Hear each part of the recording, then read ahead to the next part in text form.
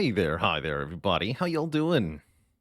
What's up, more, better, whatever I'm me, Tuper, Horno Electrico, Celerity. Good to see you. Did you play any of this? I saw I saw a couple other folks doing long Frosthaven streams for the early access. What's up, Baze, Apolemia? Oh, you're playing tomorrow. Awesome. Good stuff. Well, then you're here for some sneak peek, some details. Speaking of, let me get this all captured properly. Here we are. Welcome, one and all, to Frosthaven. So we did some decent amount of the original Gloomhaven digital adaptation on stream. For those who are not in the know, Gloomhaven is basically like a cooperative dungeon diving. You're a party of adventurers tackling a sort of missions full of monsters and traps and treasure that you have to delve through. It's all set cooperatively, done with a very well-designed core to it, a brutally difficult slog as well. For a long time, Gloomhaven was like the top, like the #1 ranked board game on Board Game Geek, and it got a pretty well-done digital adaptation that we played a fair share of. Gloomhaven, the board game, got a sequel called Frosthaven, and this is the digital adaptation of that sequel. Now, I think there is probably some disagreement amongst people as to whether Frosthaven or Gloomhaven is the better game, board game-wise, but I think they're both pretty dang good in terms of the overall reception. So it's pretty cool to see that Frosthaven is making its way here to Steam. Just like with the first game, we've got an early access release. That is, they're building it in pieces because partially Frosthaven and Gloomhaven just have so much content in them. Tons of classes, tons of cards, tons of scenarios to play through. This is the initial early access release, so it just happened, and that means there's comparatively little stuff. The 6 starting classes are in, but the other, I think there's 11 more unlockable classes in Frosthaven based on the wiki that I was looking at. And those aren't in yet. There's something like 35 missions or scenarios to play through.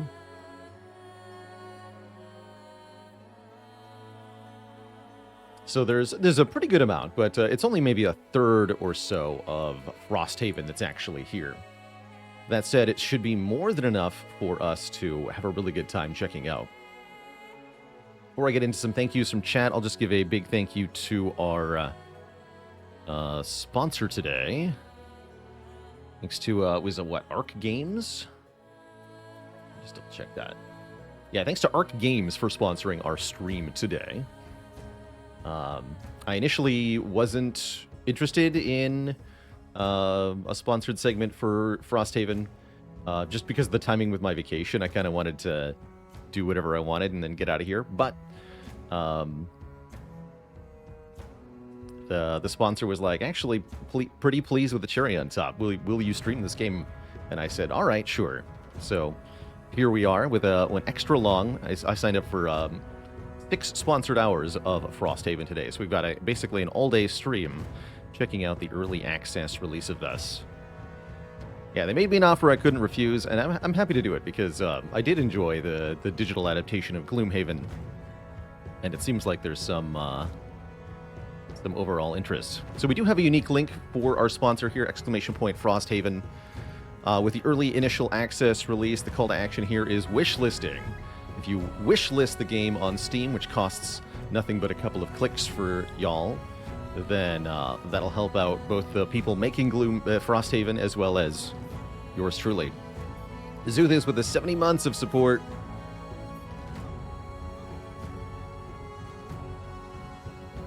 It's been a great 60-10 months. Yeah, 60 and 10.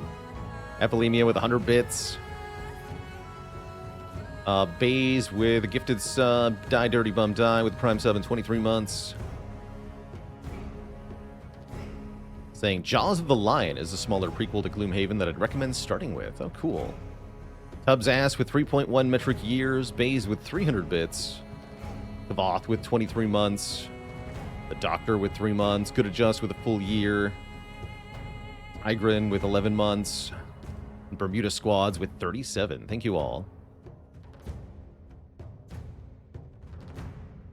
So currently this is available on Steam. I know it works. They say it's on Steam Deck, but not optimized. Maybe an optimization coming in the future here. Was there another platform?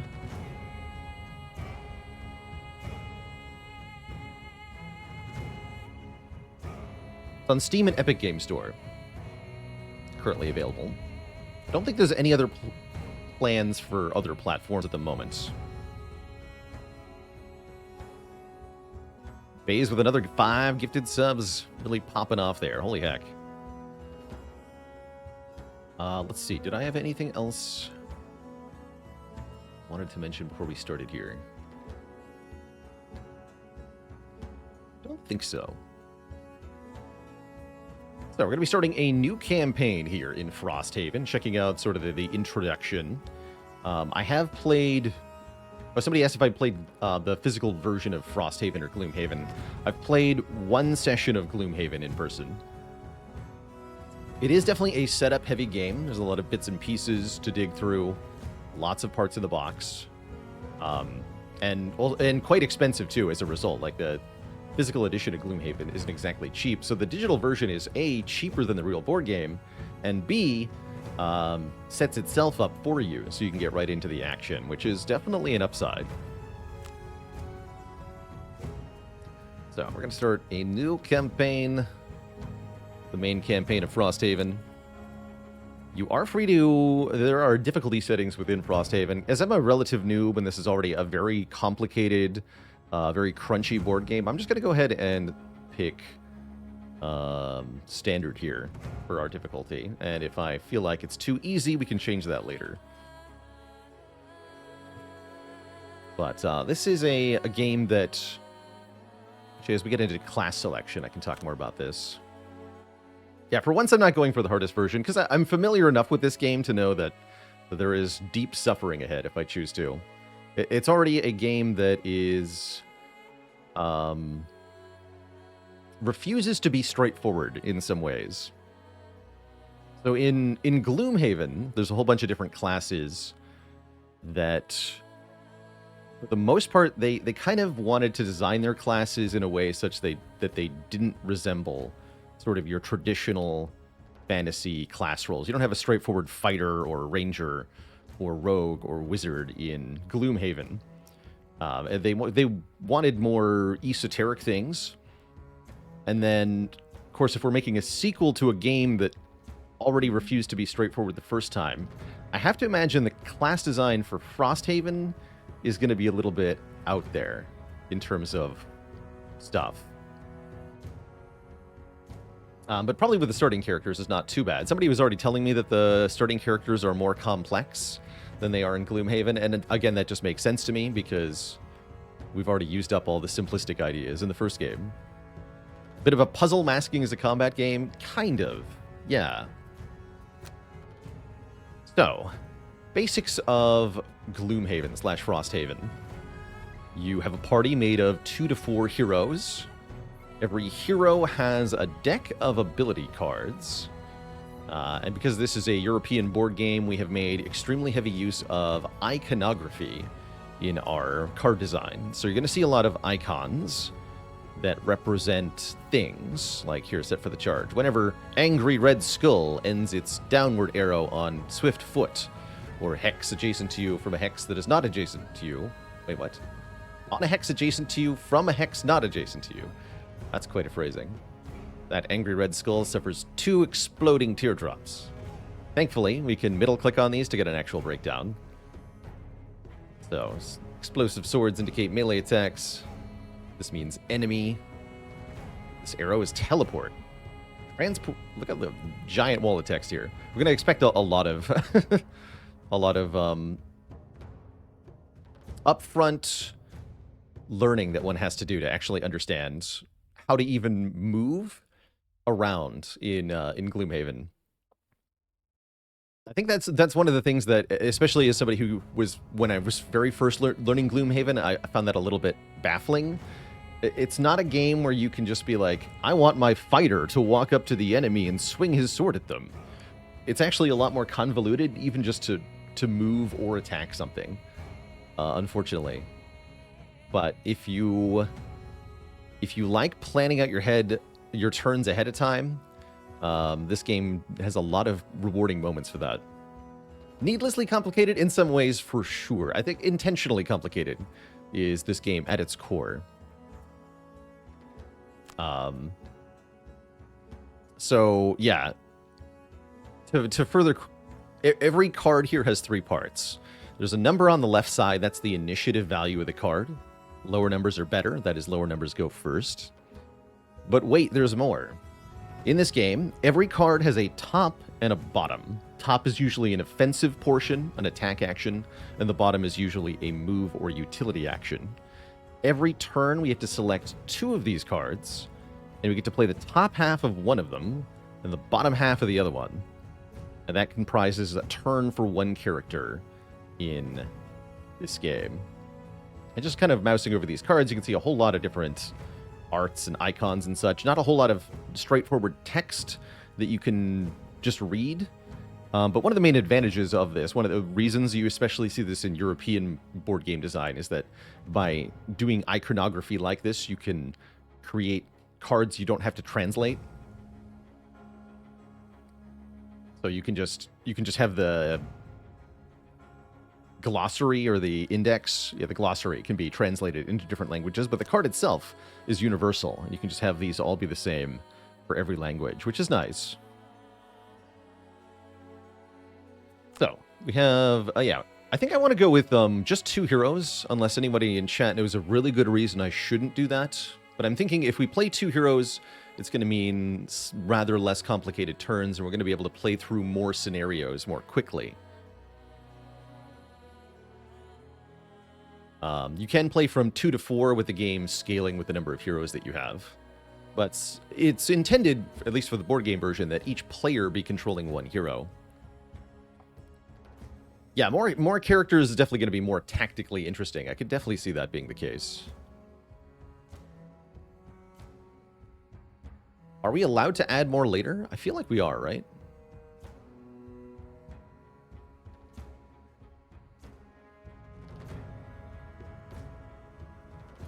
So let's see. What are do we have an actual description for the starting characters? We have like a lore description, but maybe not a mechanical description. Let's talk about the classes a little bit. Banner Spear is ranked as a defensive, melee, and control character. Armored, persuasive, and resourceful, it says. Seems like the Banner Spear, well, they've got a spear and a banner. It's both, I guess. So they have group effects plus sort of reaching melee attacks, based on my first glance here. Kind of interesting. Jensel says you can change with each mission in the first game. It makes sense. If I was designing a board game like this, I'd want to be able to change the number of players, like from session to session across a long campaign, because, you know, human logistics. Not everybody can show up to the game every time. So if only 3 out of your 4 players are available, you still want to be able to play. Let's see, we have Bone Shaper. Low health, very high defense ranking. Sort of a control and support character. Very gestury looking. Is healing? Yeah, heal. Malicious conversion. I choose Geminate if I want to break my brain. That's also part of the reason to play 2 characters. If I play only 2 characters, I got a lot less cards I have to learn in order to actually start playing here. So yeah, I think I'm going to go 2. And if we change our mind, we can change it. That's right, this is the new Gloomhaven called Frosthaven. I'm not seeing a whole lot I like here. We've also got, let's see, Drifter.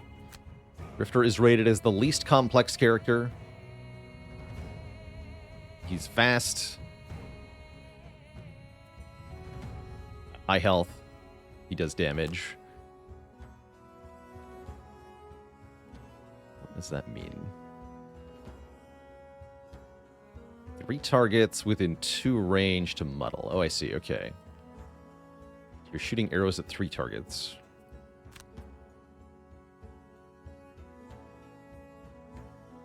Poison. Increases attacks against the poison target by +1 attack. Wound is 1 damage at the start of each turn. It's kind of interesting. I feel like I would probably reverse those. Why is wound damage over time and poison is a damage amp? Interesting. Usually poison's the damage over time, but if it works, it works. What game is this similar to? This is definitely most similar to Gloomhaven, for sure. I struggle to think of other games that I would call Gloomhaven similar to.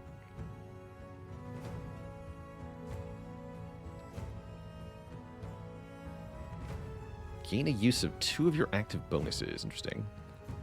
What's your biggest attack? Can make... Oh, it can crushing weight to make all his attacks do more. Same with ranged. You're allowed to regain uses of active bonuses in a number of ways. Interesting. Doesn't have a lot of hard-hitting attacks, though. Mostly 1s and 2s. But I think you're meant to use that, the crushing weight for the +2 damage. Will today's stream be all Frosthaven? Yes. Yeah, we're doing all Frosthaven today. I think I want to try Drifter. Who's our second character going to be? Let's see, we have Deathwalker. High ranged rating. Some complexity.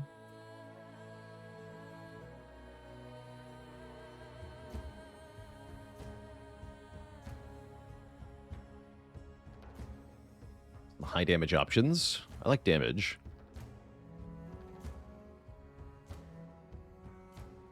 Three targets.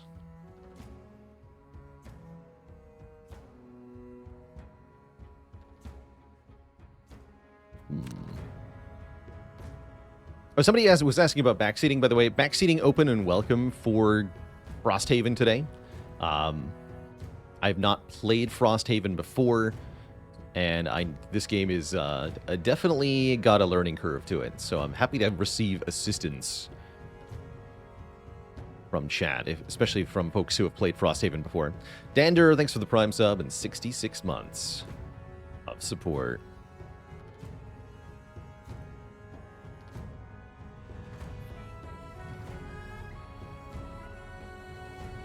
Symbol.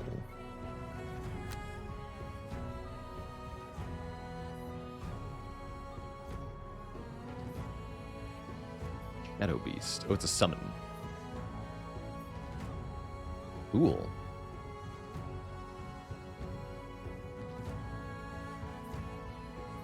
Yeah, probably want a tank. Yes. I was thinking if we're gonna do 2 characters, probably Drifter and Walker looks good here. What's Blinkblade do?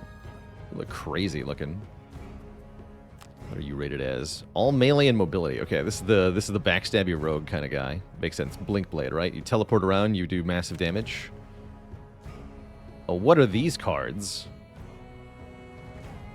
Does anyone know what's going on here? We have like split cards. Each of the 2 cards has 2 further sub cards. So we have a card that's 4 cards. And I'm deeply confused now. It's also got 2 initiative values. What is going on here?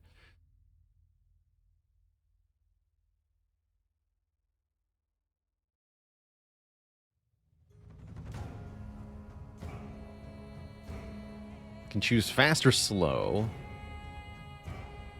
Yes, you have 4 options. Yeah, there's a reason he's rated max complexity. Alright, what does Geminate do? It's also rated max complexity. Fire, Ice, and Light. Oh, you're going to be an affinity user? Oh, yeah. You also have split cards, except they're top and bottom split rather than left or right split. What is going on here? I'm not even sure what these lines mean. Hello?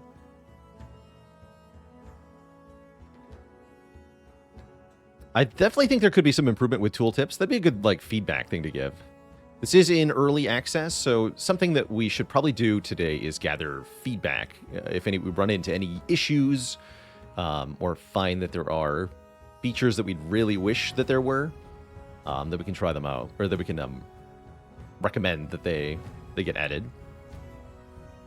Don't know how long the planned early access period is for this game. So the Geminate is 2 characters in 1. Okay, I see.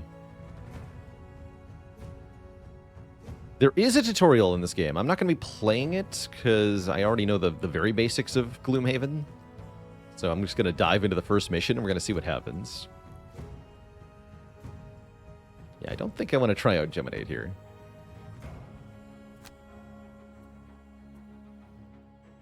Early access will be about a year, apparently. Okay. Yeah, I'm thinking Drifter Deathwalker is the pairing I'd like to try here. Comparatively straightforward.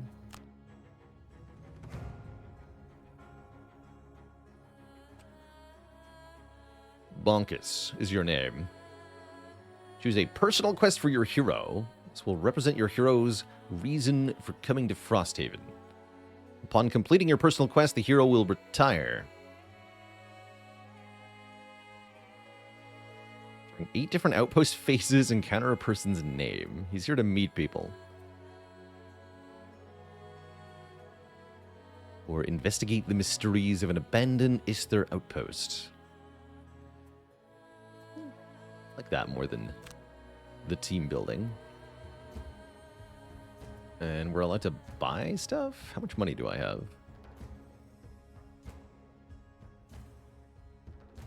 30, okay.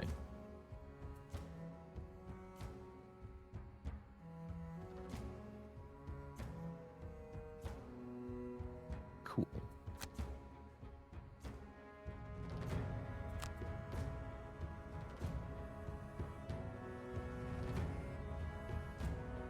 Probably want some armor. When you're attacked before drawing an attack modifier, the attacker gets disadvantage. So once per while, disadvantage. Baron, thanks for 17 months of support. Lets you ignore terrain. Lets you modify your initiative. Add poison to an attack. That's kind of good. Heater shield blocks 1 damage.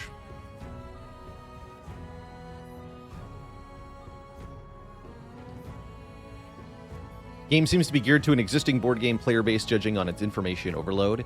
Yeah, so probably to try to sum it up in brief, Gloomhaven was already a game that was made for like the board gaming tryhards who were already tired of whatever other dungeon delving or cooperative board game experiences are around and wanted something really crunchy and in-depth to play with that already abandoned. So we already like left fighter, rogue, mage, wizard, cleric kind of character ideas behind because they've already been there and done that. Definitely geared for people who are so much a fan of things like D&D that they've already grown bored of the way that it's conventionally done. And then we made a sequel to that game, so we had to do everything differently. That's Frosthaven. That's what we're looking at now. Yeah, so Frosthaven is even more crazy and complicated than Gloomhaven. Excuse me, Gloomhaven is not what the game is called. Gloomhaven. Yeah, this is even more crazy complicated than Gloomhaven is, which is already a game that was pretty crunchy. Hence, I'm trying out some of the simpler characters, and we're going to go with two characters so that it doesn't get into too much of a slog. I'm thinking I want to equip our Bonkus here with some tanking items. I'm going to go with Heater Shield and Leather Armor so that he is more durable. Create him, and then we'll pick our Deathwalker. What should we name our Deathwalker, chat?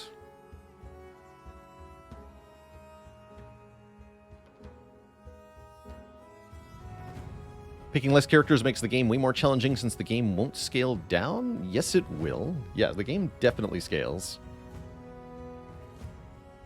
Certain things won't scale, but it absolutely scales. Number of enemies will scale. Stats on enemies might scale. Silence. There are some who call me Tim. If the demo didn't do it, that might make sense. Maybe it was something that it didn't get around to implementing. But yeah, absolutely. Frosthaven and Gloomhaven both scaled all their scenarios based on player count. The Loud. I like that one. The Loud. I can't have a space though. The Loud. Laudetta. Your job is team building. What should we give you?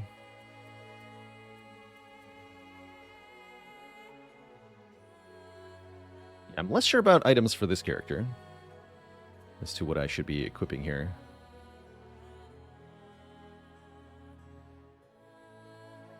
What to go wrong with Amulet of Life?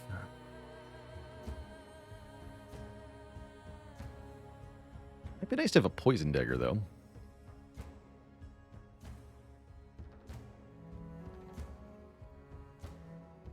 Doesn't have that many melee attacks, though.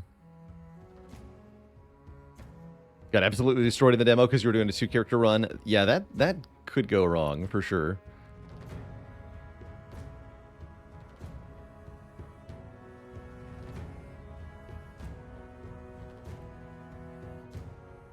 Maybe Amulet of Life and Poison Dagger? It's perhaps not the best options. How's it going, burner account? Welcome, welcome. All right, let's see how this does. And if we feel like we don't have what it takes with these two, then we'll revise.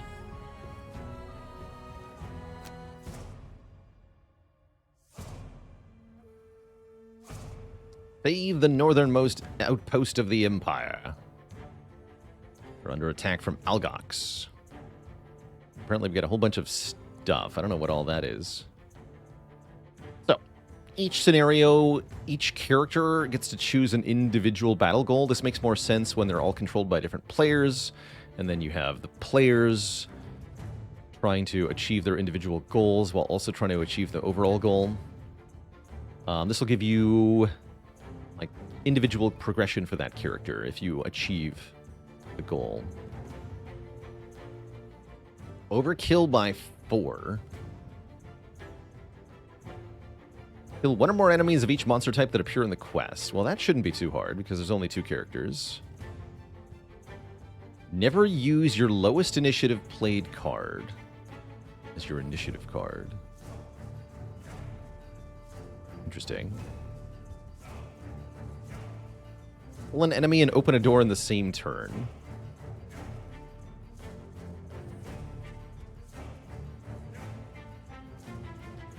Let's try that. I don't know how hard that actually is. I'll try Exterminator. Let us begin our first quest. The sounds greet you first. Muffled, metallic pangs. A voice howling. It's difficult to make anything out with the wind rushing past your ears, but you'd know that tune anywhere. There's a fight up ahead. I like this narration. But a fight means people, and if there are people, then the town must be close. You hear more, the scream, the crash of steel against stone, a deep, earthy growl. You're running now. Your legs are wasted from the hike. Your shoulders ache from your gear. But the sounds are close now, and up ahead, you see the gauzy orange light looming in the air. With one last push, you round the final bend in the trail, and you see it. Frosthaven, engulfed in flame. Well, then they should have called it Firehaven. Great petals of fire burst from windows and crawl over roofs. People stream from the town's ruined gate, their faces bent in panic.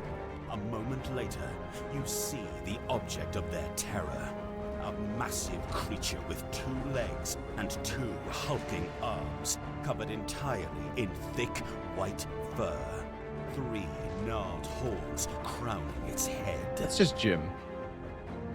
Aldox Raiders! Cries an elderly porter beside you.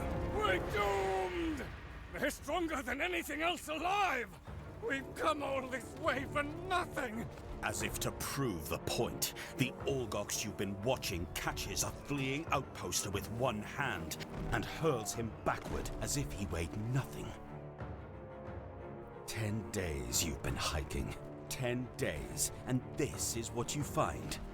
You breathe out a thick plume of foggy air and hoist your weapon high. Time to get to work. All right, then. That's quite a welcome. You jump right into a battle on the outskirts of town.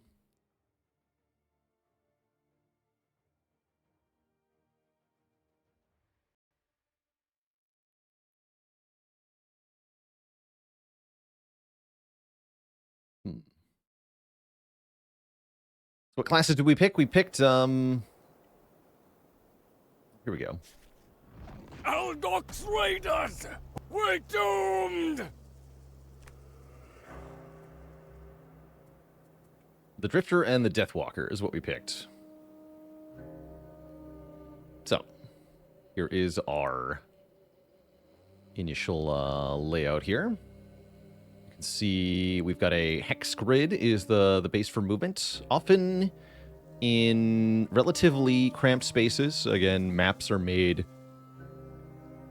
with physical space considerations in mind, because these are like physical board game pieces you have to lay on an actual table. So often they're very small, sometimes only 2 hexes wide. And that can make for very cramped quarters in this game. There's not often a whole lot of room to position. And more characters does mean,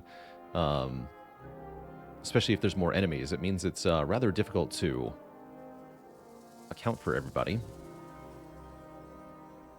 So, we begin each turn by selecting 2 cards for each hero that will represent what they're going to do on their turn.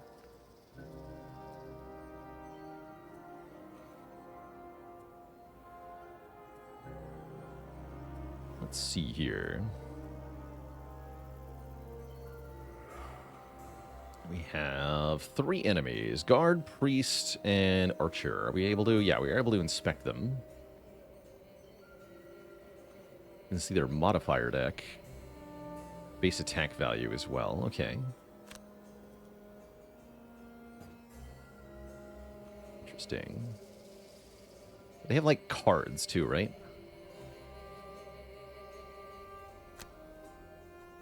Game will give you choice paralysis? Yes. Yes. That's very much kind of the core gameplay, is figuring out what the heck you're going to do. Looks like we're allowed to deploy here. Yeah, there we go. Happy with a Prime sub and 6 months of support. That makes sense, Paradox. Getting, what's it called? Crushing Weight? Yeah, getting Crushing Weight online ASAP sounds probably correct. And then we mostly don't want that to fall off, because you're allowed to sustain it, right? Regain a use of one of your active bonuses. So, a quick mention here. I talked about moving and attacking your enemy not being straightforward. Each turn, you got to select 2 cards from your hand. Once you do that, they go to your discard pile. Once your discard pile is full, or rather, once you can no longer select cards from your hand, you'll have to get cards back from the discard pile. But you don't just get to shuffle them back in and draw from them again. You have to get them back by resting. There's 2 ways to do that. Either with short rest, where you you destroy one of your random discarded cards and get the rest back. Or if you long rest, you choose which one to get back and also gain 2 health. But I think a long rest takes a turn and a short rest doesn't, if I remember correctly. But the point is, each time you regain the cards from your discard pile, you have 1 fewer card. That's right. Oh, the long rest takes a whole turn. That's right, which can be a good thing. Because if you take a short rest, then you got to pick more cards and play them. So in most dungeon delving games like this, you lose if you run out of health, but in Gloomhaven, you lose if you run out of health or if you run out of cards. And so you have to be efficient with everything that you do in Gloomhaven. Imagine if you're playing a D&D session, and at the end of killing the monsters in every room, your party's like, oh, let's search the room for loot thoroughly. And DM's like, all right, here's all the loot you get.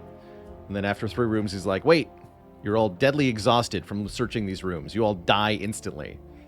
That's Gloomhaven for you. It's a game where you have to sometimes choose not to pick up the money on the ground because you will die from running out of cards if you do. Yeah, definitely a game designed with a rather sadistic DM. And it's got some methods of random number generation that can be a little infuriating at times. Every time we make an attack on an enemy, we roll from the attack modifier deck. This is typically a stack of chips that have been shuffled in the physical game, but in the digital game, we kind of represent that in a different version. Your attack has some damage value, and then you pull from the stack. The options are fail. There's 1 0 damage. There's 1 -2. There's 5 -1s. There's 6 +0s, 5 +1s, 1 +2, and 1 double damage crit. And there are ways to modify the attack modifier deck for each unit. Most infuriatingly, I think once you pull either the ×2 or the whiff, you reshuffle the whole stack. So those can happen in chains, depending on how they get reshuffled, and that can be very infuriating. You can absolutely just lose a whole mission by hitting the no damage attack modifier a couple times in a row.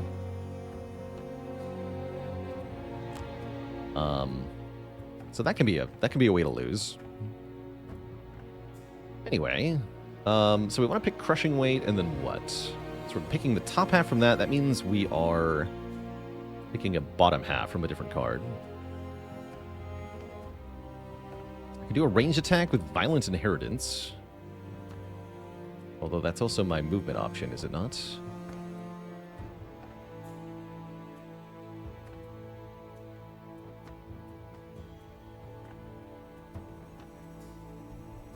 Try Violent Inheritance. See if I understand this right. That's a range 3 damage attack that we can do. Get this Algox guard. I think I would like to take out the guard who's right in front of me.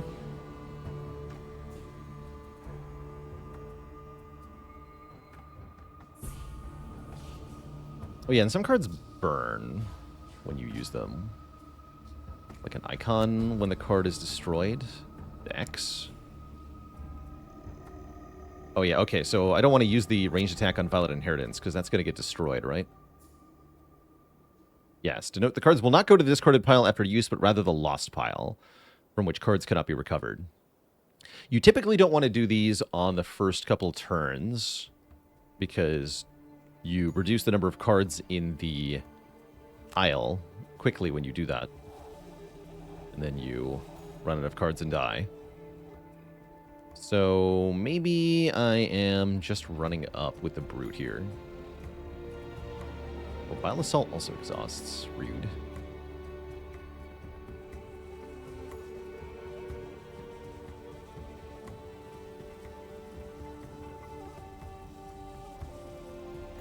I guess I just want to move them. How's it going, Alex Knob?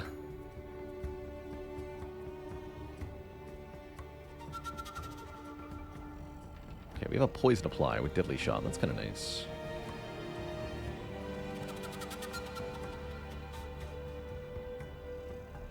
So next turn we'll probably use Bloodletting. That's right, you can still use the basic move. That's right. There is in addition to the text on the top and bottom card, you can instead choose an attack 2 or a move 2 if you don't want to do the rest of the stuff the card says. So I could take Violent Inheritance and just use it as a move 2 without destroying the card. I could also go low initiative and try to do a melee attack, although I won't realistically be able to do that if I'm getting Crushing Weight online. Oh yeah, I see Crushing Weight also exhausts, right?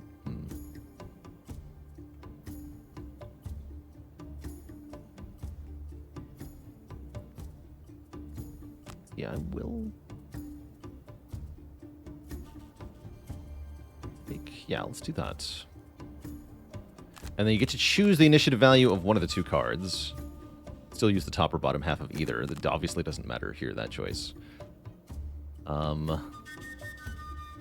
then, like, after you lock in your cards, the enemies are going to show what they do, I think? Something like that. So is this 5 damage hit? What does this say? What's that 1 star? Well, that's an experience point, right? Yeah, so we can earn experience points for doing that.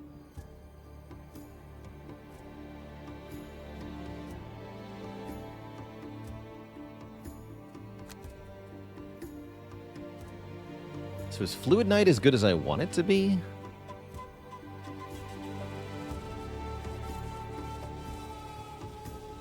Sure looks like 5 damage.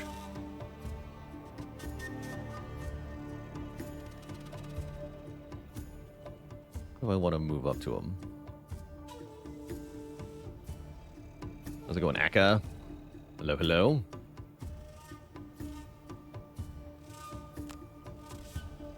The Eclipse and Fluid Knight, that sounds fine.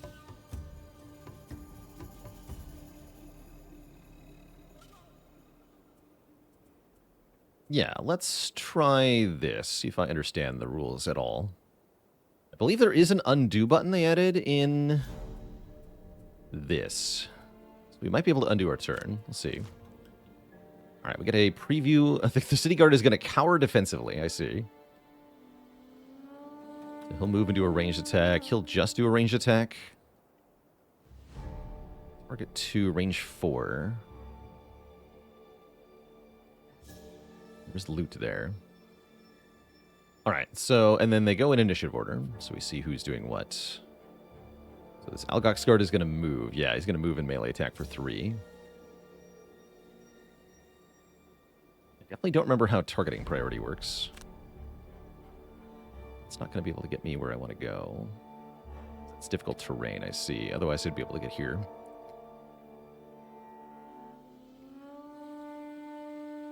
This should be safe from the archer. I guess I'm going here.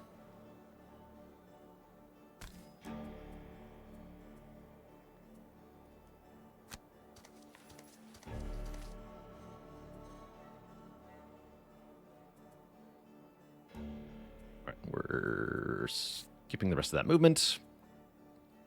And then we have to choose Fluid Knight here. Choose a shadow to perform the ability from.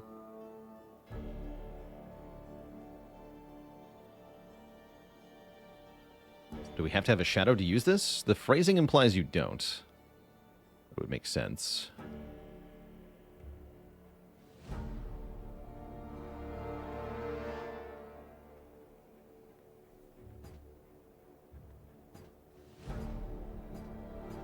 Yes, I think I need a shadow to use this.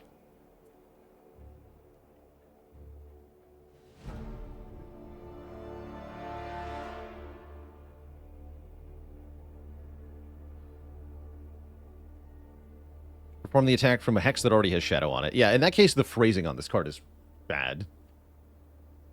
Why does it say as if? It should just say if. But that's all right. We can undo our selection, I believe. Right. Yeah, so we can go back to card selection. Cool. Very cool. But that makes sense. I figured this wasn't going to be 5 damage, no downside.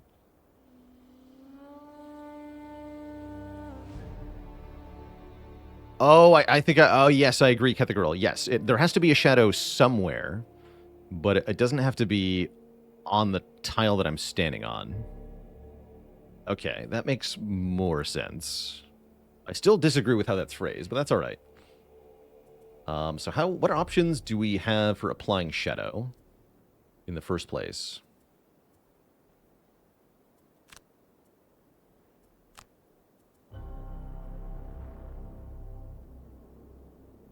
Deathwalker can create shadows in any empty hex. But how? Oh, here we go. Yeah, Eclipse. It's a one-time use. Place 3 shadows.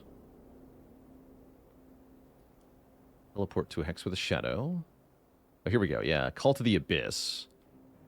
Place a shadow in a hex within 2 tiles. Okay, so what we should instead be able to do is Call to the Abyss plus Fluid Knight. We know this guy's going to run up to us and attack us, or the other guy. Was the targeting priority? Use tiles away and then fastest initiative. So if I have the Drifter go first, the guard will attack him, if I understand this correctly, right? We select initiative 82 here. And then we'll again do the crushing weight, violent inheritance thing on this guy.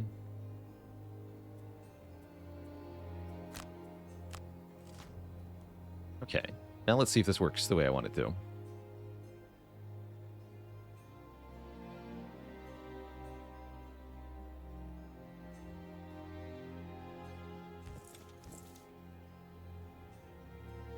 Yeah, we'll use our leather armor to give disadvantage on this attack. I guess we might as well, right? So with disadvantage, he rolls 2 dice. Or 2 attack modifiers, chooses the lower one. I can also use the shield to reduce the damage by 1, which I guess I might as well. Pick 1. Priest attacks the guard and crits him. It almost kills him instantly. Poor guy. Poor guy. Alright, do your crushing weight. Hoot.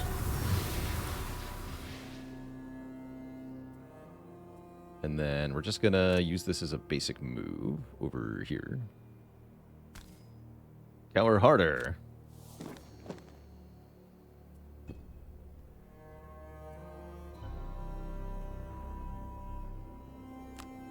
Okay, so Call to the Abyss, create a shadow.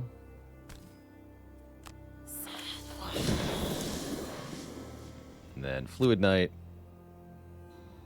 Choose the shadow there.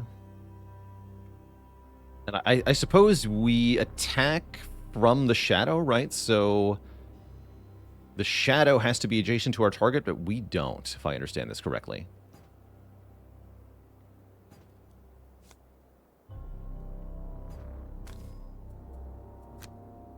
There's the target to attack. Don't use the poison dagger. -1, so it does 4. It had to be a +1 or better to get a kill, so I'm not upset about that. We get 1 experience for doing that as well. Certain cards give you experience. And then there's a turn. Okay. We have successfully made it through a turn. We even did something. Alright, let's see. I think I want...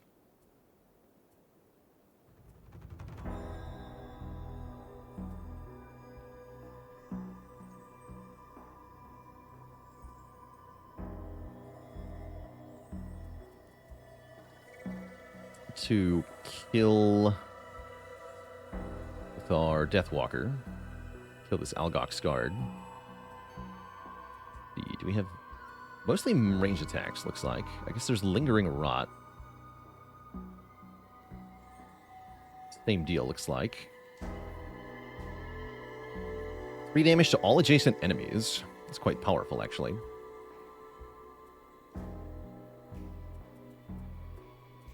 So actually, it looks like it's a lot better to have Mr. Bruteman get the kill here.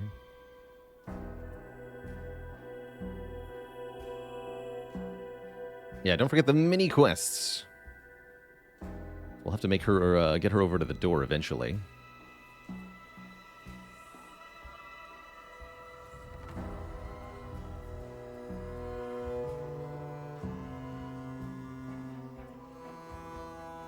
Can't move there, so it's going to take a 4 move to get over here. I probably already used my 4 move, didn't I? Oh no, I have a... Let's use Deadly Shot to get a 4 move. And then we want a basic attack.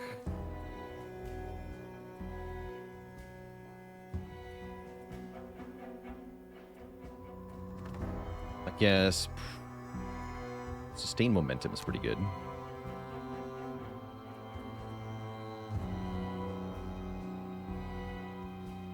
So he's going to attack this guy and then run over to here. Or actually, no, into this tile with the loot.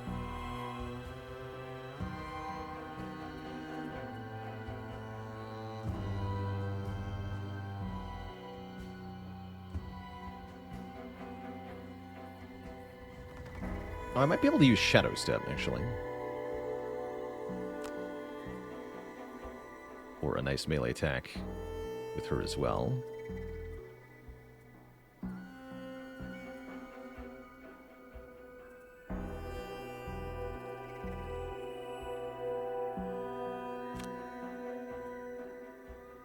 Famas with the Prime sub in 57 months of support.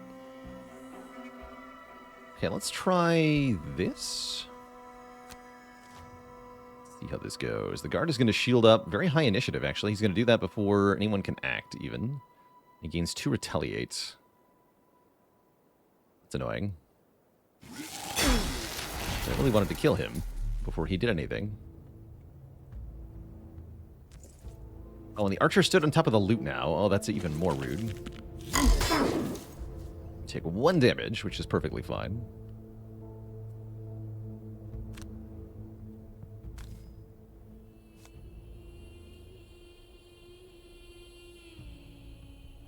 Let's skip the movement and do the attack, right? Yes. Don't love that I'll take 2 damage for this, but I think it's worthwhile. We get a -1. Rude. That was not worth it.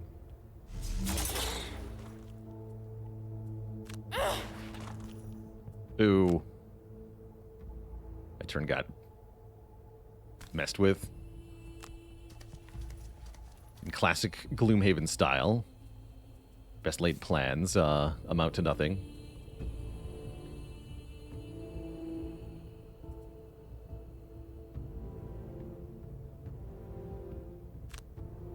I shouldn't take any retaliate if I actually manage to kill him, at least.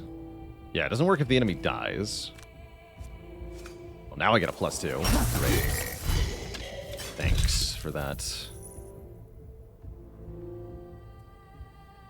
Let me add a charge to this. Why do I have 2 buttons that do the same thing? I'm scared.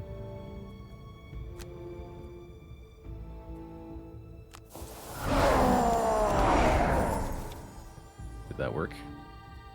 I hope so.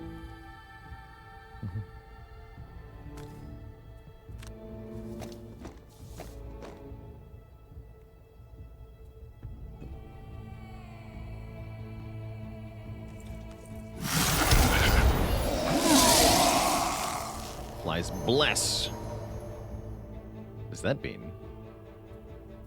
Okay, yes, that did work. Oh, that's right. Bless gives him another crit chance or something. Thankfully, both are conveniently adjacent to Drifter now.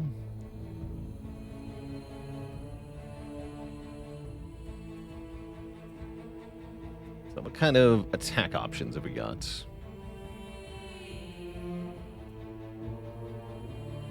Bloodletting looks great here for our melee attack.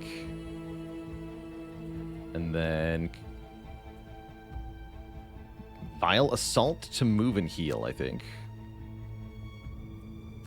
Try to do that before they act.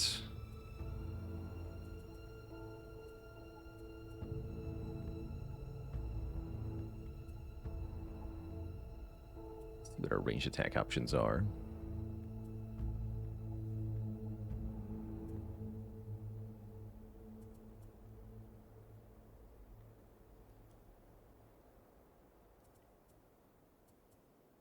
Black Barrage is okay. 2 damage, 4 range, not terrible.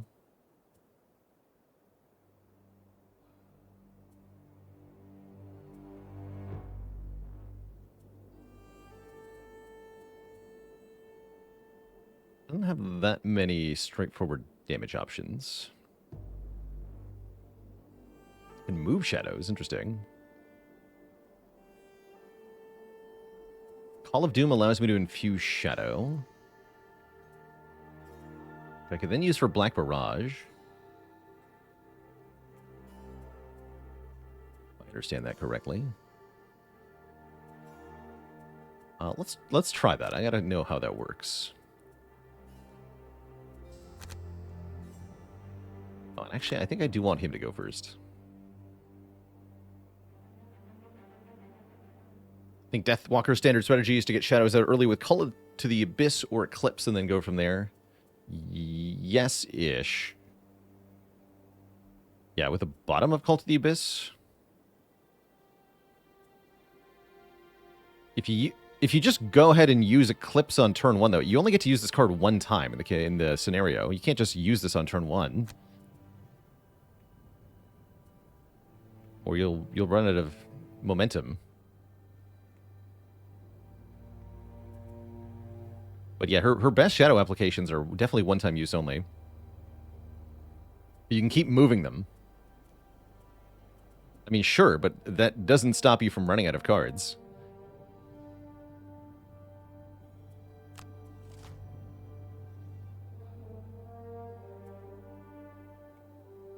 Alright, the priest is going to heal. Which is fine, because nobody's injured. Yeah, he just skipped his turn. Okay, good. The archer is doing a big attack, so we definitely want to kill this archer. Then hit him with the attack 5.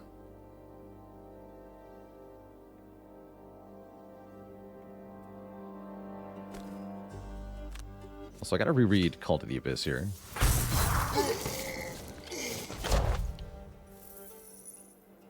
Oh, now there's double loot? Oh, man. I guess I'm gonna go here.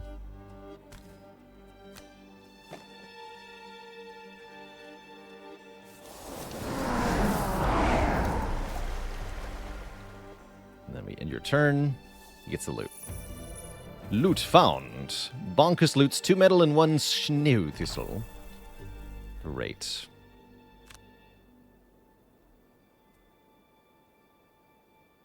Oh, and I can't even move all the way.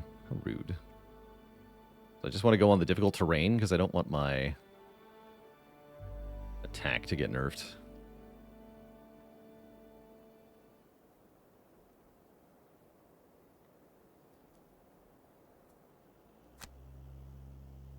Okay. Then end your turn. Does the Shadow Infusion work immediately? I guess not, huh? It's only an attack 2. Maybe that's for next turn. I definitely am not up to date with my... Available to be used after the current character's turn, and is available for a single character to use for the rest of the current round and the whole of the next round. Okay, so next round I have Shadow Infusion. Except I already used my cards that use the Shadow Infusion, so I think I wasted it. That's fine. We're learning here. Get a +2, that's nice. Almost kill him, but he'll heal for 3 now, so he's going to go to 4. So that was kind of a waste, actually. Oh no, he also didn't. Oh, that's right. He went first, though, so never mind. Okay, can we do the thing? Not really, right? Because I can only move 3. Actually, here's a question. How do I open a door? How do you do it? Do I just have to end my turn adjacent to the door? Do I have to move into the tile with the door? I have to land on the tile, so I'm not able to get there. Okay, I need to move 4 then, which I cannot do. Well, that's a bummer. But maybe we can do that next turn or something. There's only the one door, right? So if I'm going to do her quest, it has to be this door.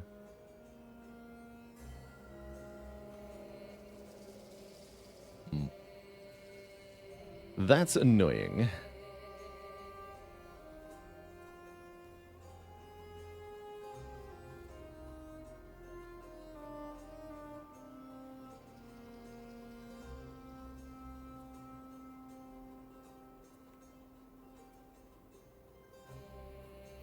Also kind of out of melee attacks.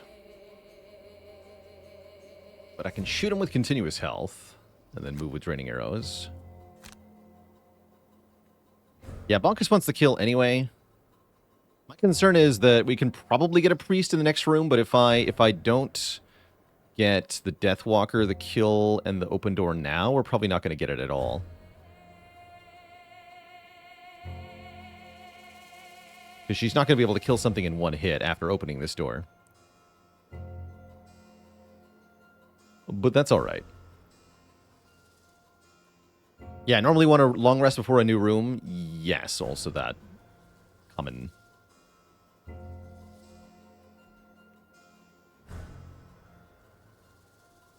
So I think I'm just gonna not worry about it for her. For now. Movement options are kind of weak at the moment. So we'll move with Lingering Rot. I guess attack with Anger of the Dead. Just in case he's alive. Sure.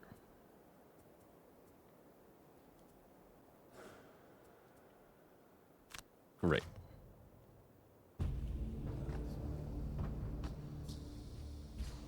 Very good.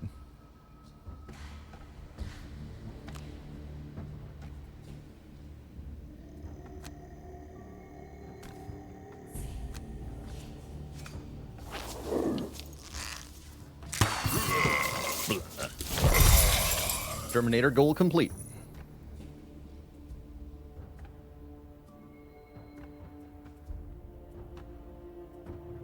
I have nothing to regain, apparently.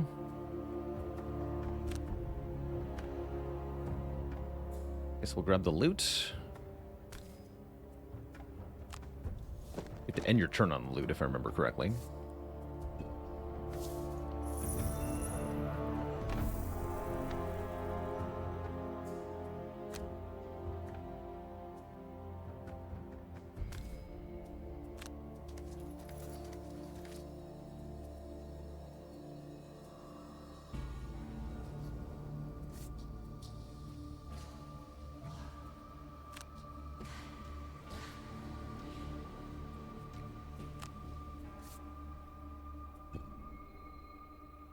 Okay, then this would be a good turn to long rest with both characters.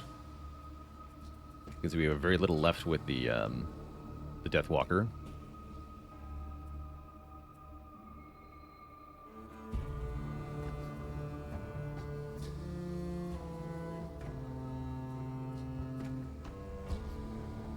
Yeah, no reason not to, right? I could move the Drifter up one more turn. Might as well use the Amulet of Life if I'm going to long rest. I mean, yes, but also no, because the long rest heals me for full anyway, so it doesn't actually do anything. But yes, I agree. No, this would be the time to use the Amulet of Life, if it made any difference at all, but it does not.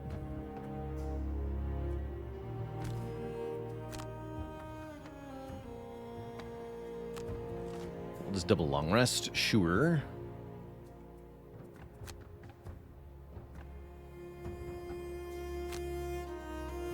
Refresh all your spent item cards.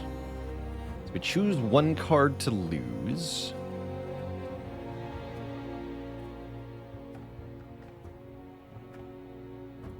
I'm okay with losing continuous health.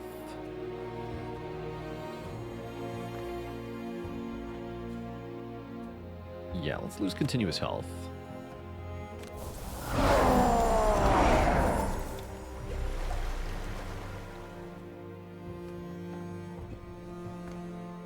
Deathwalker is losing what? Wow, that's a big move, Shadow Step. He's got some really good one-time use effects.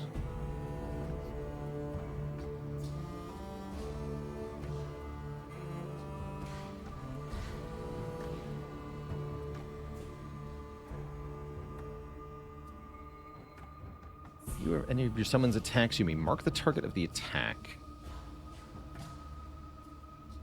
I see. So Call to the Abyss is a continuous source of shadows. Okay, that makes sense. We'll probably want to use that soonish.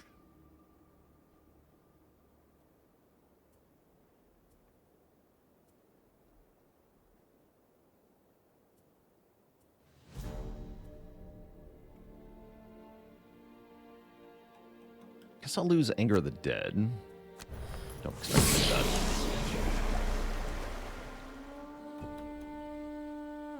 Okay. So what if I...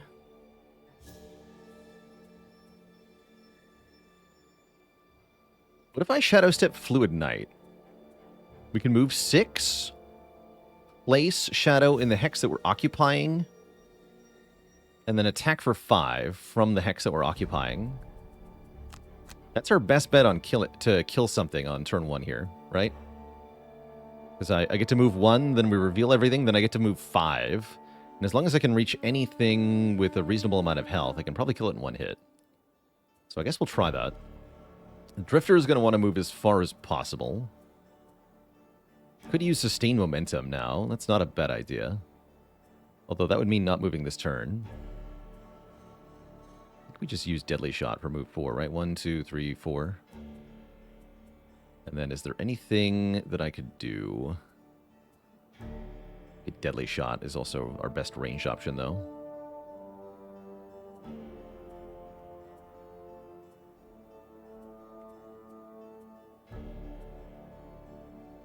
Groucho with the Prime sub in 18 months. Thank you, thank you.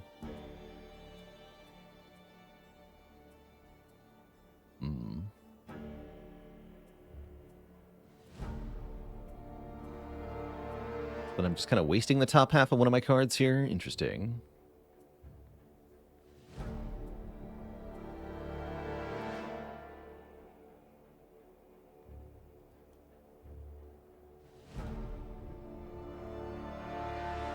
Guess we'll toss Unbreakable, and we'll go Deadly Shot for the move. All right, let's see how this goes.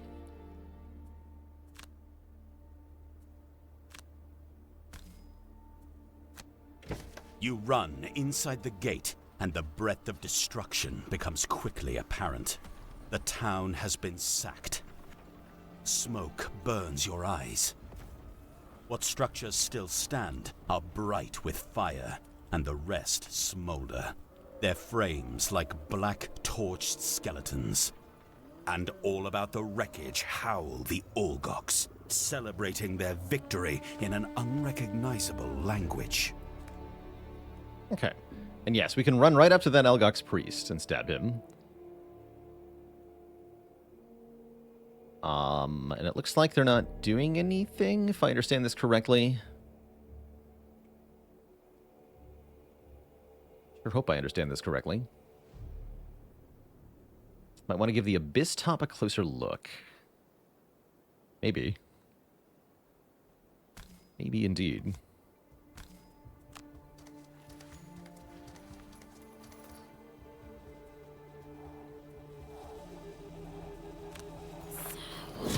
Shadow here. Now we can Fluid Knight. Confirm target, attack 5. Nice. We did it. Overachieved.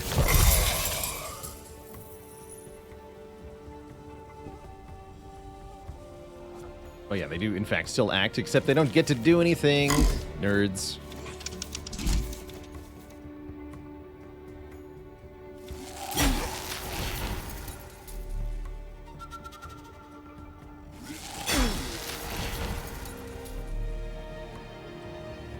There was a way to speed up animations, by the way. I think there is a setting for that.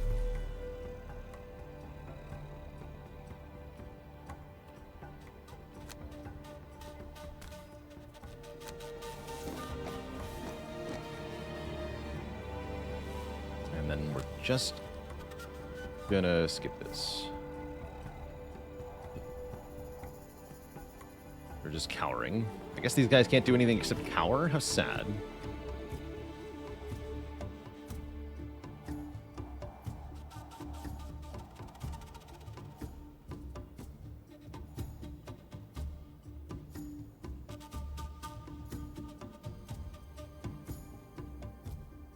And yeah, I see that Call to the Abyss is a sustain thing here.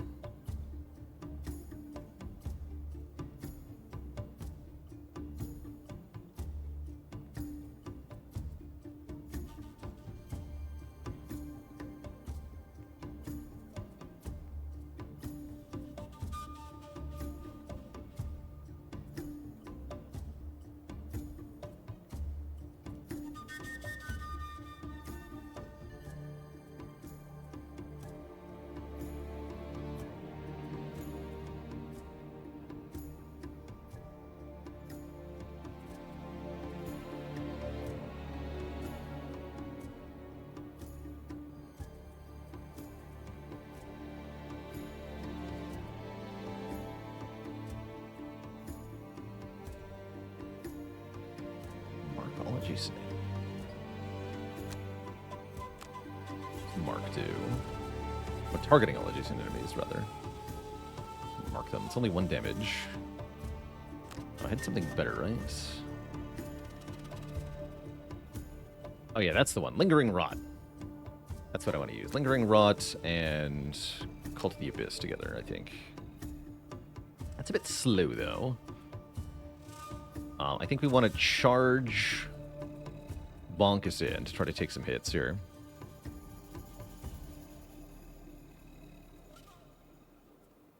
Let's see. A 3 move would be perfect. Do we have a 3 move? We have a 4 move. This would be the time to consider Violent Inheritance.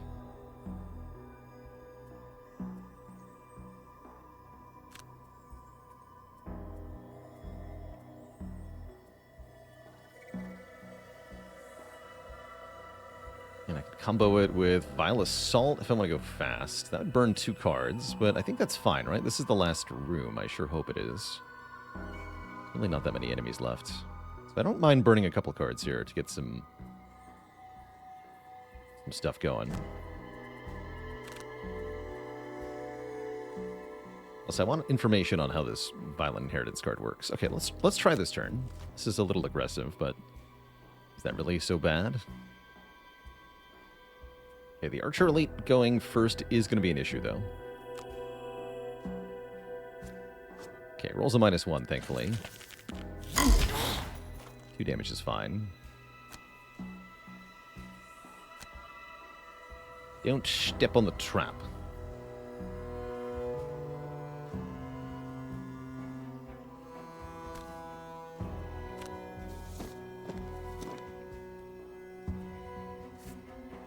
Okay, so that is a move and an attack. That is actually very good. I think we shoot maybe this guy. Oh, so Vile Assault is 2 attacks then, right? You do both of these? Interesting. And yeah, if possible, we do want to grab loot. Loot is definitely helpful, and there's a lot of it here. Violent Inheritance can allow us to grab loot within 1 tile, which is kind of neat.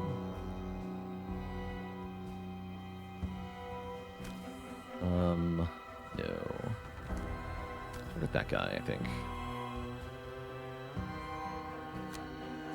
Loot's more important in this game? I believe that. Also, did I just kill him? I did. I just killed him in 1 hit.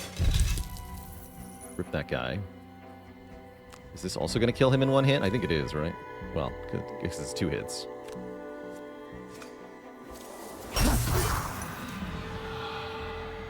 Yeah, it is 2 hits. Wow, that is way more damage output than I expected. Okay, well, they're freaking dead.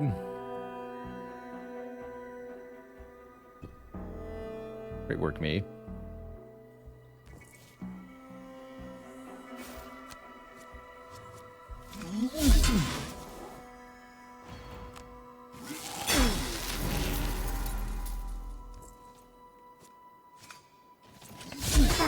Ouch.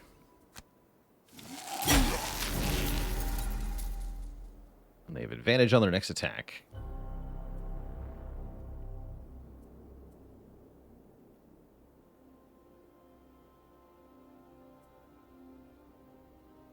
Can I create shadows here?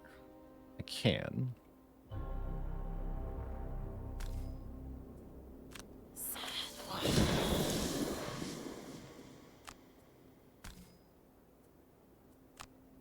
Yes, they both get hit for 3. And I can add poison to both of them with that? Yes, do that. Actually, wait. It's already doing that, right?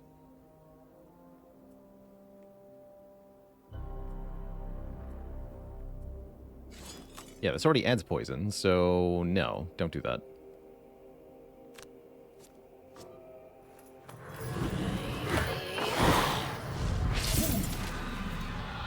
Not sure why I'm prompted to add poison to...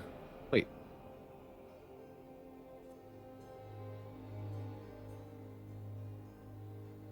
Why didn't that hit both of them?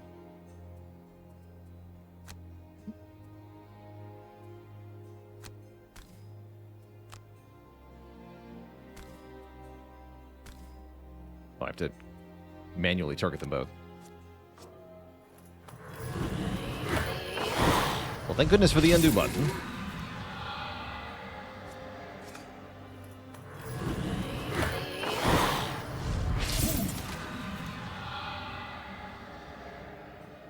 Got 2 XP for that as well. And then heal yourself for 1 now.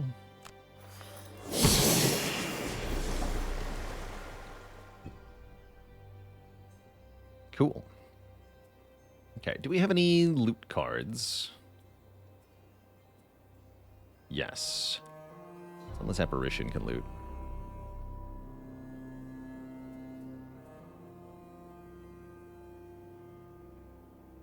Neat. Loot and then teleport. Slow move, that's fine. What can you do?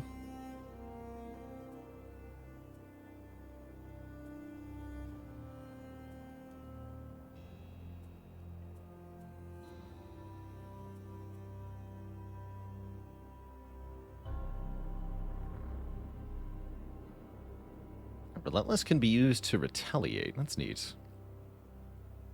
So this guy can also go tanking retaliate build. That's fun. Oh, and Bloodletting can do a melee attack. Let's just do 2 melee attacks then. At high initiative here. Try to kill off both of these guys. It should be easy kills for this guy. With his bonus damage. And then you're going to try to loot stuff.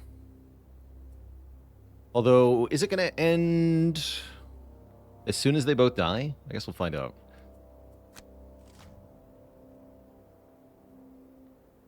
Wow, they're at 15. I only edged them out by 1 initiative here. It's a nasty attack, too. 3 damage with poison. And they have advantage, so they're going to hit me hard.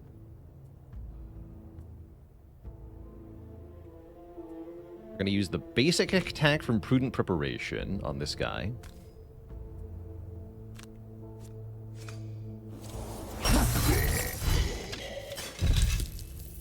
And then we have a 1 damage attack on the bottom half of the other card.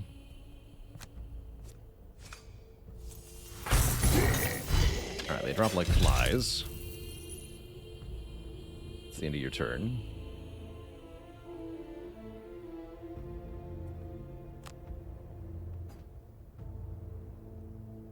We're going to grab some loot here.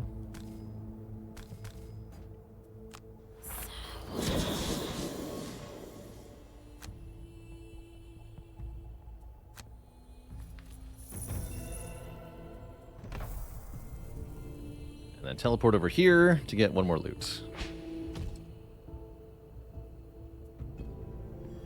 Now, it might have been better, actually, to leave one of those enemies alive so that we could get more loot, but I'm very happy to win our first scenario rather decisively here. I think we have 2 characters that can work pretty well together. They actually do stuff. Seems good. Population Control Specialist, huh? Most enemies killed. You somehow won most damage healed because you healed for 3. Good for you. Good job. Excellent. So there's our very first mission of Frosthaven. You lower your weapon and breathe as the remaining Ulgoks retreat, scurrying from Frosthaven like giant white mice. They'll be back. You're certain of it. But for now, you can rest. You wipe the soot from your face and take stock. Frosthaven is almost exactly what you imagined. A knot of grey stone and timber surrounded by sharpened palisade walls. A place where mere survival is an everyday concern, and where only the desperate could feel at home. Thankfully, though, the townspeople are tough. They're already on their feet, dousing fires and picking through rubble. In fact, one of those townspeople is marching right for you. A sharp-featured human woman with a fighter's muscular build, close-cropped hair and dark skin approaches and offers a gauntleted hand in greeting. The sea be praised, She says, crushing your fingers with enthusiasm. we wouldn't have held out much longer without ye. You nod and ask what happened. You explain who you are, that you've been sent from White Oak. At the mention of the capital, her face scrunches up in displeasure. It's about time they sent someone to help fix this mess they made. She says, then tries to lighten her mood. I don't mean to be ungrateful. I'm overjoyed to be still among the living. But a lot more people would be alive if your employers, the Merchants Guild, never stuck their noses in our business. I've spent my whole life here on what was once a fishing village, living and letting live with the Olgoks. Until last summer, that is. When the Merchants Guild sent some garrisons and bureaucratic types up here to see how Frosthaven could be of more use to the Empire. One of their expeditions proceeded to muck about in an Olgok's burial site, and the next thing we know, righteously angry Olgoks are attacking us. The Inkstains immediately hightailed it out of here, leaving just a handful of soldiers behind to keep us safe. Sather clenches her gauntlet tighter and tighter as she tells the story, but now releases her grip. I've had to learn a lot of things in the last year. The hard truth is that the Olgoks refuse to be reasoned with. And the only way to stay alive and keep this place I call home is to win the fight, regardless of who started it. Her face softens and she clasps your shoulder hard. There's not many of you, but I'll take what I can get, especially now that our garrison's been thinned. And as it happens, I have an idea. She turns and gestures to the town's smoldering walls. We took a beating in that fight, so if we're gonna survive much longer, we'll have to do more than just sit around and wait for the next attack. She sizes you up carefully. I've already sent a scout to track the Olgoks back home to the mountains. Drop your gear at any longhouse that's still standing and rest up. As soon as you're ready, I want you to get over there and find a way to slow these attacks. The bunks in the remaining longhouses are all occupied by the injured, but you find a dry stretch of floor to lay your heads on your packs. You doubt you can sleep after the horror that greeted you in this little outpost.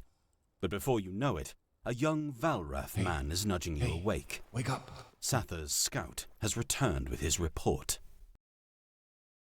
One last thing.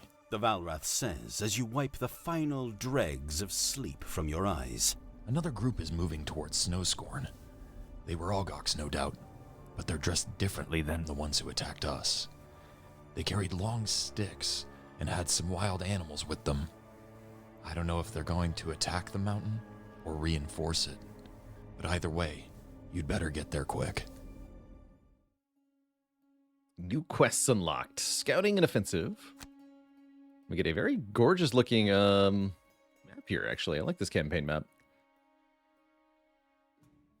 It's almost time to head out on your next mission, but you have a few minutes to kill.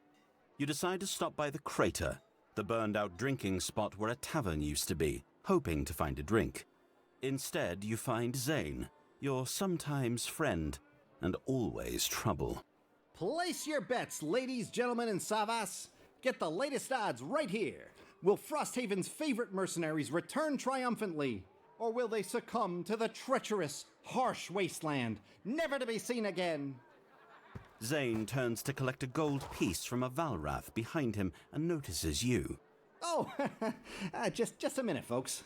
The Orchid rushes over to you. Hey there, friends. I didn't see you there.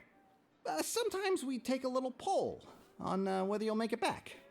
A poll for, money. A thought crosses his face. Say, you wouldn't want to get in on this, would you? You could actually make a lot of money betting on yourself.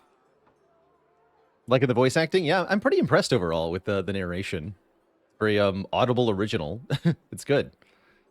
Oh yeah, I'll bet money on my own success.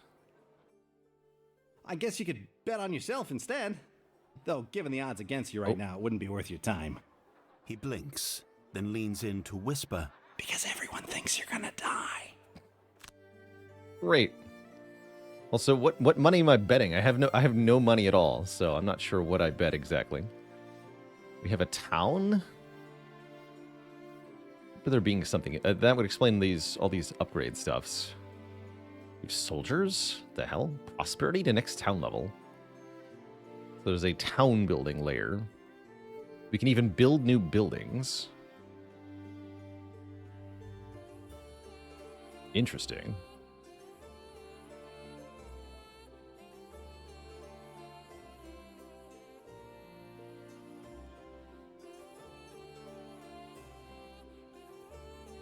Learn to decompose potions.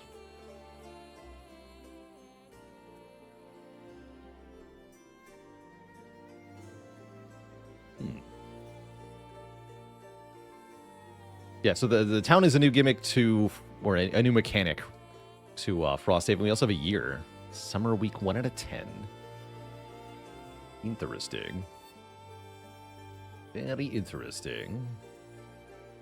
Just wrecked buildings? The hell? I guess you can have the town attacked. Cool. Well, let's upgrade the craftsman, I think.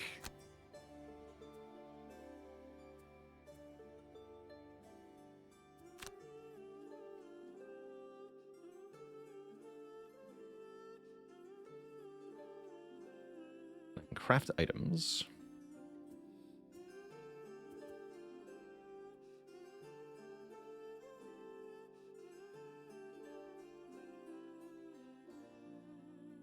Helmet can protect you from crits.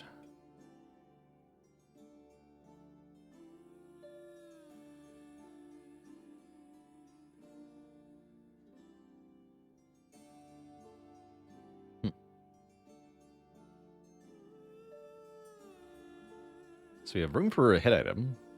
Apparently it only takes metal. I can craft spyglass for both characters. I guess I might as well do that.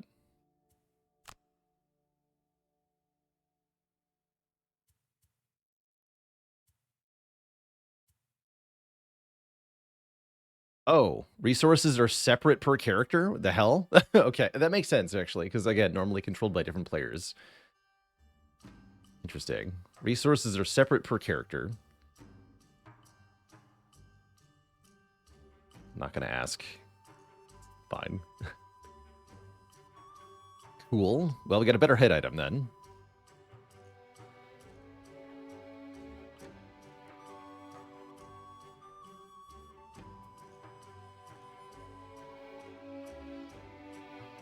Interesting.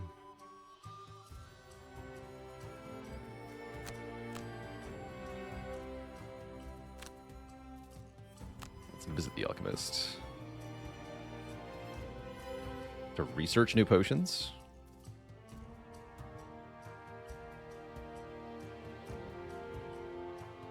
Yeah, gold was separate in Gloomhaven as well. Yeah, it was.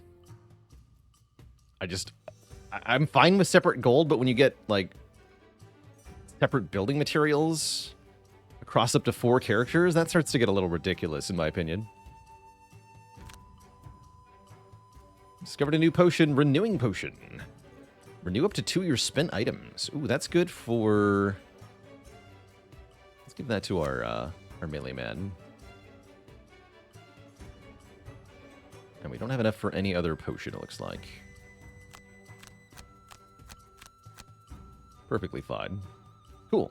So we got a potion and a spyglass. They added a share mode in the PC version. Please, yes. Please, yes. Okay, that should be mostly what we can do now.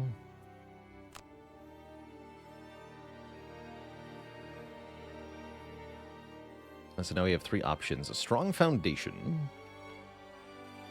Follow the esters into the snowfields north of Frosthaven.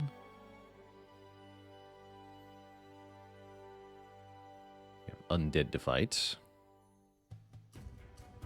Oh, yes. Good call, Paradox. I should manage the cards for each character. Because, right, I can swap out their deck. How?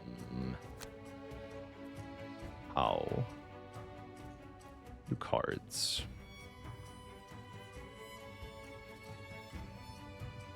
These are the ones I get from leveling up.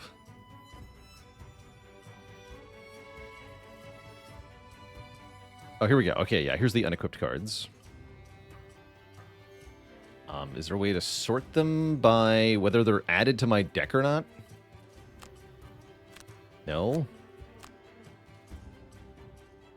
Ooh. Okay, but we can see the ones we don't have equipped. Forceful Spirits. 2 damage to 2 targets at 2 range. Teleport to a hex with Shadow, or adjacent to a hex with Shadow. Rest in the Shade. Heal 2. Targeting all characters on hexes with Shadow and on self. Apply Darkness. Wave of Anguish. For each shadow on the field at the start of this action, perform 1 melee attack for 3 damage. Perform each attack as if you were occupying the hex with a shadow. Oh, that one's pretty good. Attack once from each shadow hex. That's kind of cool.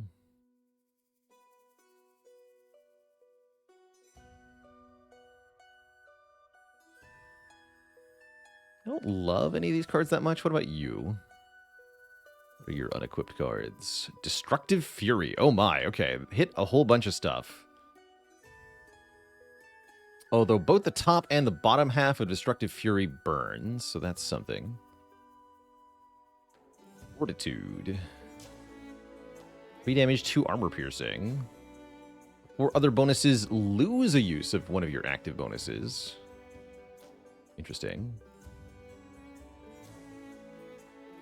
Or whenever you kill an enemy, regain a use of an active bonus.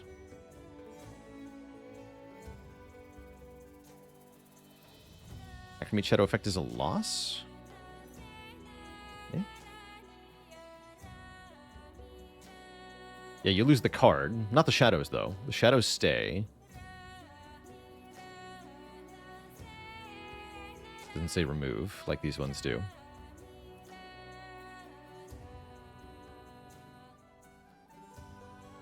No Remorse. Ranged heal. Or move, then attack, then move, but burn. 5 is pretty strong.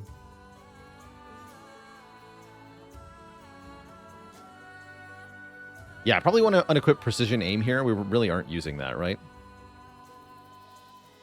It looks like I, again, only have 3 other options, right? Fortitude, No Remorse, and Destructive Fury. I'll take Destructive Fury. That card seems awesome.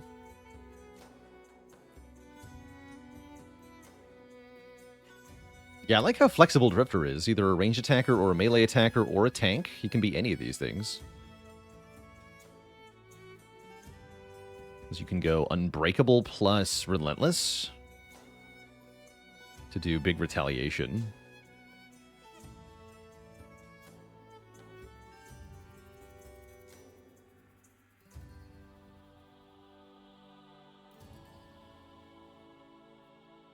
And yeah, in the early turns, just use this as a move 2 or attack 2, and then burn it when you're ready for something powerful.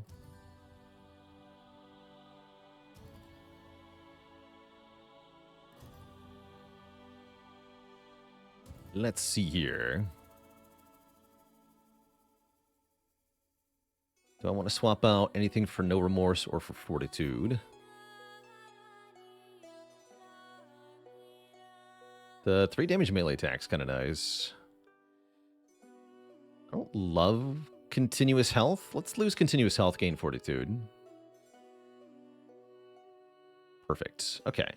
I think I'm going to leave these cards as they are. I feel like I love anything.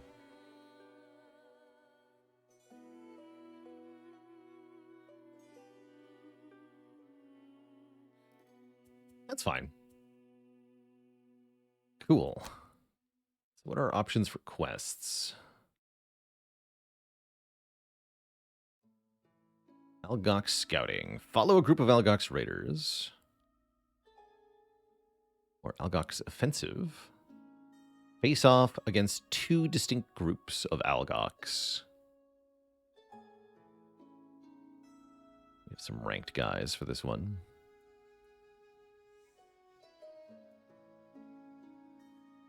These both reward items. I guess we'll do the scouting. Early game powerhouse who plateaus a bit in the late game. That makes sense. You're intended to retire your characters and unlock new and better classes. Well, maybe not better. New classes as you go anyway in Frosthaven and Gloomhaven. So it's intended that you play several characters over the course of a campaign. If I remember correctly. right, we'll make this our next mission then. Couple quick boxes to check, though. Let me give another thank you to Arc Games for sponsoring our stream today. Very cool to be able to be sponsored to check this out all day today, right before I head off on vacation. And we are about 2 hours into the broadcast, so it's definitely time we took a break here at Twitch Chat before our second deployment. Going to refill the legs, stretch the water, and then we'll get into another mission very shortly. Back in a bit, everybody.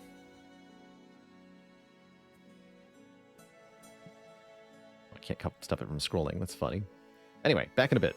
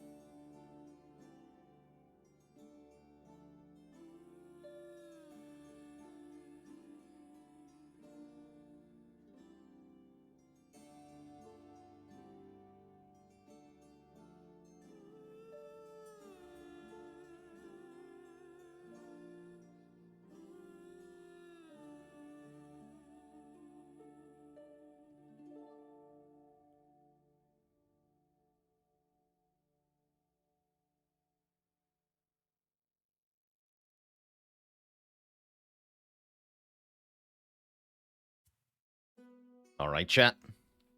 Thank you for hanging out while I was away there. We are back and ready for a new journey here into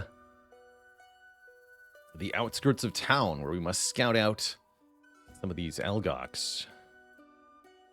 Where does this go? I like that it fades to paper at the edges. That's cool. Neato burrito. Gemstones?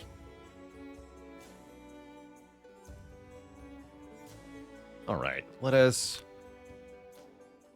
go. I was going to ask, are there still things that can happen on the way to the if there was a landscape Yes. that told a story, it's this one. Heaps of rusted metal dotted with punctures from crude long spears, and skeletons of fallen Olgox intertwine in a tapestry of carnage. You're picking carefully through the remains when you spot it. A robotic corpse with a still glowing chest. It looks as though its designer had attempted to make a savas out of metal, and the core powering it has remained charged long after its host passed.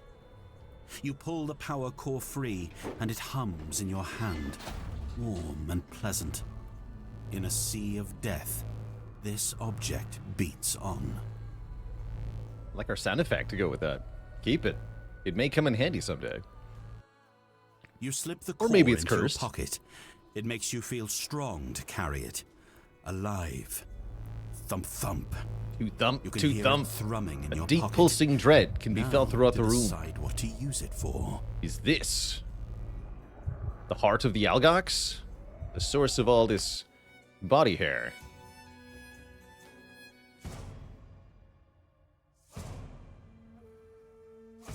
All right, time for... How many perk marks do I need to actually spend? Kill 3 or fewer enemies. That's not going to happen. Never attack an enemy that has already acted. Also probably not going to happen. Or get hella overkill. Maybe. Only short rests. Never exit a room with loot bags in it. Oh, man. Kill an enemy with 2 or more negative conditions. Yeah, I'm thinking 3 here. And I'll try Miser. I might regret Miser, but I'll try it. Begin! They'll be tired from the raid, so this is your moment. Satha had explained, pointing you toward the foothills of the Copperneck Mountains, where her scout tracked the Olgox attackers. I doubt you'll be able to fight them all on your own, but maybe you can find another way to subdue them if you get close. On the other hand, they'll be worn out after this little battle, so feel free to test your luck. Just remember, even a tired Algox is strong enough to rip someone in 2. You head to the area indicated by the scout, following the Olgox's trail toward a wicked-looking mountain. As you draw nearer, you see that the trail splits. The main force returned to the near side of the mountain, but a smaller group peeled off to hike around to the eastern face. The scout told you he suspected there was a back door to the Olgox settlement, and you follow the smaller group's trail, hoping he was right. The path narrows as you approach the steep eastern face, winding up to an overlook high above. Peering upward, you make out the faintest glimmer of light, but then a shape blots it out. A body, large and white, tumbles over the rocky ledge like a boulder, slamming against the jutting rocks. A dead Olgox brawler, just like the ones who attacked Frosthaven, lies at your feet. Judging by its injuries, the rocks weren't its only problem.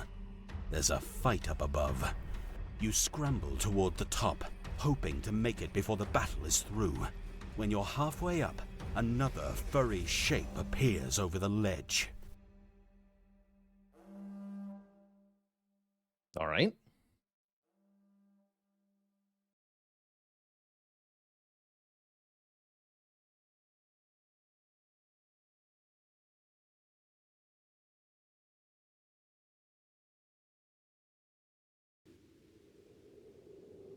So what are we looking at here? More intruders. She scoffs. You will never never open the sky hole. This place belongs to the ice. Your shock at the fact that an Olgox just spoke your tongue is quelled as the speaker lifts a huge boulder and hurls it down at you. Time to move. Okay. Looks like a comparatively short one. 3 rooms this time. Room 1, Room 2, Room 3. Kill all enemies is the current objective.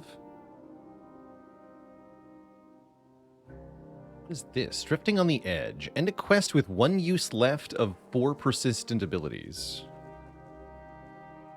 And move fast, hit hard. Never perform a move ability or attack with a value less than 4. And do at least 1 move or attack every round. Interesting. We have new other quests here as well. Remove 7 shadows in 1 round. Place or remove at least 1 shadow each round. Interesting.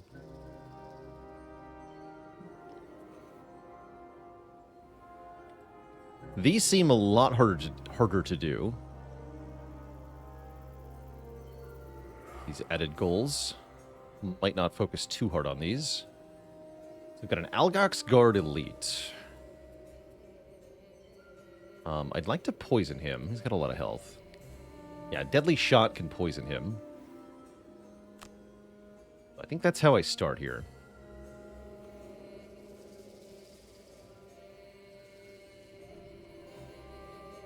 Those archers in the back won't be too much of a problem until they get closer. They're not going to have any range that can get this far.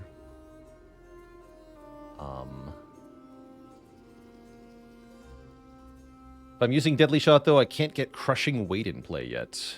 This having to take a turn is annoying.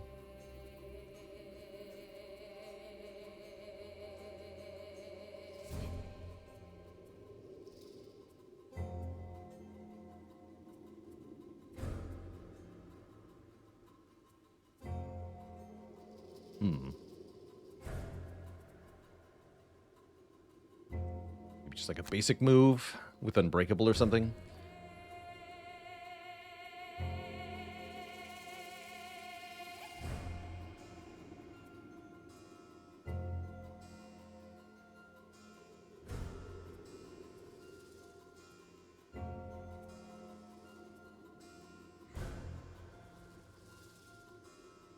Goals on the side are called Masteries, and we get 3 perk points for completing them. Thank you. Yeah, they do seem pretty hard. Are they unique to the mission, or are they randomly generated for our characters?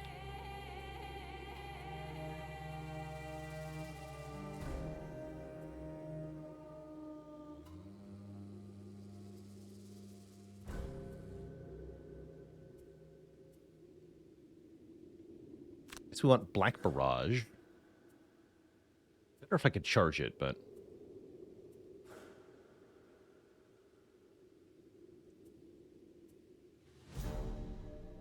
Static for each character. Okay. Makes sense.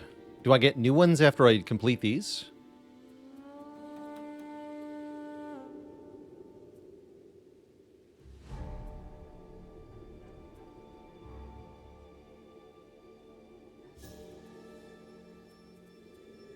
Then how am I moving?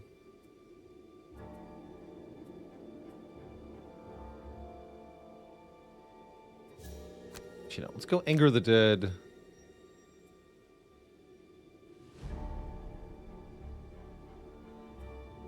Move with Eclipse. Have her go last. Yeah.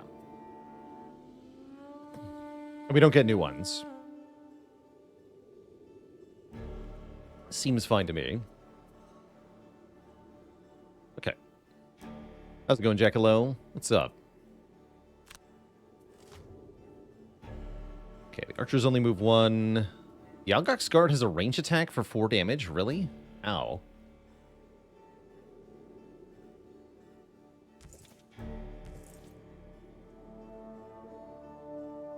Although, can I move next to him? I can. Although he may move away from me. I'm not sure how this works.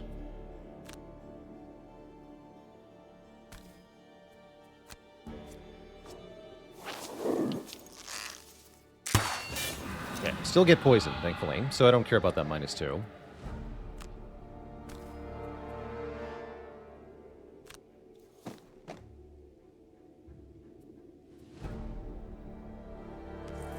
And yes, he will move away from me. Okay, give him disadvantage on this attack then, because it hurts a lot. Ouch.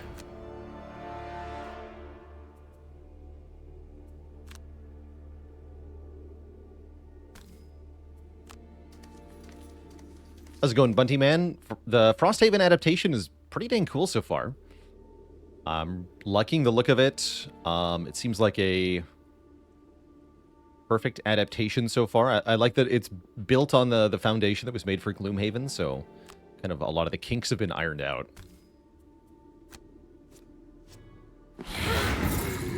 Okay, good damage with that at least.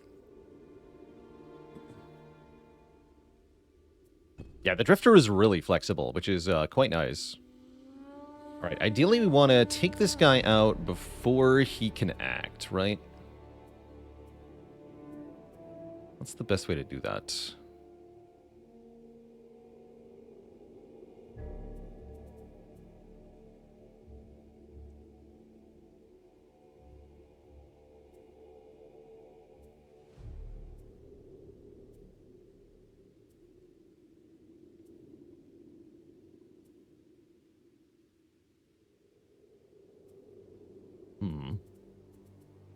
Not being able to get a setup turn is kind of annoying here.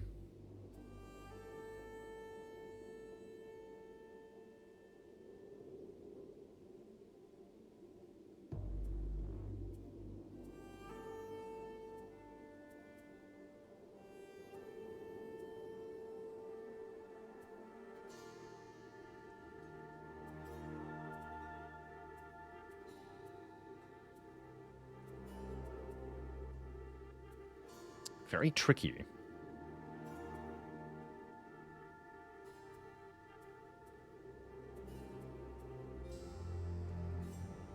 I guess I can call to the Abyss and Fluid Knight. That might be able to kill him fast.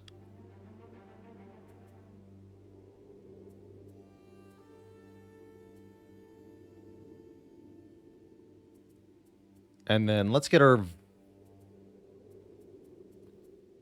Crushing Weight online.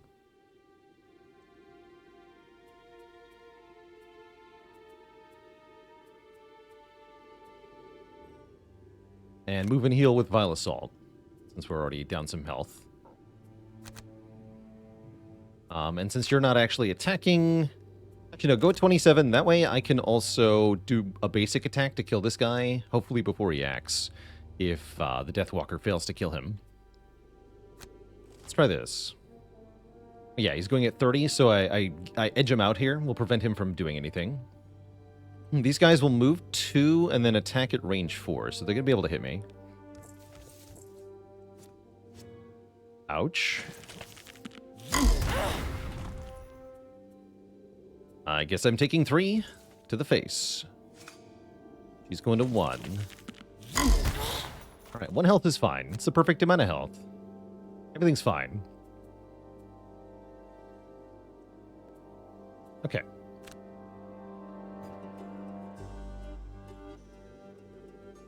Place the shadow here and then use it to attack.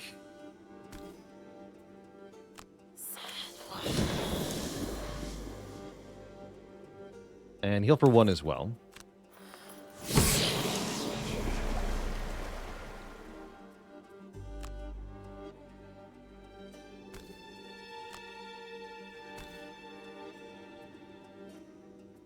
Where's my spyglass?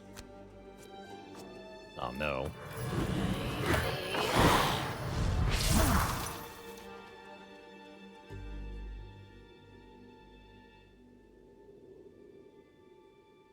Oh, it's not actually equipped. Boo. That's fine. Alright, well I guess we have to do the basic melee attack. That means we're not getting Crushing Weight online. That's tough.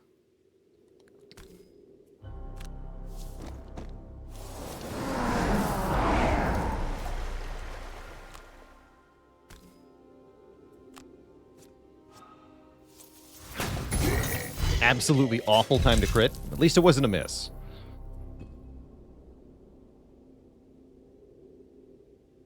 Okay. Decent time for violent inheritance, actually. Well, not really. How do we deal with these? We want to kill at least one of them before they can act, right? It's not that urgent, actually. They'll be shooting at Drifter here.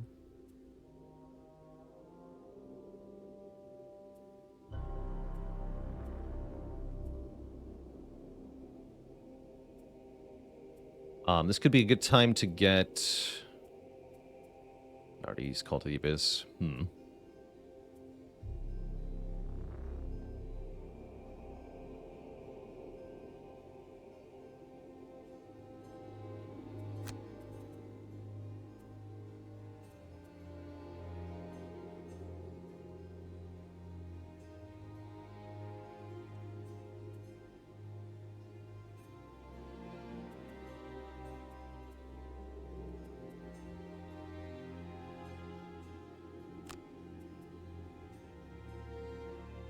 Lingering Rot lets me move and poison one. That's kind of nice.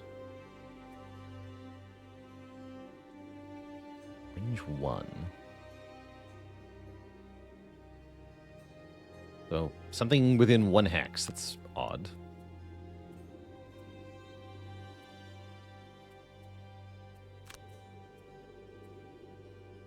Guess she only wants to move 2, right? To here?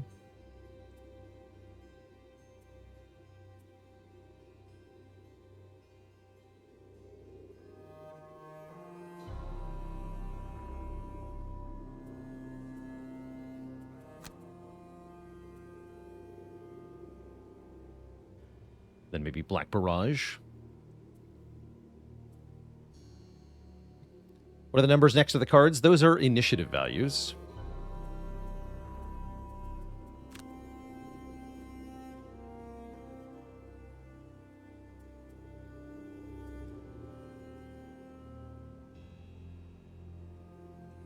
So that determines the order of turns once everybody's chosen their cards.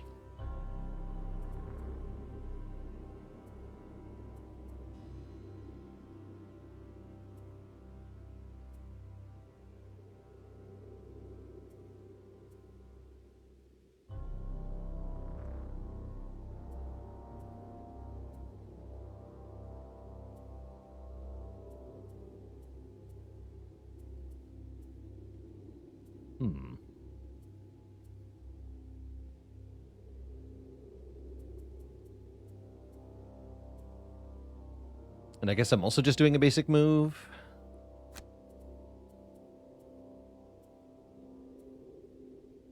Don't want a Destructive Fury yet. Guess Fortitude is fine. It's kind of a mediocre turn. I'll probably just kill one of them. They do go before me. Oh no, they had a mobilize? Uh-oh. No.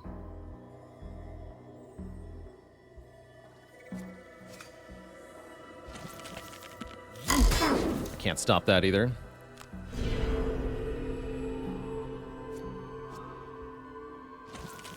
This is going very badly so far. We've taken a ton of damage to the opening encounter here.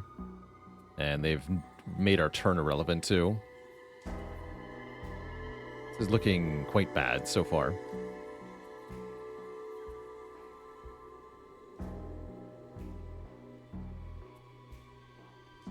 Now what? I can't do a melee attack either, so he just has to skip his whole turn, right? Really can't do anything here. Yeah, enemies have a deck of possible actions. What cards enemies roll is a big form of RNG in this game that can have a huge impact on the success or failure of your expeditions. In particular, at least in Gloomhaven, there are enemies that can summon more enemies, and if they just happen to roll that on their first turn or multiple times in a row, you can end up in a very bad spot very quickly. So that can be a very infuriating way to lose, is just the enemies flood the map with more enemies and you get overwhelmed. But you can also just get crit and die. That happens too. Alright, well, I guess you skip your whole turn.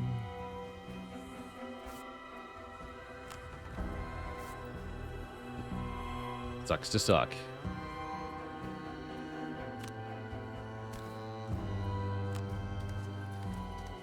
And I don't even kill either of them, probably. I do 1 damage. Guess I'm not gonna win that bet, huh? Okay, we have to solve this and fast.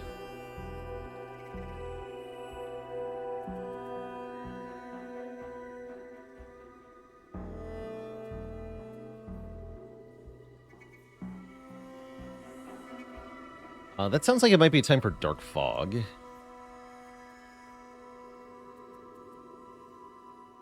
Because they gotta die.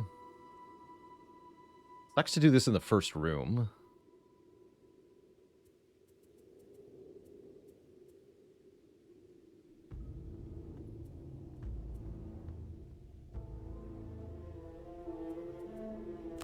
Yeah.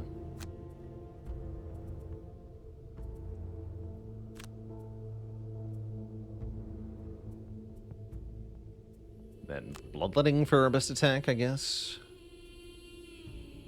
That means he goes first, though. No, I want him to be at 19 here. So if they're both at 19, what happens here?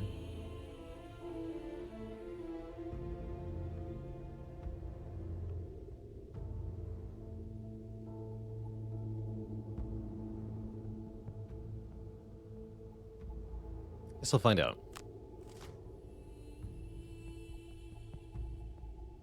Okay, they're at 44. That's good. Doing a huge attack. So yeah, we gotta kill them now. Kill them both.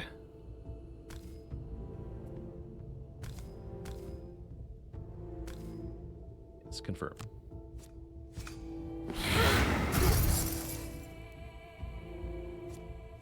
Good.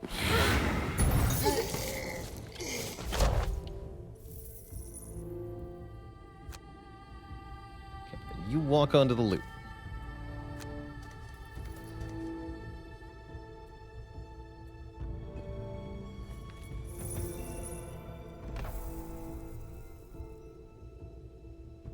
And you are moving with Destructive Fury, I guess, to here.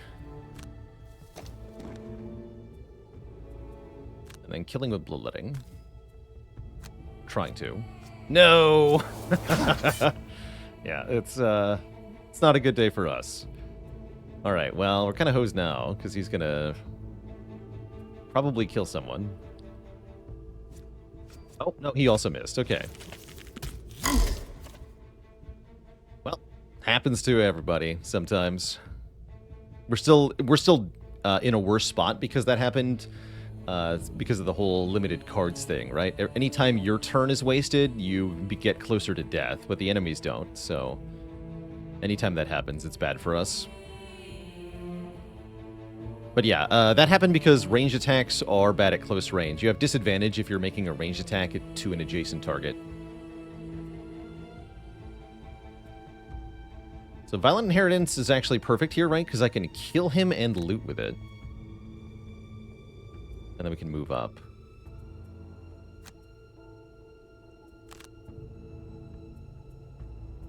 And she'll have to rest next turn. What do we do here?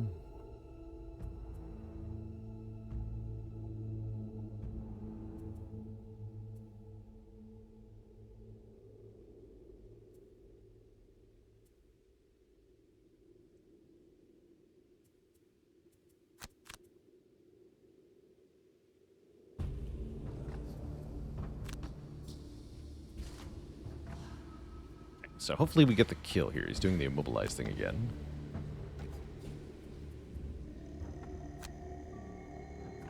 Attack for 1. Again. Alright, am I allowed to... I can undo my action, though? I'm allowed to know that that's going to happen? Alright, everything's bad. Yeah, I'm not going to cheat, though. We're just going to suffer.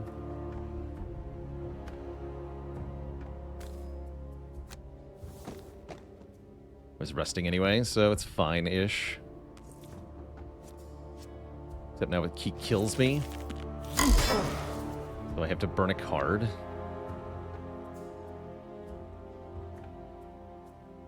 Yeah, this is very bad.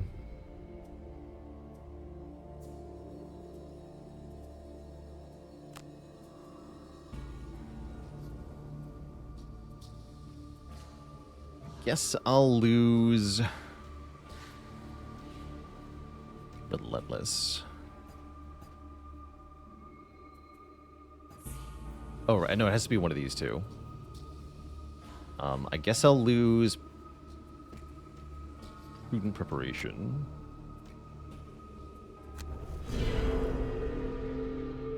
But yeah, overall, pretty brutal luck.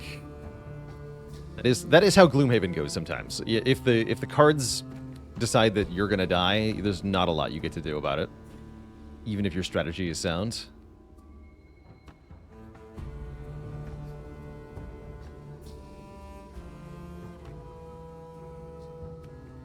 But I think with the overall design of the game, it feels particularly brutal when it happens.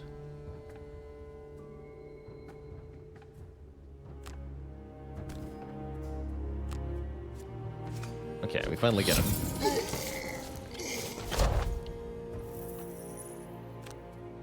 Now I have to get the loot.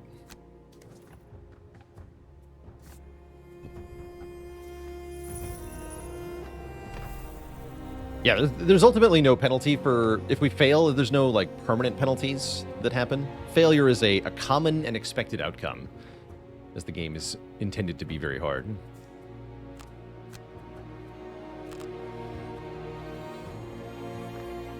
Alright, we can go double long rest now. For a lot of cards. That was a miserable first room.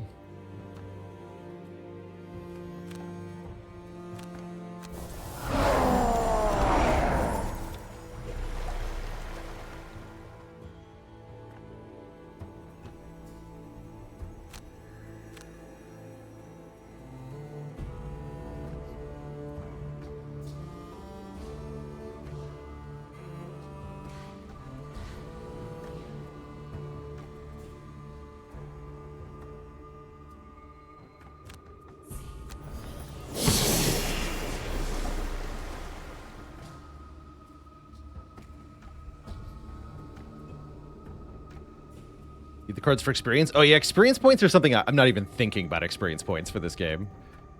Yeah, I'm not even thinking about that. Probably something you should keep track of and try to optimize, but yeah, I don't care about experience points in this game right now.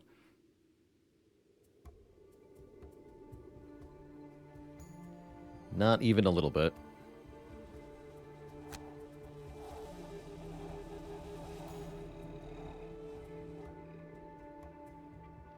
Okay, so we're not going to open the door this turn, question mark, because I want to get Crushing Weight in play for once. What are we doing here? I could summon a Sunless Apparition. 3 movement. So it can keep up pace okay. But the fight's the same with more characters in your party? No. They are not.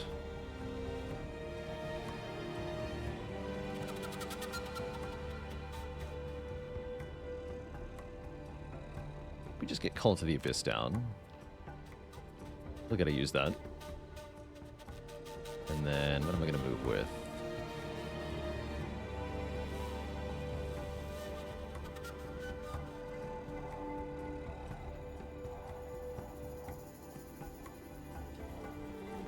Shadow Step, perhaps.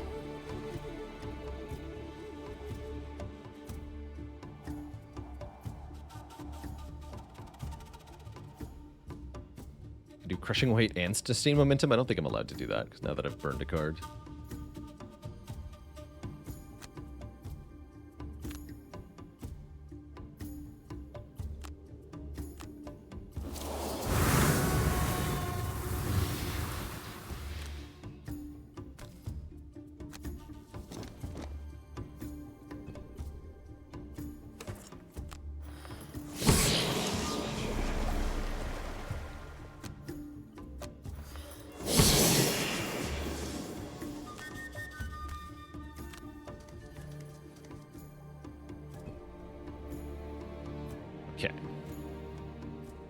Now it's time to go in there. How do we want this to go? Deadly shot to get in. Looks good.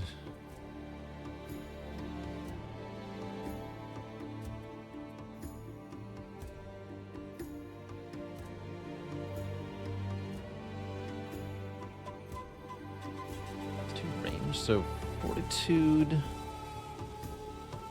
How does this work? If I lose a use for my active bonus, I gain more range on the fortitude attack. Is that how that works? I guess I'll find out.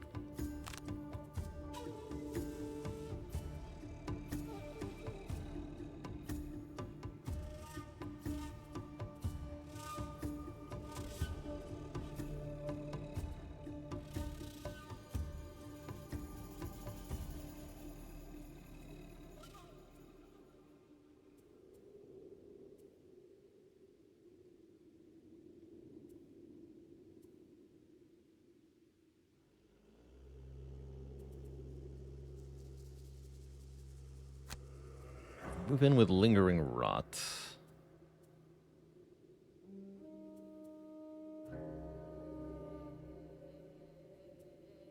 Do a Black Barrage.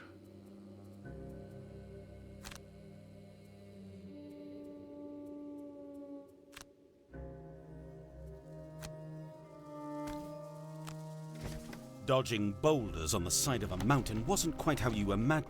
Our ice pizzles. It shouts in a deep, commanding cry. You're nothing but petty blasphemers twiddling in your caves. You make it over the ledge and see the owner of the voice pinned between 2 boulders. She's clearly an Ulgox, but she's dressed much differently from the brutes who were just hurling boulders at you. Larger than her male opponents, she wears ornate battle garb that marks her as a prominent member of a different faction. She turns to you with snarling hatred, but softens when she realizes you're not friends of her enemies. Quickly then, warm bloods, help me fight these dirt lovers. Aid me, and I swear to aid you. Her hand, though pinned, glows with a crackling blue energy. Is this digital D&D? I mean, it's pretty close, yeah. But intended more as a tactical, just purely the tactical combat bits, moving from room to room, small fights, and grabbing the loot. So we have an Algox Priest. Okay, she's going to move into a ranged attack. We have Algox Archer Elite, who's going to do a really nasty attack. 1, 2 move, 1, 2, 3, 4 range. Okay, we don't want that to hit us this turn. The Archer and the Archer Elite. So we need to stay out of range of these 2 attacks, or else we will be in for a bad time. So again, it's going to move 1, 2. This one's going to move 1, which means it can only go here. And then range 4, right? 1, 2, 3, 4. So we want to be in these 2 tiles. Which means my desire to do attacks with range is going to be kind of bad. At least we can maybe take a crappy shot here. Oh, this guy also is going to take a shot. Range 3 poison. There's no real way to avoid that, unfortunately. Dang.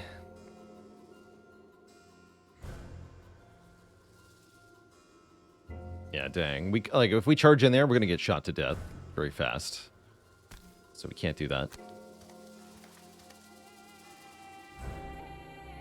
Skip the poison. Do an attack. And yes, mark it. Hey, we crit. Not a very impactful crit, but a crit nonetheless. That's nice. We're just hiding over here, right? 2, 1, 2, 3, 4. Yeah, so this tile is safe. At least it should be if I counted correctly. 1, 2, 3, 4. Yeah, it should be safe. If it's not, I will be crying. Unfortunately, Fortitude is not going to let me do anything. Oh, that looks like it's maybe not maybe not final there. We are still in early access, so there are a few things that aren't completely implemented yet. Guess we're just skipping this attack.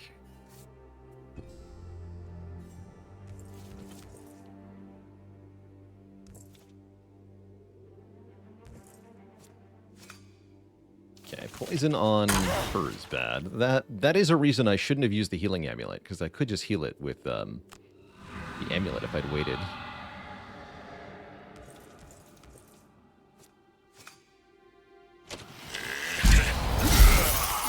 If only you'd gotten a +1. It's fine. So the Algox priest must survive, by the way. If she perishes, we lose. That's kind of awkward. Alright, can I even get to the front line here? In the way that I want. Our best move is what? Draining? No, we have Violent Inheritance. Now might be the time to violently inherit. Though I am definitely worried about running out of cards here.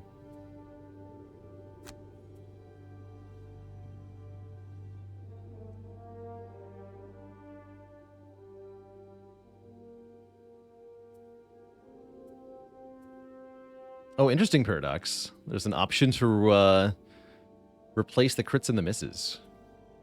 Curious. Most curious. In or adjacent.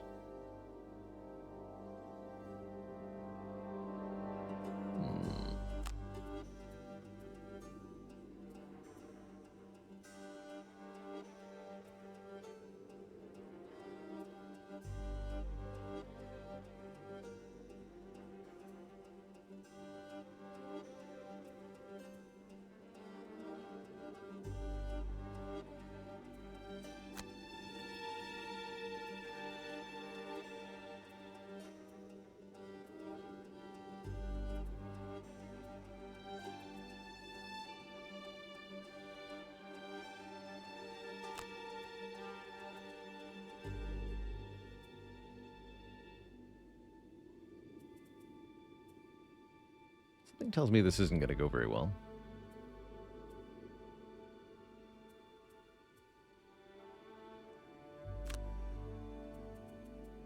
Oh well. Let's try this. Okay, the priest is going to heal. Good. That's not good. That's extremely bad. Oh, they rolled such high damage attacks. I'm cooked here. They don't have a plan to kill the archers this turn. Oh, I'm so cooked. Actually, maybe I need to, if they're doing that, maybe I need to run up and kill them, right? Like, because I can Violent Inheritance to move 4 and then Vile Assault here. Yeah, that's going to burn 2 cards. That might kill me. But I will die if these attack, right? For 5 damage. There's no way. There's no way I can allow that. So we have to kill this guy. So, alright, good luck to me.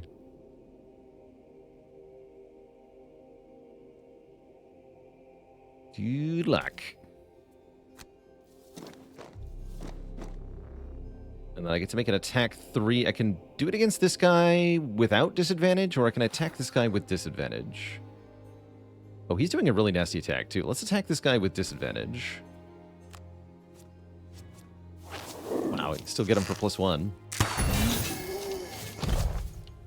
So then, create Shadow here.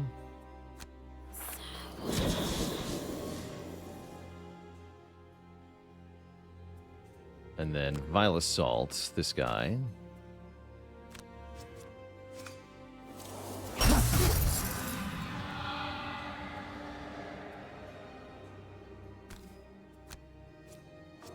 Good.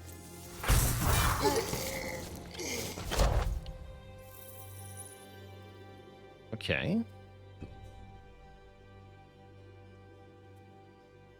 And then we'll Leather Armor. She did nothing. 3. Thankfully, the priest healed us.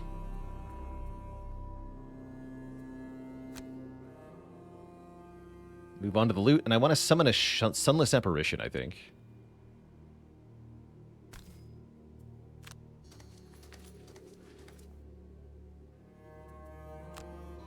tried the Shadow Beast yet.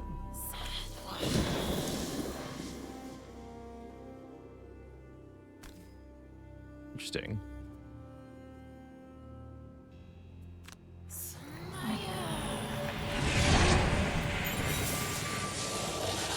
only got 1 health.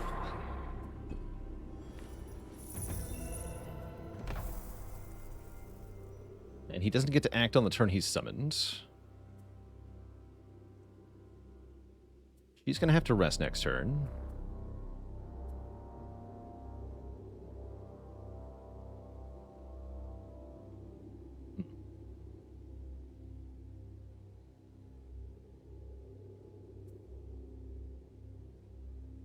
I'm a little concerned about the last room, but we might have enough.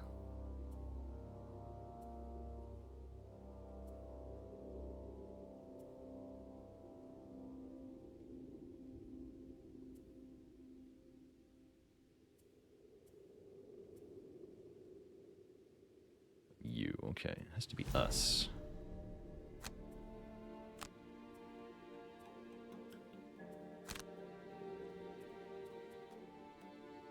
What are you gonna do?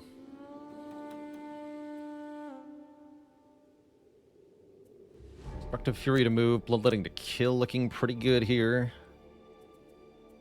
Then we can attack if he doesn't kill. Okay, I think that's what we want. Oh, the Archer's going first. Annoying. High initiative is rude. Thankfully, they just miss. Oh, but they trapped the loot. Oh, no, the loot. But I am honor-bound to collect the loot. Also, am I even allowed to... I guess I can go around. Oh, gosh, that's annoying. I think I just have to step on that, honestly. Because, like, I also need to be able to reach this guy. Crossing it like this will damage me, right? Yeah, it will. Okay.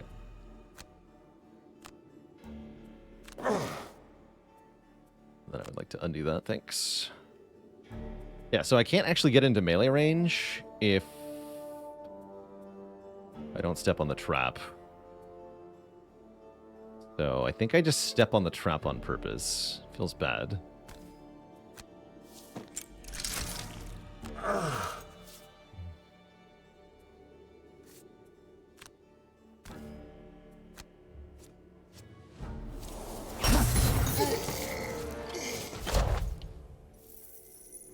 In this game, crits and misses really feel like enemies benefit from them way more. Yeah, it's because of your limited cards, right? Like if you whiff on your attack, you've discarded a card while doing nothing, and that means that you are permanently behind for the rest of the scenario. So it's really bad when it happens.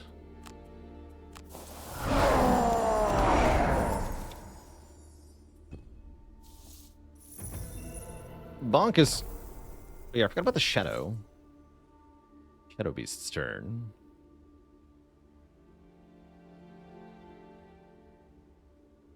Now choose to move the summoned ally towards its summoner. Oh, it can't just move freely, I see. Okay, that is interesting. Didn't think it would work that way.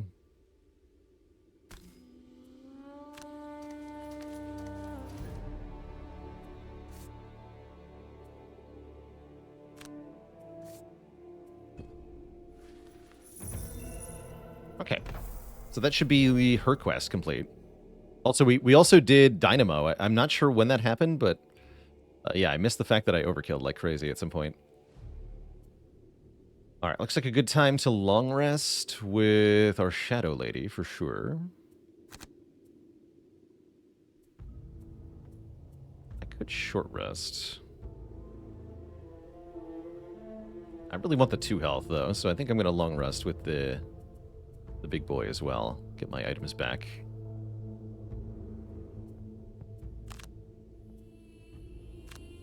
You only get your items back when you long rest, right?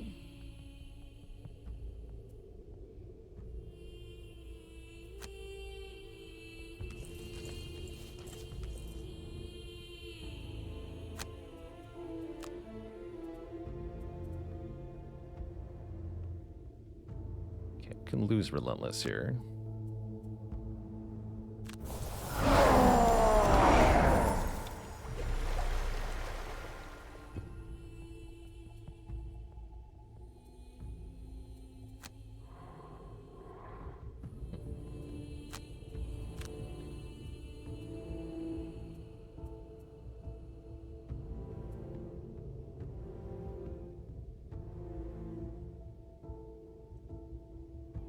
See, Strength of the Abyss is one of the main experience gainers for this character. I'm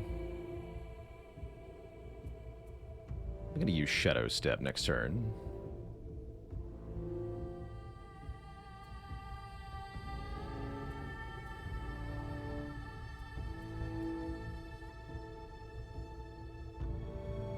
Do Shadow Step Eclipse or something crazy.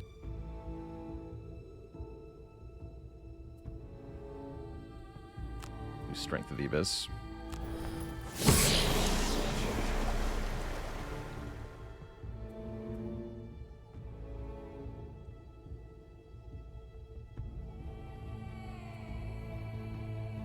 Did I remove poison instead of healing? Is that what happened there?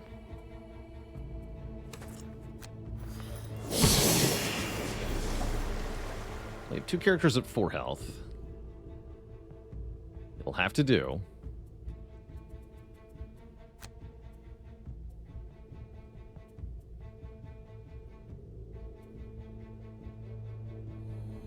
It's also tempting to go for Fluid Knight. And I can Black Barrage next turn. Oh, I like that.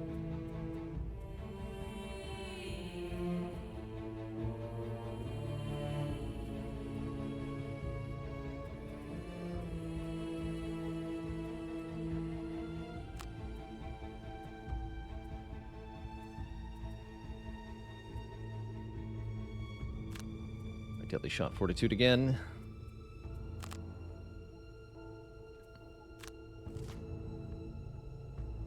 He's healing us. Convenient.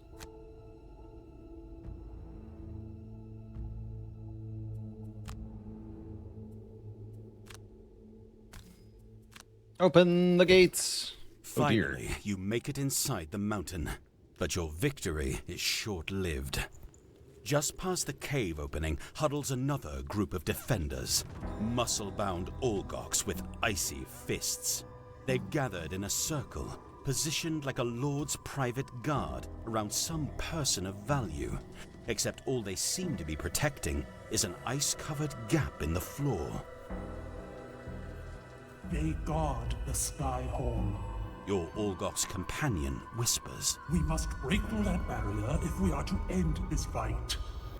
The guards, noticing your approach, turn and shout. You cannot pass, intruders.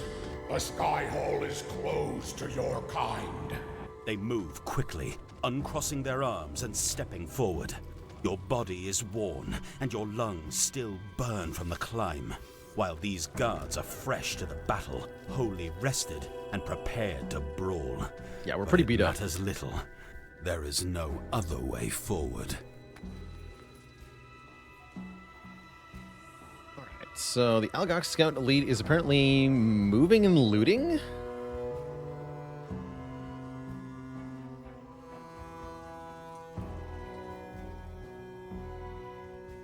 Destroy the ice sheet. It's 4 health. Okay, so we have 3 enemies. Yeah, interesting. Enemies can loot, apparently. This is really good because it means they're not going to attack me this turn, which means we can run our lady in here and then do a Fluid Knight attack on the Algok Scout Elite.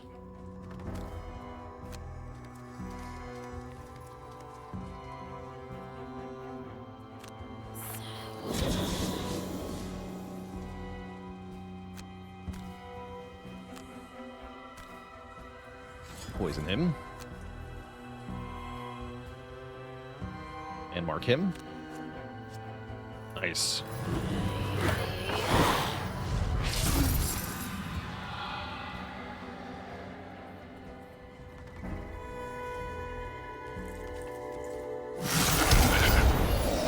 Thank you for the healing. Really appreciate that.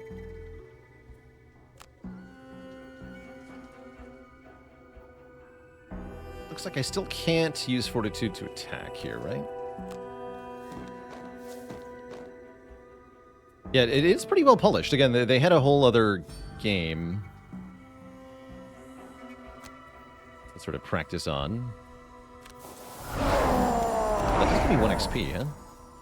Oh, and I can attack. Okay, sweet. Why am I allowed to attack?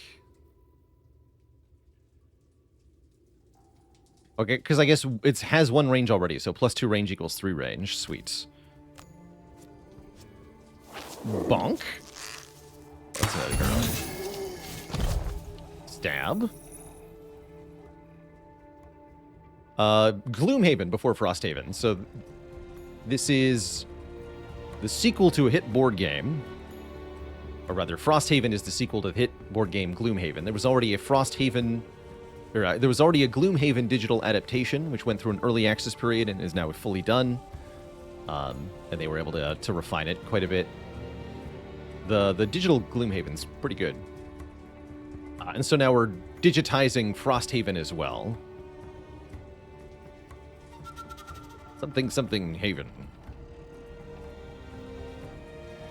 Oh yeah, and I make Shadow here.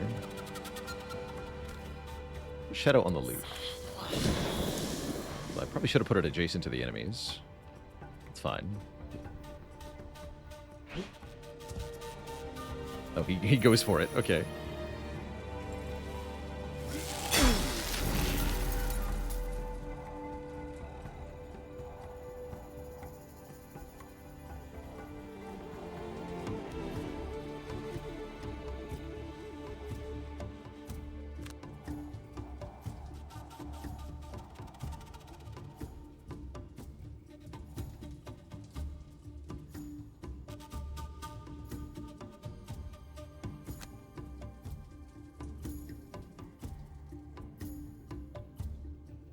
Black Barrage time? Or I can maybe Lingering Rot. I can hit them both? Let's find out.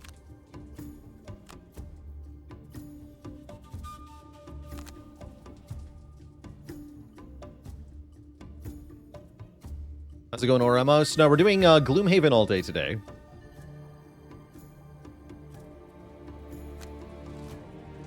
That is the plan.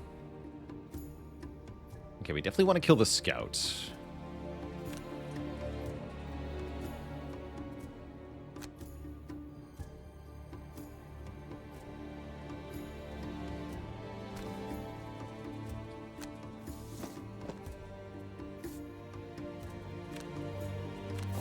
Charge to that. Attack them both.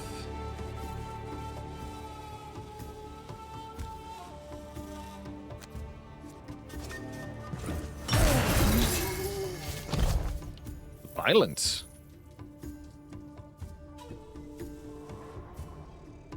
Alright, not impressed with the Shadow Beast so far. It has not been doing what I've been hoping it might do, which is stuff.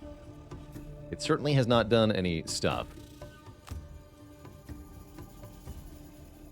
I guess I want to Black Barrage first.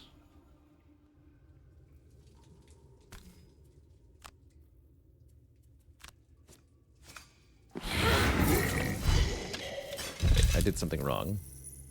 Hold on, undo that.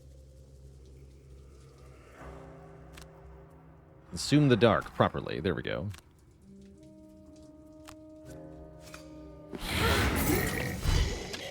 That way I get experience points. Or an experience point.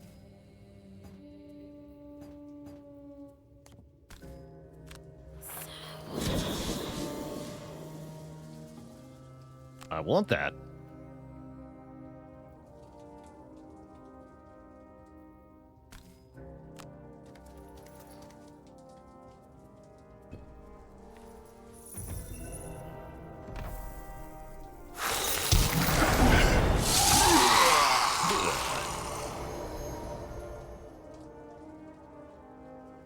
So note that we actually do have to destroy the ice sheet. Very sadly, if you had killed these enemies and then run out of cards, guess what? You lose.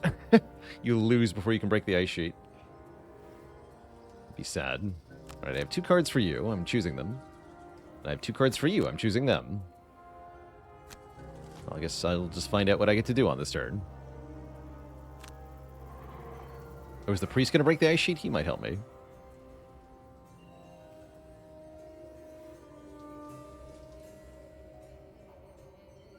This is...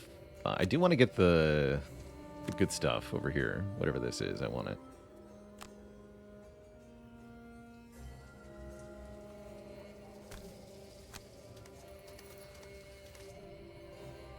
Is movement outside of combat a free action? Hell no. You must burn cards every time you want to move, and if you run out, you're going to die. No, movement is not free. You must be very careful with how much you move in every turn of every situation. Because it is a limited resource for the entire scenario, essentially. Yeah, you literally lose if you move too much. This is maybe the only game I can say that about. It's a particular flavor, that's for sure. But yeah, hell no is the answer.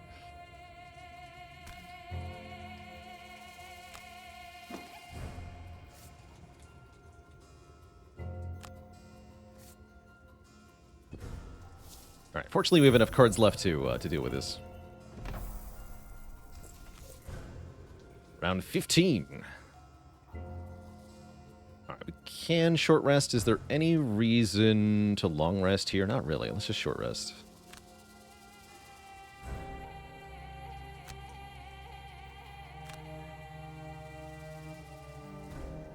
Lose deadly shots.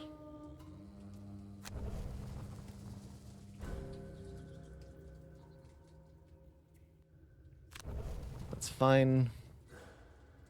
Pretty sure the ice sheet is specifically this tile, not this tile. Okay.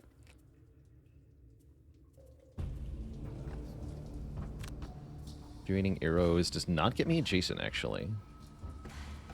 Noted. This does, though.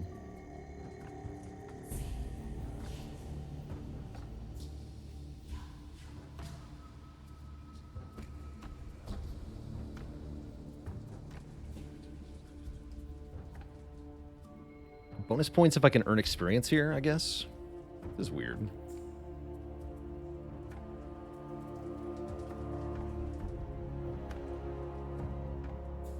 It's actually 1 tile too far away for me to get to here. Huh.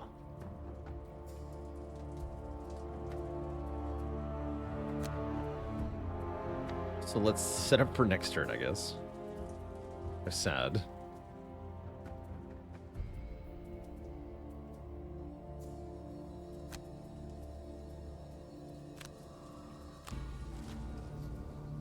The priest will help.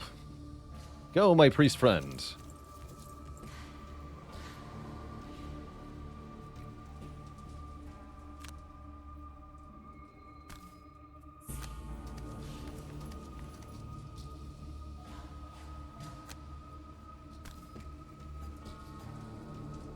Just do a basic attack here.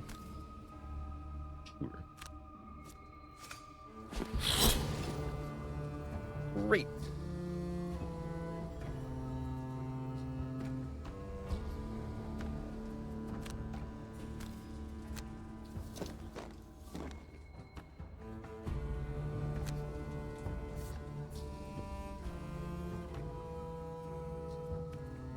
Alright, so can I use Fluid Knight properly? No, I was going to use Black Barrage, that's right.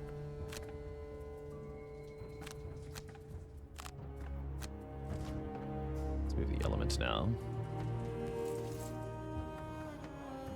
The Beast's going to do it, though. Oh no, now I can't gain 1 experience. So the summon actually just cost me an experience point. So now I have nothing to attack.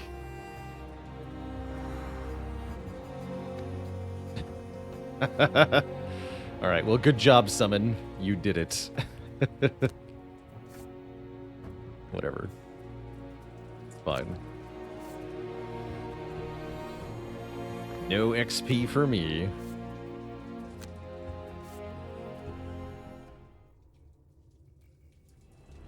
But we win, so winning is good.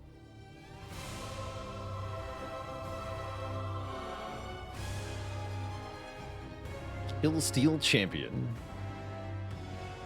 She did more damage. Good for her. Good for her. Well, I'm impressed we managed to pull that back together after having such a bad first room. The did come ice close, barrier though. shatters with a great ear-splitting crack, and you look down through the hole to a chamber far below. A stone floor covered in strange runic symbols and a spiral of pedestals radiating out from its center. Sky Hall, it would seem. However, it's much too far to simply jump. Ah, finally it's open. You turn to see the Olgox you rescued staring forward. She lifts her gnarled staff and nods with a confident, satisfied frown. Those foul ice speakers cannot hope to keep this mountain now. She bends down and grabs a handful of snow, testing it between her fingers. Satisfied, she brings it to her face and whispers. The white powder flies from her hand and swirls around her. Whirling like a miniature storm, the snow lifts her off the ground and carries her gently down through the hole. Are you coming? The Olgox calls to you from below. Plenty more ice speakers to kill. On cue, the snow around you swirls into a great eddy of white and lifts you like a leaf, carrying you down through the opening just like the Olgox. As you float down, you get a grand view of the majestic open cavern that must be the Sky Hall. It is a circular layout of stone seats with a raised platform in the center that holds an ornate altar. The priest is doing something at the altar, perhaps praying when you land, but she quickly turns and introduces herself as Lamprel, explaining the situation. Blood? According to her, this mountain, Snowscorn, is a site of great religious significance to all Olgox. However, the clans in the area are divided into two rival factions who disagree violently over how to communicate with their god. Typical. The Snow Speakers, led by the priest in front of you, believe their god speaks to them through the snow falling from the heavens, while the Ice Speakers, or Dirt Lovers, claim to commune with divinity through the Got ice religious slurs that emerges from the ground below. for the other group. All right, good. Currently, the Ice Speakers inhabit the mountain, but when their war party went out to attack Frosthaven and returned battle-weary, the Snow Speakers used the opening to launch an attack of their own. But there is no more time for speech. The battle must be raging in the mountain's heart. So if you want my help, we must head there with all haste, She says decisively. With that, the Snow Speaker chieftain turns and moves to a tunnel leading deeper into the mountain. You're not sure which side you should take here, but you know this information is valuable. If you can help turn the tide in the Snow Speaker's favor, you might be able to broker a truce with the victors. You follow the shaman deeper into the mountain, wondering whether this is what Sather had in mind. Scouting quest complete. Each hero of the party gains a perk mark. And a new mandatory quest, Heart of Ice. Cool. When you say mandatory quest. Oh, we're doing it now. I see. I don't even get to go back to town? Bummer.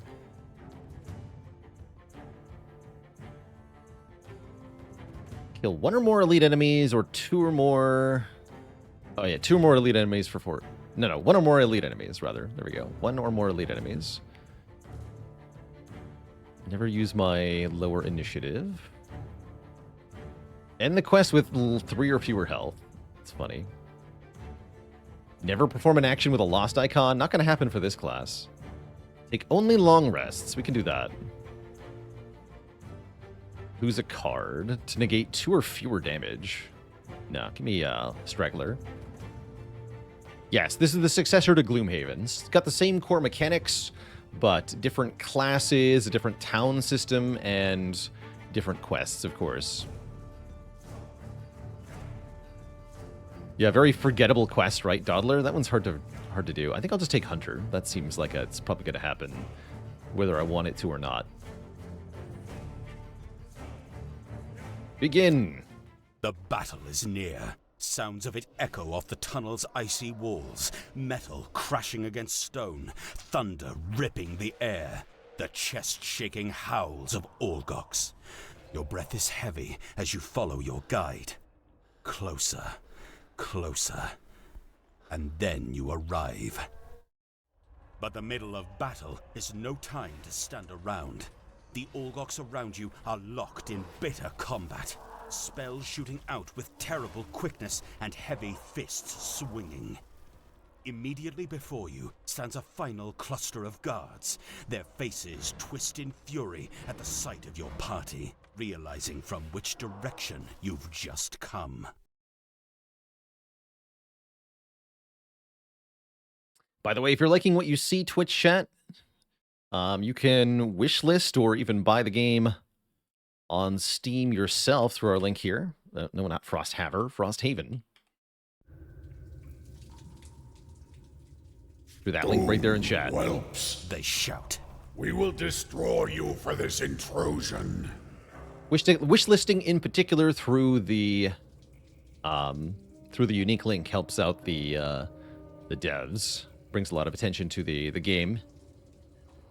Confirmed Haver of Frost. That's me.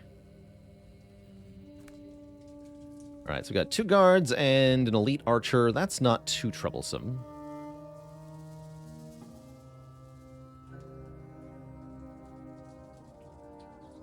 I think I learned my lesson last time, and we should just do the crushing weight on turn 1, even though it sucks to suck. Door will unlock when all enemies are dead. So 1, 2, 3 rooms as before. Probably not too bad.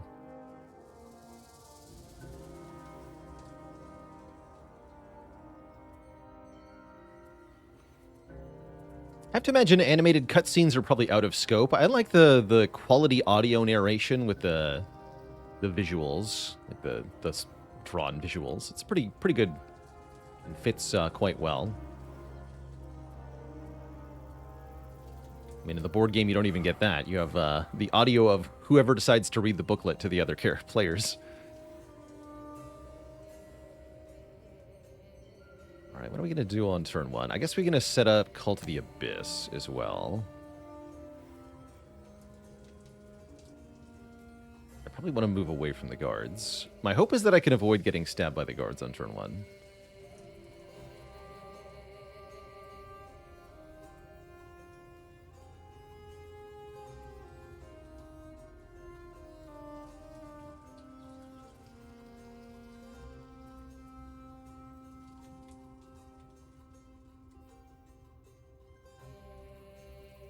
Oh, there are narrator files that have been made for the board game already. Really?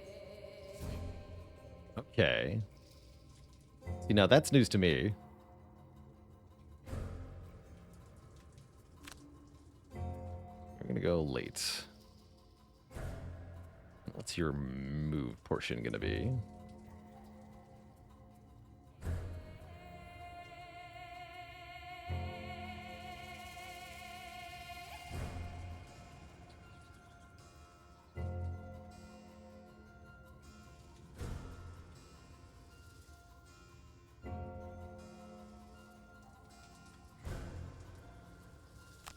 Use Destructive Fury here.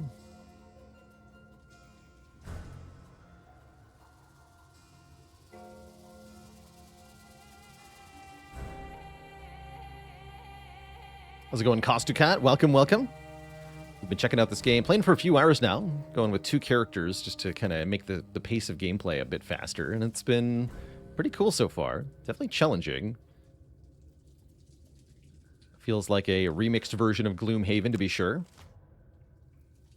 And pretty good, again, just for an initial early access release here. It does feel fairly feature complete. Oh, they're going to move 3, huh? Ugh.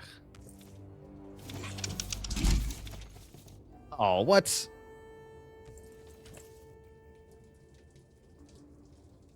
Is there any way to get past this trap?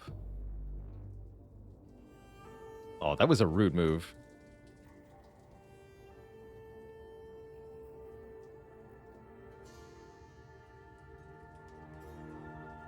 Huh.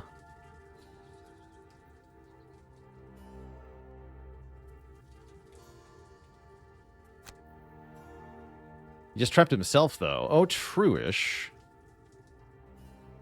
Is he forced to walk onto that if he has a move card? He's just going to not roll move cards, though, right? He's not going to roll any move cards, and we're going to be sad. We're going to be stuck here. All right, you're just doing a 2 damage attack. I don't think I'm going to use my leather armor on that.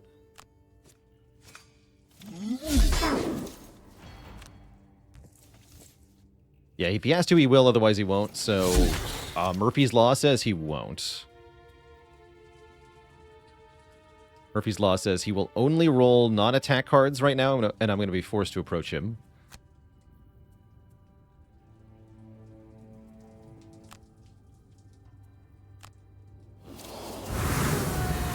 Ooh, to the Horn of Power. I guess I move over here.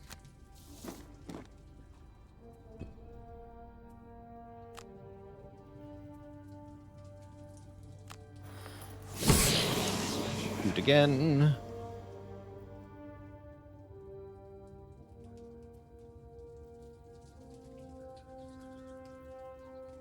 I think I want to activate that.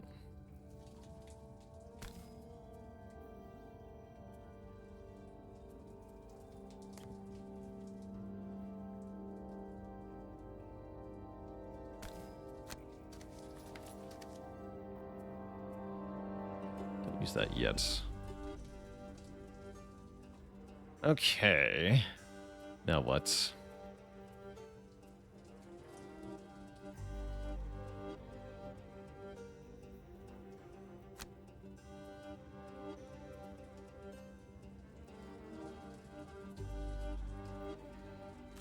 Probably Volasalt and Bloodletting.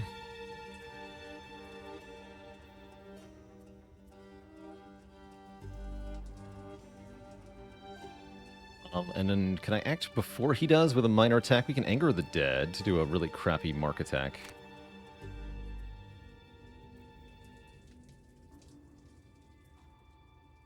And then Call of Doom for my movement.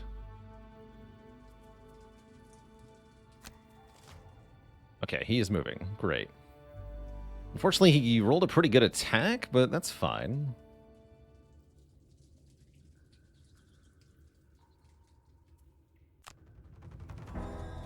So he's range 3, right? 1, 2, 3. So if I go here, he'll have to move onto the trap. These guys are move 2, attack 3. Okay. So she'll get attacked by that guy.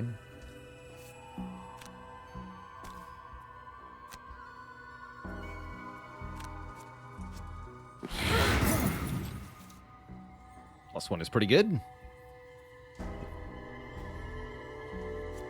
Oh, what? Wait, what? Hold on, what? Oh, range 4? No. I definitely misread that. I am undoing this.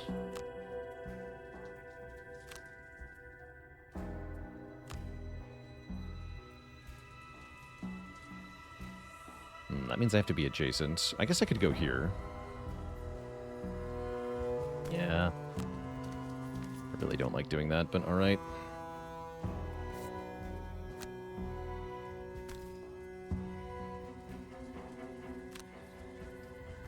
We know this will roll +1. That doesn't change. So you're allowed to get information in metagame like that if you want to. That's fine. That's how undo buttons work. There we go. And now he doesn't even get to attack. Okay, that was a much better turn to do. Definitely misread his card. I thought that was 3 range. Definitely thought that was 3 range.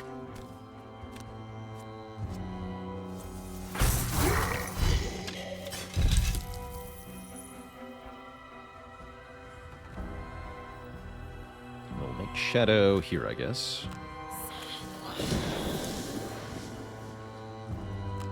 Replenish this. And then heal 2 and move up. I could go onto the loot, but I don't think that I really want to. I want to get closer here.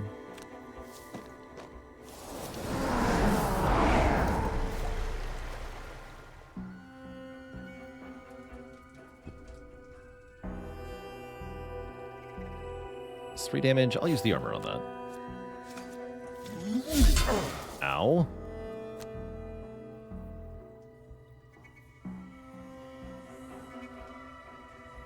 Okay, we would like to kill the Archer Elite before he can do anything.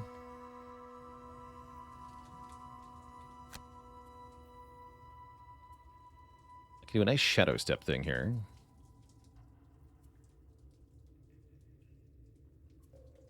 That is the top half, though, not the bottom half.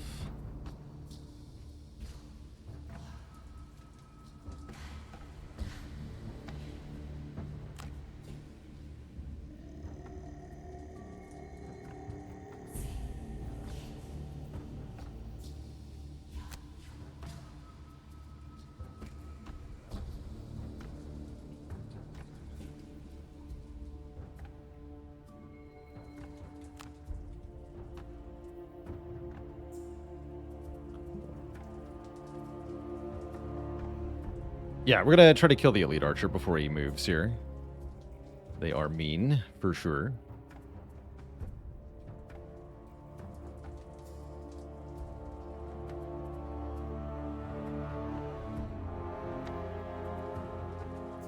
So with the current selection, if he fails to kill, I could have a problem. Shadow is on the board, so it's a good turn for Black Barrage, actually.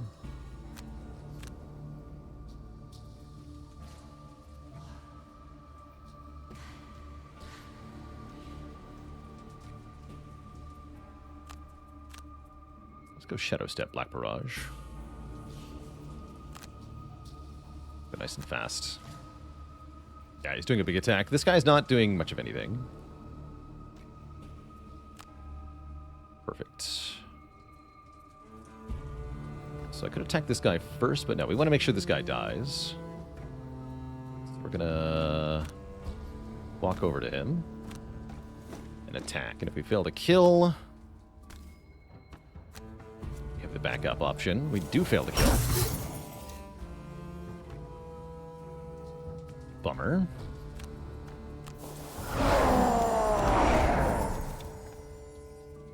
That was also supposed to be the Drifter's elite kill for the Hunter, but now she's gonna get it. Oh well.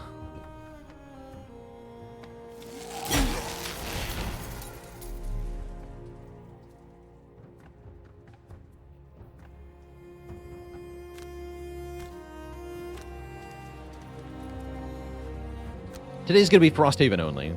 Indies, good question. Yeah, Frosthaven only today.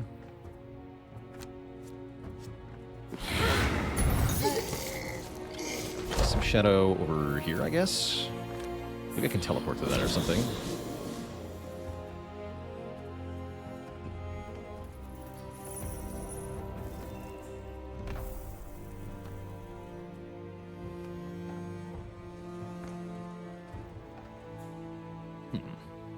Okay, so I think I want to have her use Fluid Knight to try to kill this guy.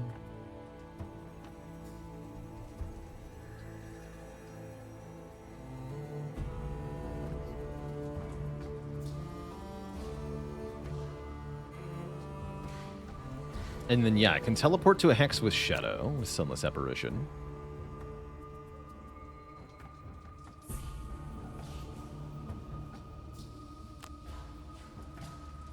I'm going to use Fortitude. Probably Deadly Shot to move up. Looks good. He's 50. Okay. Great. So start with this. Attack 5. Get him. Oh, I shouldn't have marked him there, actually.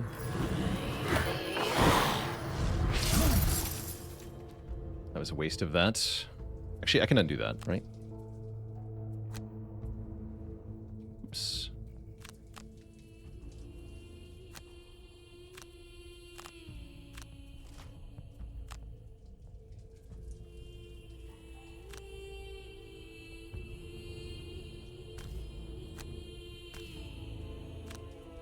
don't do that. Because I only have a couple charges on that left. Sorry, an error has occurred. Could not process has attacked. I see. Wait, does that mean we lose our... What happens here? Well, early access strikes. Okay, that's really the reason undo is an experimental feature. How far back are we, though, is my question. Okay, not far back. Good. Good. Very good.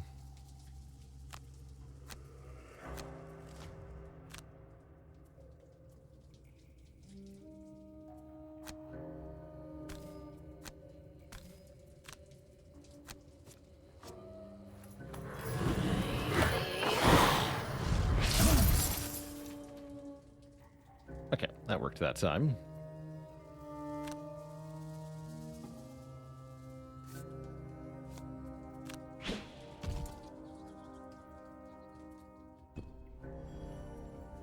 The Drifter is going to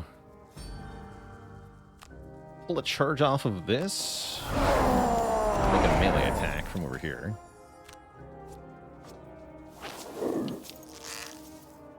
Or a regular attack, I guess.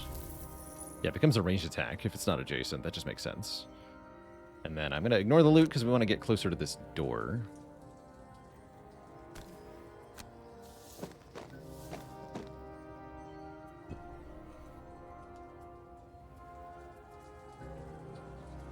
Although, we can do a little bit more preparation. We're going to want a long rest. Definitely want my items back and stuff. Yeah, it's like day 2 of early access. That's right. It's going to have a couple issues here or there. And all things considered, we recovered very quickly from that. So it's not like we lost progress or anything.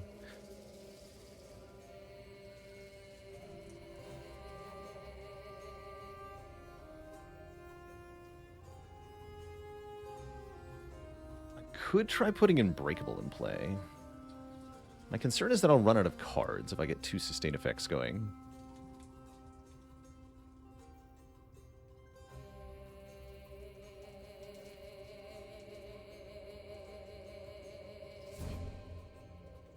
I can use Unbreakable Relentless. Screw it, let's do it.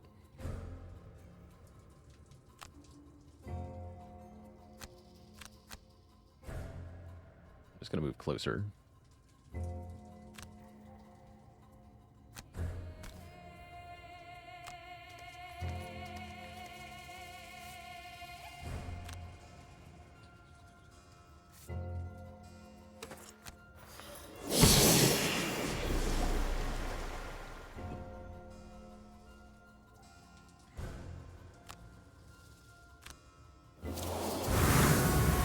Toot.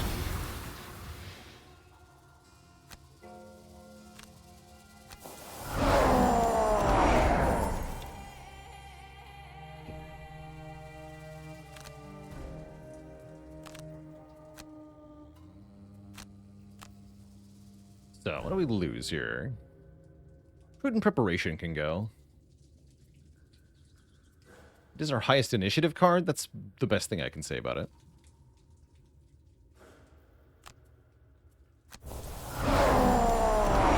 We're doing Retaliate stacking. It's not bad.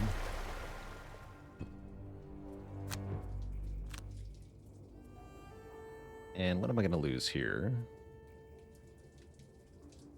I guess I'm going to be losing Sunless Apparition. I don't think I liked it much last time.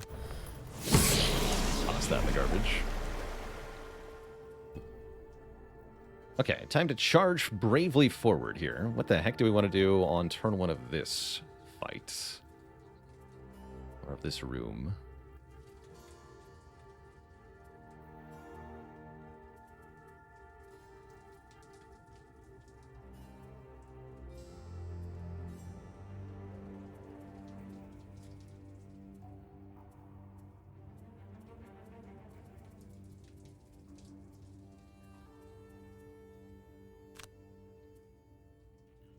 This will use Fortitude.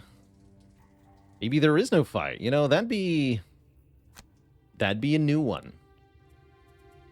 Let's just say that. That would be a new one.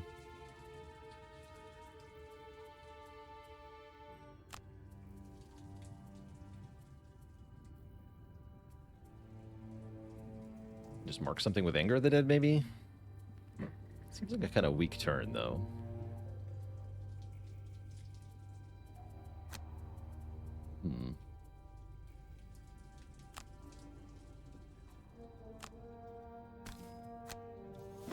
With the final group of guards dispatched, you move forward into the heart of the mountain. The central chamber opens like a cavernous maw, ice and blood and bodies writhing in battle. In the center of the room hangs an enormous shard of pearlescent ice, and for a moment, you simply stare at it. The shard rotates slowly in the air, held aloft by some otherworldly means. Clearly, a great power does reign here. Your Olgok's companion steps forward, drawing looks of both terror and relief from those already in combat. Her eyes move over the chamber floor and lock onto a large figure standing on the other side. A huge Olgox who has just emerged from another passage. The Ice Speaker chieftain. He tilts his head back and releases a long, wild roar. Your companion roars back, and the two chiefs charge and crash near the center of the room, blasting open a gap in the battle. Both are clearly more skilled than the other fighters, and each moves with a surety gained from authority. The Snow Speaker cracks her staff like thunder, and the Ice Speaker bludgeons the air and ground with brutal strikes. You only get a few moments to observe the fight before you notice that several of the combatants are waiting to see what you do. But you can afford to wait no longer. If you're going to buy security for Frosthaven, you'll have to help finish this fight. It's time to pick a side. Pick a side, huh? One of them must die.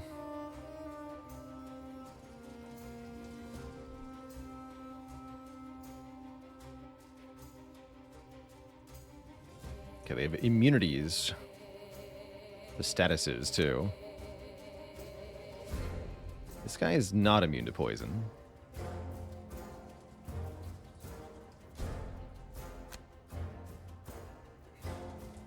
Too far away.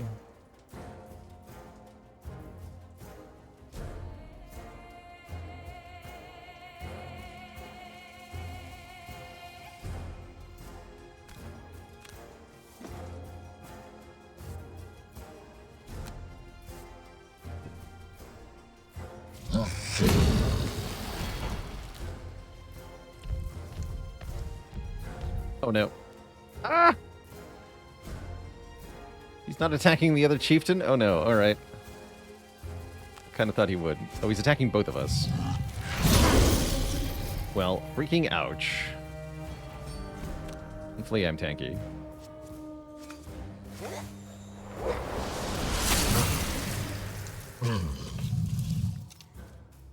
Ooh, push effect. Wait, what?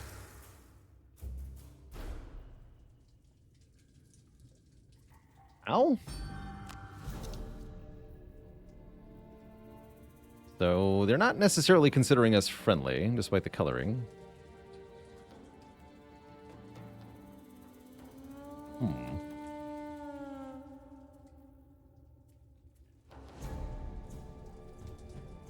Okay. Run up and poison this guy.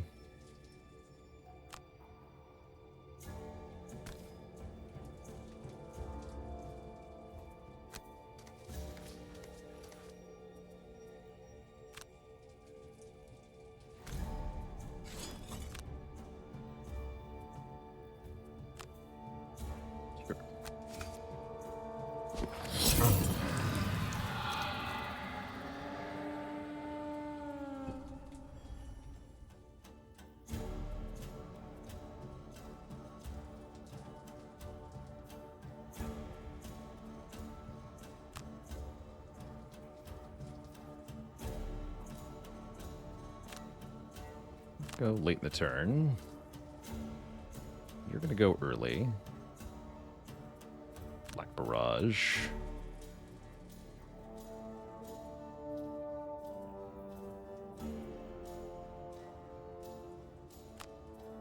Get me out of there. Actually, Eclipse even better, I think. Oh no. Yeah, I don't like what's happening here. I don't like that he's fast. I don't like that I can't stop any of this.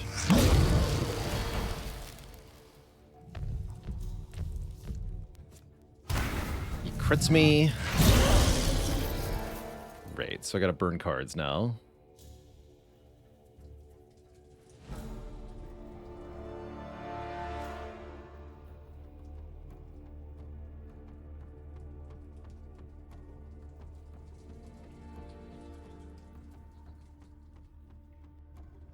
Yeah, I think the implementation of this is just jank. Is how I'm currently feeling about this situation. Pure jank.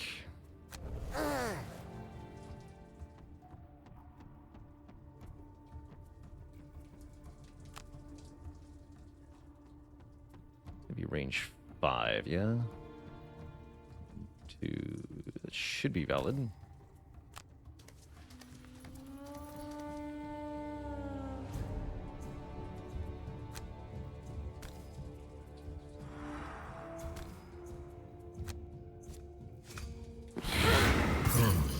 Okay, good.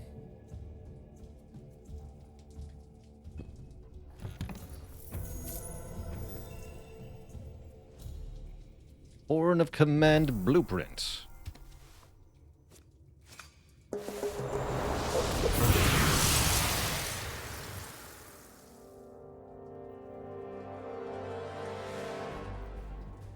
And that would have muddled him, but he's immune to muddle. Let's see.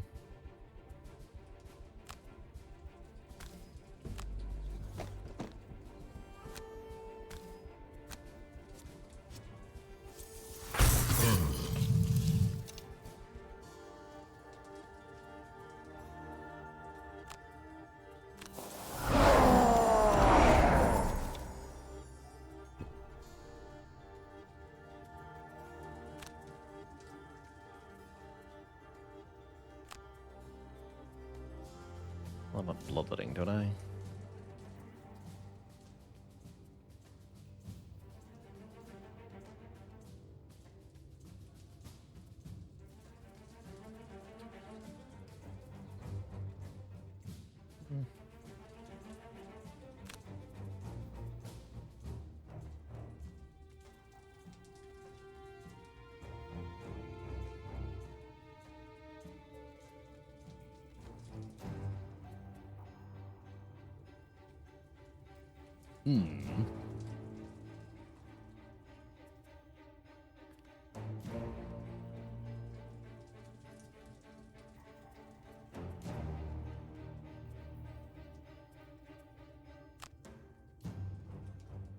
You might not get to do anything this turn, actually. That's not good, I just realized.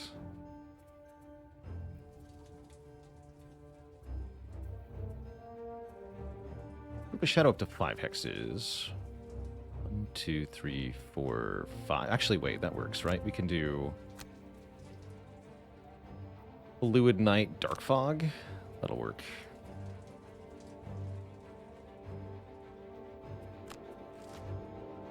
Okay, he's going slower too. Great. We might be able to get him then?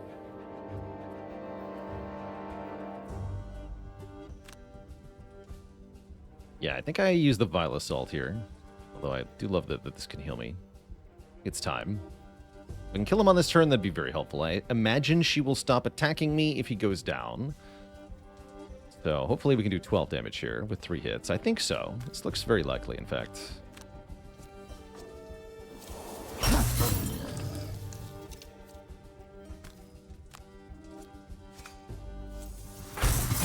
Yeah, we just have to roll not 0 on the next hit.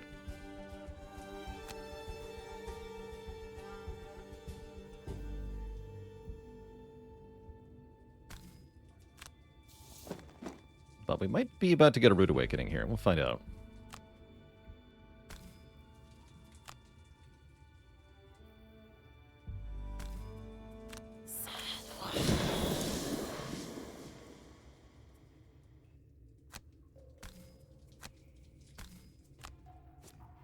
Nice.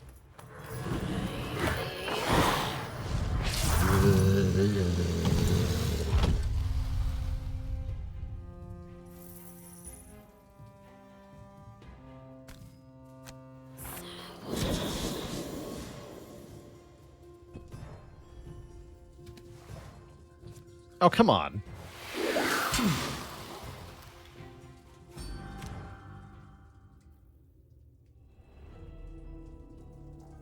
All right. I like the punching me right before the victory screen. That's good. That's good. All right, I'll take it. GG. Did I do my things here? Who knows?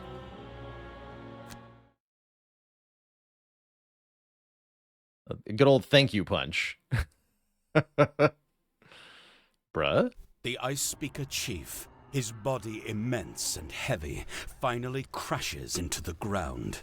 His frozen fists shatter like glass. For a moment, there is silence. Do you pick up the loot automatically? You have helped us No. reclaim what is rightfully ours. Definitely A not. voice says. It's the Snow Speaker Chief, her brow This ain't that bleeding, kind of game. standing with the aid of her staff. Now, you must tell me why you did it. Seeing no alternative, you opt for honesty. You say that you've come here in response to the Ice Speaker attack on Frosthaven, on a mission to secure the town's safety. You'd hoped that by helping the Snow Speakers, you'd be able to broker some sort of alliance, or at least a truce. You're not sure how sincere this all sounds, with so much blood covering your clothes, but you do your best to put on a straight face. We have no quarrel with the human town. The Snow Speaker Chief says. In return for your aid, for now you will have no trouble from our tribe. Yet we cannot predict what the Ice Speakers will do. If you wish for safety, help us do away with these blasphemers once and for all. Before we came here, we spotted a group of Ice Speakers north of the Whitefire Wood. What they're doing there, we do not know, but they will launch a counterattack if we do not intervene. I charge you then, kill those who wish us harm, and we will see about this peace. Yes, kill them for the peace. Seeing peace within your grasp, you agree to the terms. Chief Lamprey, One of the Snow Speakers yells from the restless crowd. we do not need these soft, tiny creatures to defeat the Ice Speakers. Dare you is on our side. The chief wordlessly raises her chin. Dare A you. menacing blue light grows around the tip of her staff, and the grumbles stop. She considers you again and comes to another decision. These warriors are here by the will of Dairyu, and it would be foolish not to use their aid. But one of our champions will aid them in this fight, as any good alliance requires both sides to be tested. Finished with the Ulgox Mountain, you head back to Frosthaven to plan your next move. There you find Sather, speaking with a downtrodden populace, still reeling from the latest attack they barely survived. A few new support beams here and there. Patch up some of the walls, and we'll be sure of snow in no time. You see, Sure as She snow. says with a wink. the frost or fire in the world will keep us down for long. Her enthusiasm is met with minimal recognition as the residents continue to sift through the rubble. You grab the mare long enough to make a report of your time with the Ulgox. The sea have mercy. She snorts, slightly surprised. This internal struggle with the Algox explains a lot. But at least it sounds like you've made strong progress towards getting at least one group to stop attacking us, so that's something. We've had some troubling developments of our own while you've been gone. The mare continues. Some of the watchmen have reported lurkers of all things on the outskirts of the territory. I reckon since you made it safely back to town, you might go out and check on those damn crabs for me. Oh, not the crabs. Better to get a handle on them before they show up at our door. She punches you on the arm and then begins to walk away. Oh, actually, She stops and turns back. there was one more thing. A scouting party came back recently and reported seeing some strange metal constructs marching through the wastes. The scout tracked them east through the Whitefire Wood and then into some frozen valley, but couldn't follow them beyond that. So you might as well have a look at that too. You rub some of your bruises from the Ulgok's altercation and nod. Good. Sather chirps. And while you're doing that, we'll keep rebuilding the town. I'm sure you can already tell, but the north isn't exactly hospitable, so we need to get Frosthaven back on its feet as soon as we can. That means we need all the resources we can find. So while you're out there, see if you can collect some lumber, metal and hides to help us out. Luck willing, we'll be able to rebuild this outpost before winter, because if we don't, then there's no hope for any of us. Sounds fine. Hero class unlocked Snow Dancer. Oh, is there more than the base 6? I thought there was only the 6. But maybe it isn't. Get some stuff. We unlocked the Frozen Crypt. New campaign event unlocked.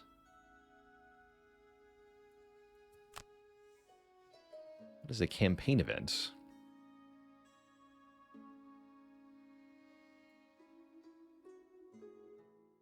A young man who runs a fruit stand and a fetching girl in the town guard have chosen each other for eternal bliss. Today is their wedding day. Against all odds, Zane, your friend in frequent need, is their wedding planner. He rushes up to you just before the ceremony in a mad panic. Big trouble. Big trouble. Everything is going wrong. The groom wanted white snowbirds to be released at the end of the ceremony, but the box of birds, expired in the cold. Don't worry, though. I got it covered. I caught a box full of snow imps, and we'll release those. No one will be able to tell the difference. But, they're naturally pretty gray, so I need you to paint them white. He thrusts a bucket of white paint into your hands. Thanks. Gotta go pick red tinberries out of the fruit salad I made. Apparently the groom is allergic. And the bride. Or, I guess they're just poisonous. Thanks. The ceremony starts in 20 minutes. You've got to be kidding. Paint some birds or trying to catch real birds? 20 minutes, I'm painting the birds. Seems like a wild goose chase, so to speak. The snow imps are half conscious in a box conspicuously labeled "Do Not Eat." A liberal dousing of paint later, your arms are slashed up, but the imps look sort of, almost, kinda like snowbirds. If you are distracted or blind. When the kiss finally comes, the cage is opened and the imps are startled enough by the cheering and confused enough by the paint that they make a mad dash for the sky. It's a beautiful finale. Zane mouths "thank you" from the sidelines. Aww. But everyone's going to start with a wound, taking 1 damage per turn.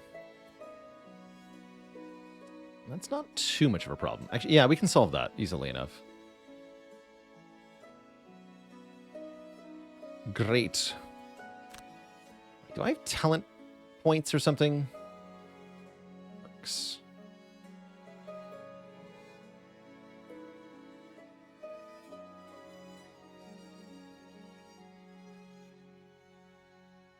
One perk. Cool. So we can improve our modifier deck, essentially. So here are the options. Replace 2+0s with 2+0s that also shove. Replace 1-1 with 1+1. Replace 1-2 with 1+0. Replace 2+0s with 2... Armor Pierce 3. Replace a +1 with 2+0. Regain of use of one of your persistent abilities. Oh, that's cute. Ignore quest effects and add +1. Ignore item effects and add +1. Add a +2 immobilize. How's it going, Afrokylon? That's completely reasonable. This is a pretty complicated board game that's got a digital adaptation here, so it's definitely not trying to be an approachable video game. It's trying to faithfully recreate the mechanics of the board game while still being a functional video game. And I think it does a pretty good job of that. Add a +3. And bring an additional one-handed item to each quest. Whenever you long rest, you may regain a use of one of our persistent abilities. That's cute. 2 perk points for that.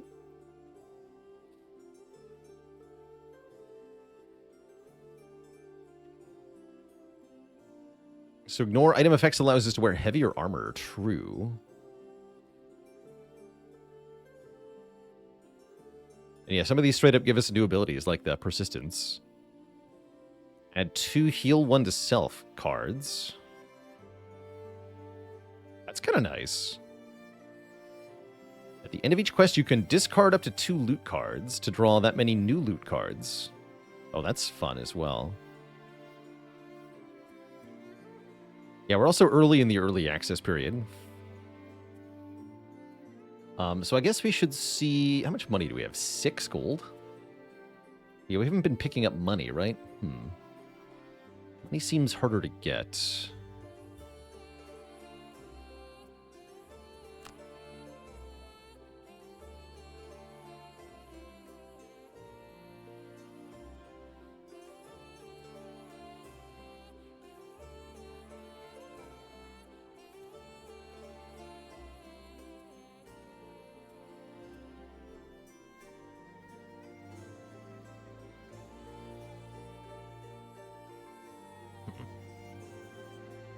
What can I do with the stuff that I have? Not much metal. I've got lots of hide, apparently. And how are we doing on perk points for you? 2 perks for her.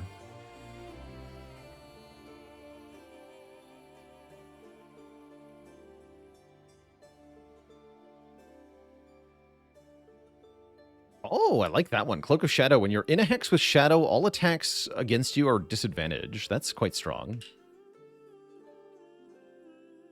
Heal an ally.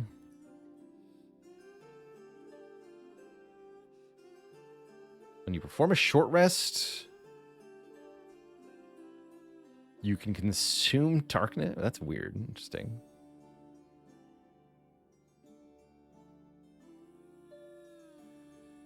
Disarm and Befuddle. Ooh, Shadow Infusion. Whenever you long rest, you can move your Shadow. Interesting. So advantage and disadvantage, kind of like the terms from D&D. For advantage, you roll, pick 2 modifiers from the attack deck, choose the better one. For disadvantage, you pick 2 from the attack deck, choose the worst one. Frosty Dog, thanks for 22 months of support.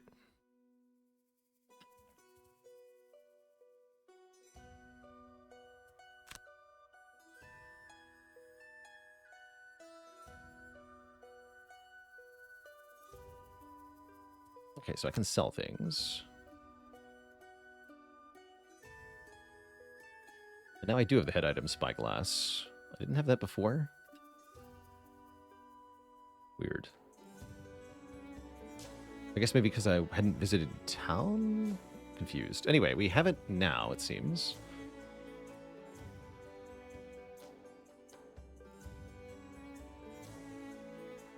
Make a traveling cloak.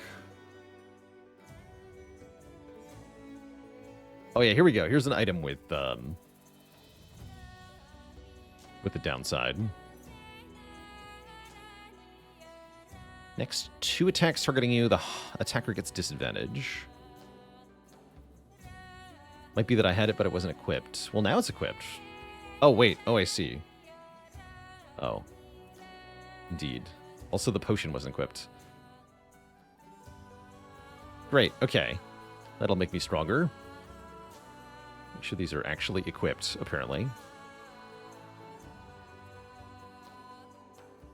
You have nothing to craft with.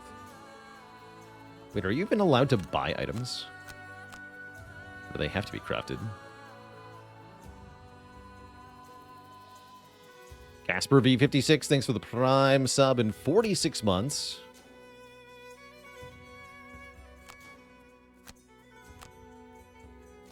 Flexible slippers. Oh, loot an adjacent hex. Quaint.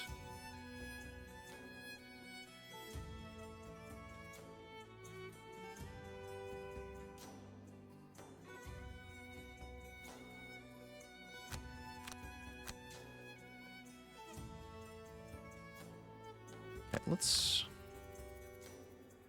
craft some stuff, I guess. Protective Scepter. During your turn, grant an ally within range 2 a shield.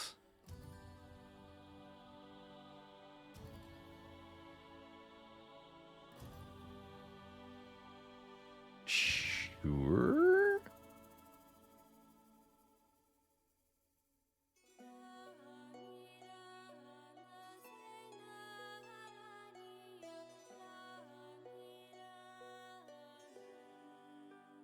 Traveling Cloak seems like all upside.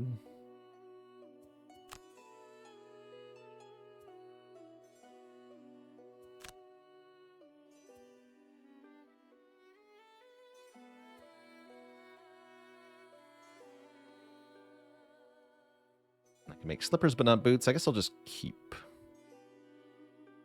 what he has. I want boots on her then?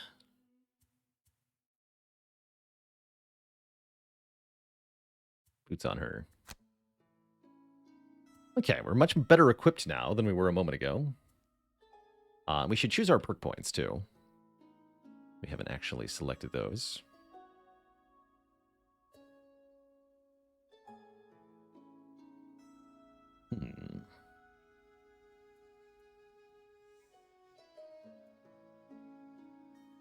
Numbra's fun. I like adding big numbers.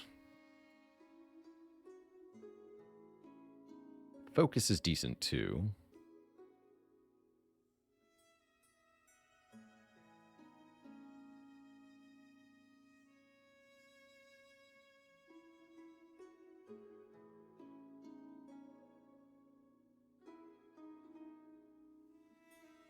Not that often in Shadow. Yeah, get the negative modifiers out. I do like replacing negatives. See, we have a lot of them, right? Is there any way to lose that -2? Yeah, Intensify does that.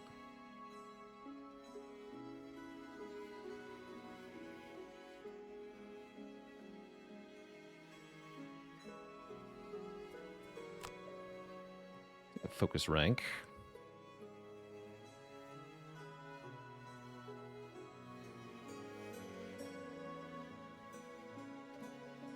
Two focus ranks. It's fine.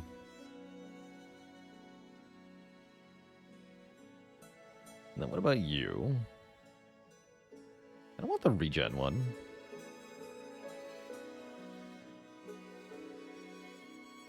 It's a +3.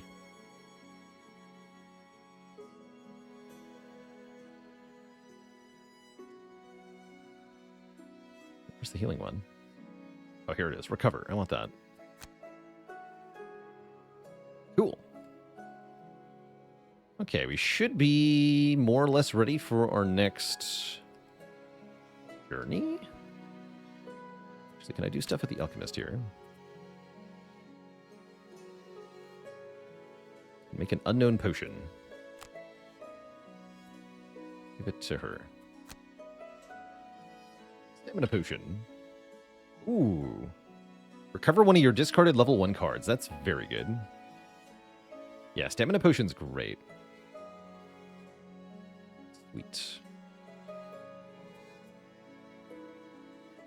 What's the donate button mean? Oh, I see. So we can donate resources towards the overall construction.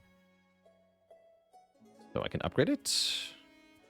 2, 1, 1. 1. build. Okay, so it's under construction. Cool.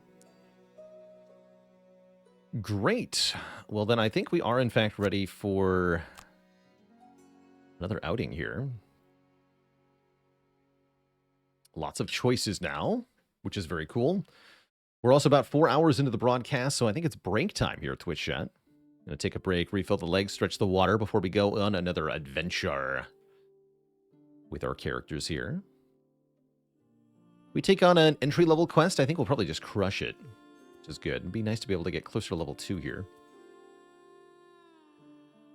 Another quick thank you to our sponsor today, which is Arc Games. Thanks for sponsoring a huge chunk of time on my Saturday stream right before I head off on vacation to check out the early access release of this. Again, if you'd like to check out Frosthaven on Steam, either by wishlisting it or by getting it and playing it, then that link there will send you.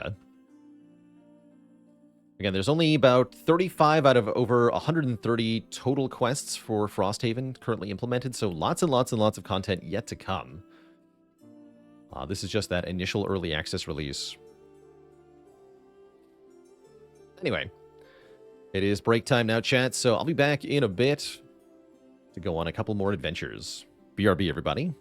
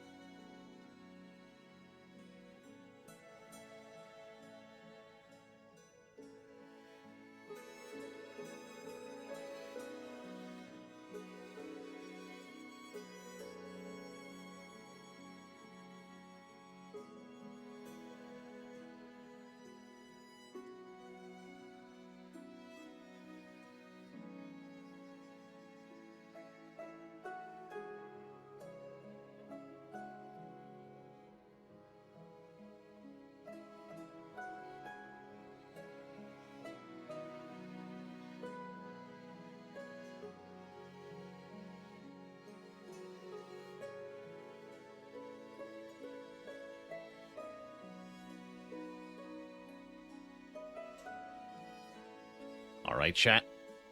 Thank you for hanging out there. I'm now ready for a new adventure. So, Strong Foundation was one of the other starting options. Quest. We can also do Frozen Crypt, where we face ice wraiths. At the edge of the world, we'll face lurkers.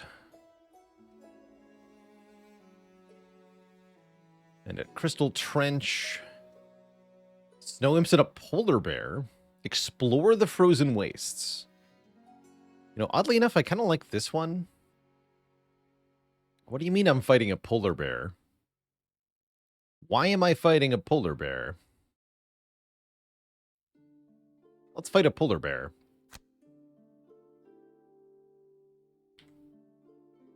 But first, let's have an encounter. Into a familiar cave and find row after row of corpse cap growing in the damp ground.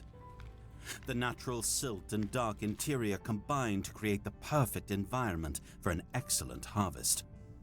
Whenever you pass this way, you make a point of stopping in. So it sounds like we either get it all now or we'll be back later. We can get more if we let it grow. I'm just going to take it now because I don't expect to, given that we're in early access here, I don't expect to return to this one a whole lot. The cave looks barren following a harvest. Now sounds good. But your satchel is full. It'll grow back eventually. It always does.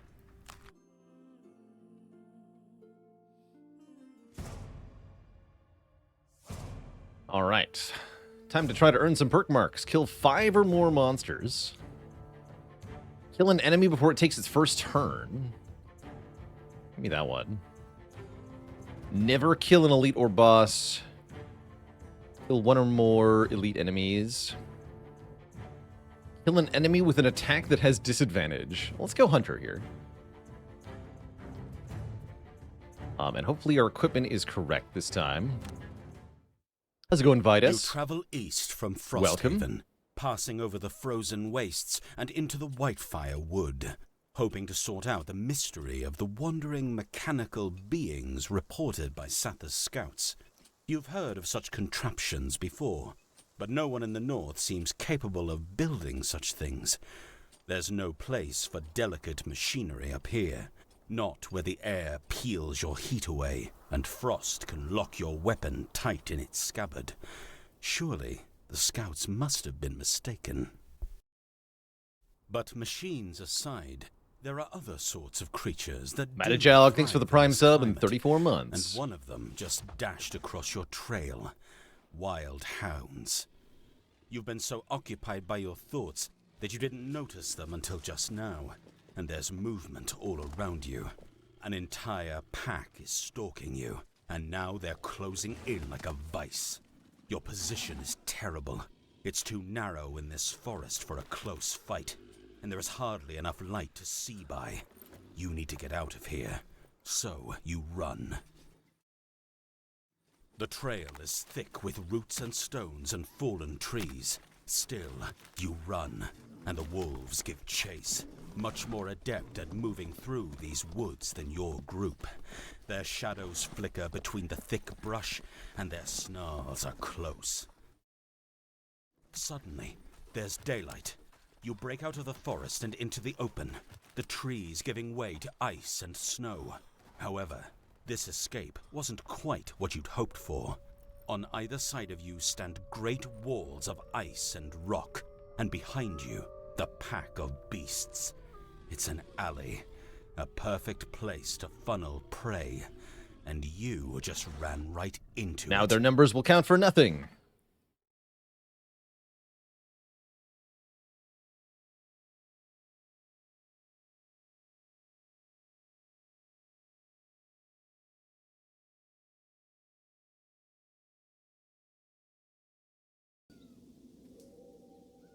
Work in progress. Snow imps have 2 health. The snow imp elite has 4 health.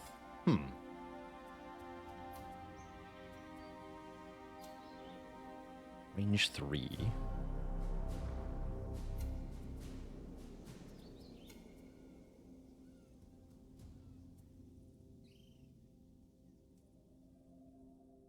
Three rooms. All heroes must escape without becoming exhausted. Heroes cannot escape until all the polar bears are dead. Okay.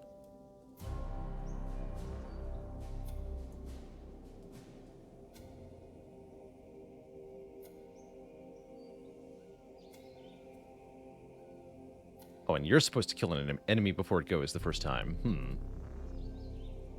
Well, that's not going to be in this room, then. That's fine. Let's get our crushing weight going. Maybe become unbreakable as well. I kind of like crushing weight unbreakable as the first turn.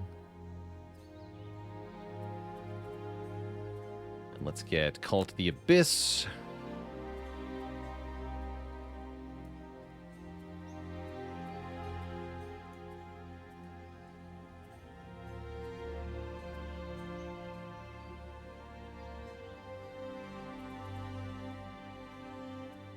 Oh, we're also wounded, right? And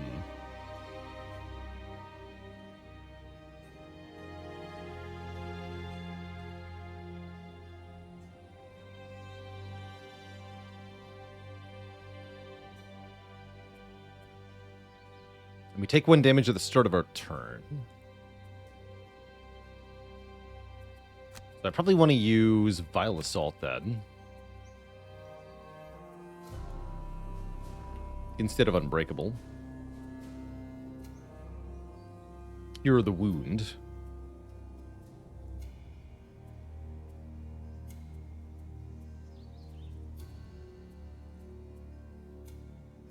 I guess I'll Call of Doom so that if I want to, I can Black Barrage next turn.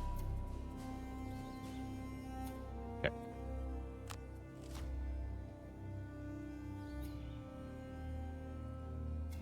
Snow Imps are shielding 5. Interesting.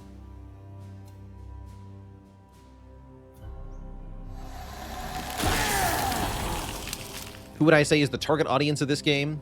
This is definitely one for people who want a really deep, tactical, cooperative board game experience. Nerds, yeah. Nerds with a capital nerd. Giga nerds. Which is definitely something you'll find in this channel, for sure. But yeah, very, very crunchy, very complex, very difficult game, to be sure. Which does mean it's something I do find kind of fun to play. In fact, even on the base difficulty, this is definitely a game with a lot to think about.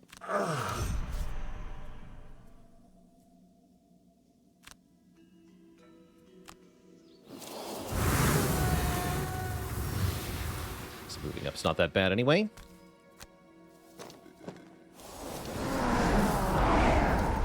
Okay, that did heal me as well.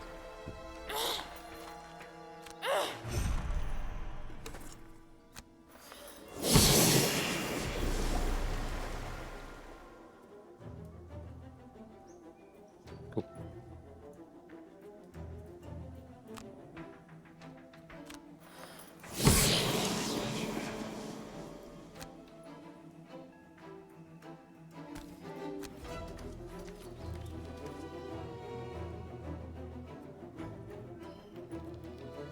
And I don't think we're using the stamina potion.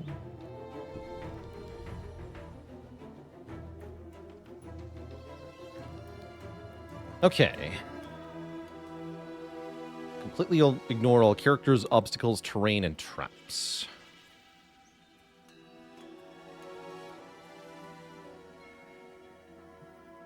Kind of wondering about Dark Fog on these 3. It seems like the most efficient way to deal with them. Although, no, I can only hit 2 of them. They're not actually in the right formation here. It's not as clean as I would want it to be then. No, we should use Black Barrage then, since we charged it.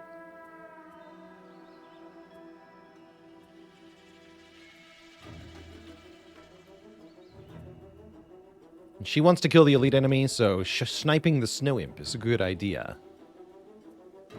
Sniping.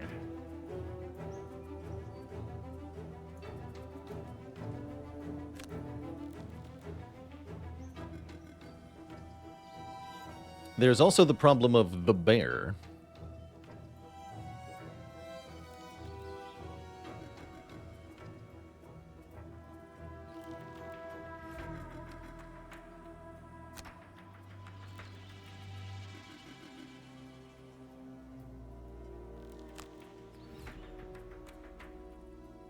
Might be that I'm sniping the bear here. I'm gonna go fast.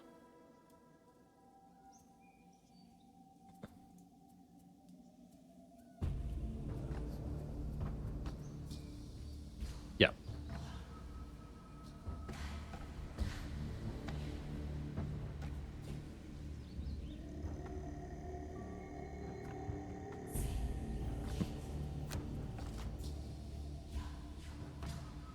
Okay, so the imps are just moving and healing. That's fine, then. The bear is retaliating at 3 initiative? Yikes. Bear, yes.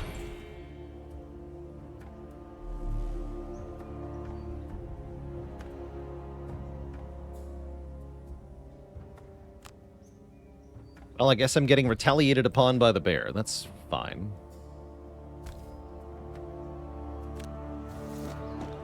If I'm lucky, I'll just kill it, but that seems unlikely.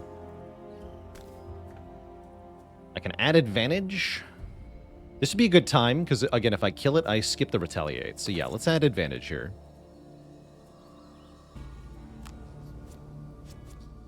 Yeah!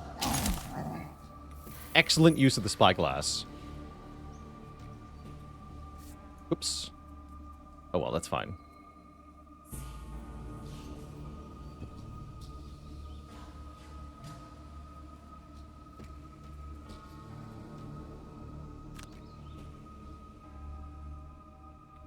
Actually, wait, is there dark on the field?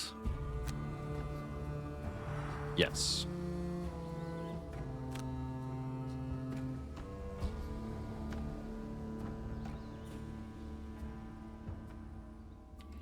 Given that the snow imps are going to heal, there's no benefit to attacking if I don't kill, so I should hit one of the 2 health ones. Because if I weaken this one, it's just going to heal back to full. I guess I'll get the loot. That's fine.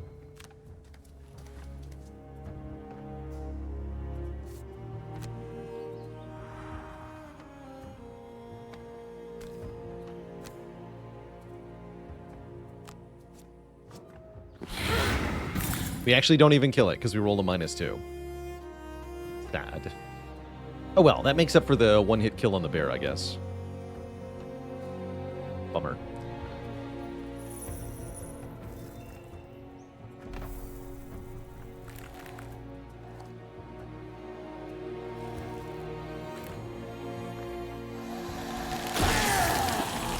The healing.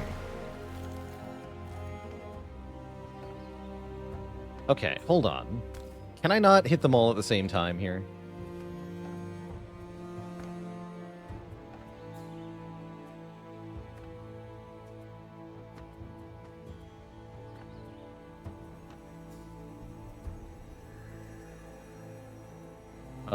Not exactly, because I don't have a shadow.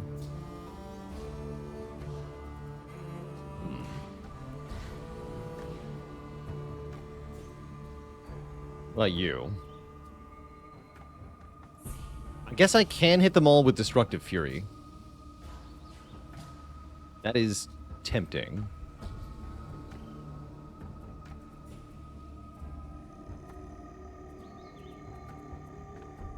That's pretty tempting.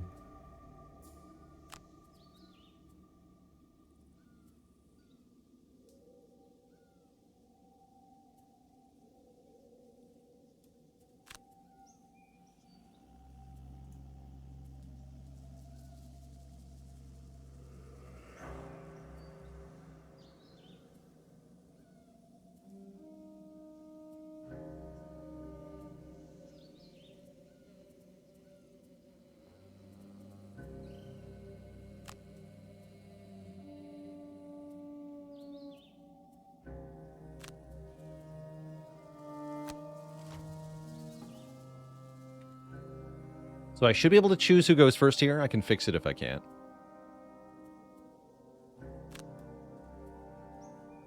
make it Drifter's turn?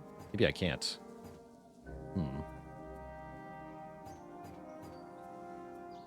Guess we'll undo that.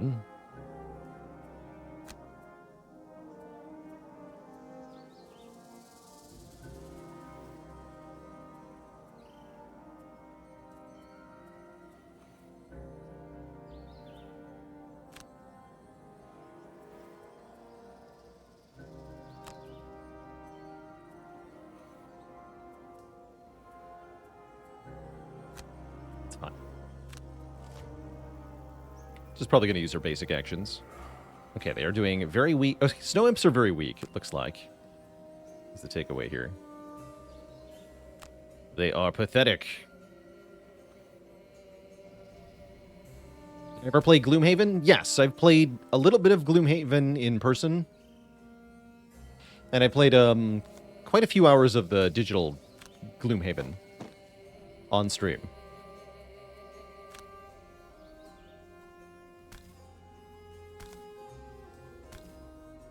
Yeah. Triple kill. Good stuff. Some darkness here.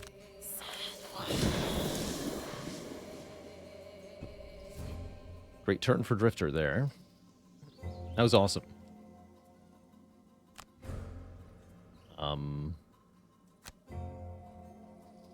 Loot. I do that, I'm not moving, though. I could move and summon the Sunless Apparition. I'm really unimpressed with it, so I don't think I care. I'm just going to move forward.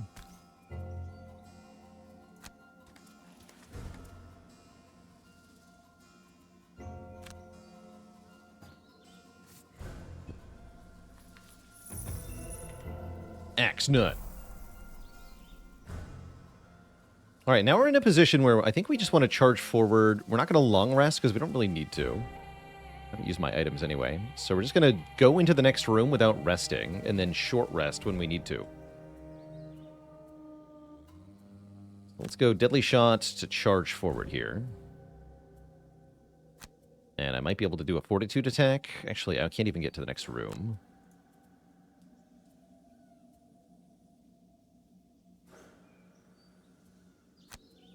Unbreakable's fine. And you're going to what? You could Shadow Step. If you want to be aggro.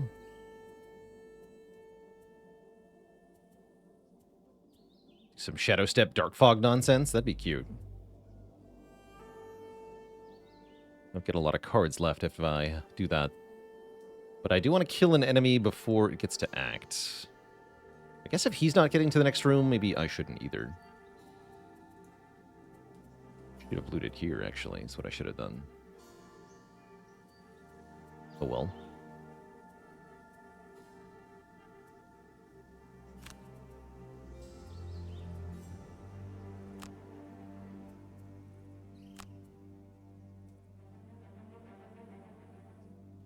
Hasn't been that much in the way of jittering or lag. I think it's been pretty blissfully free so far.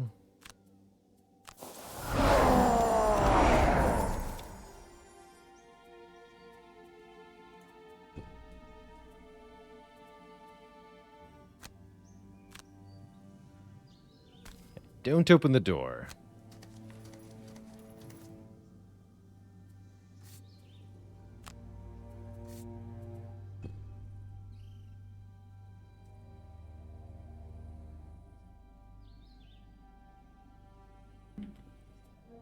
Okay, we are going to...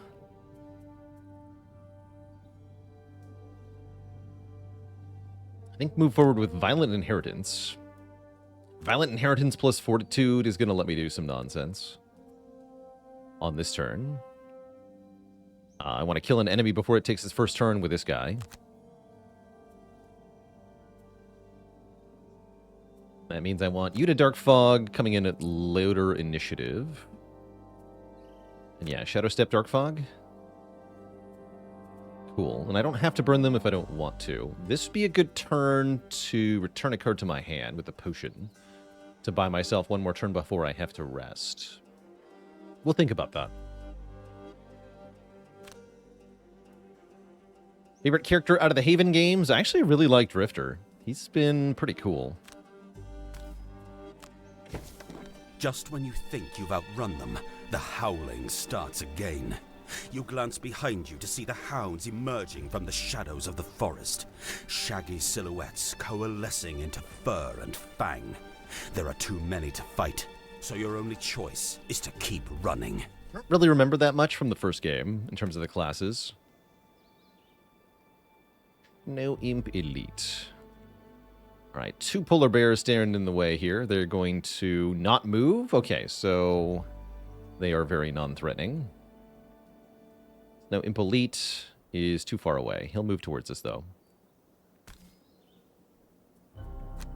Oh, I think I do remember Beastmaster and the bear. Yeah, I remember that. Definitely remember that.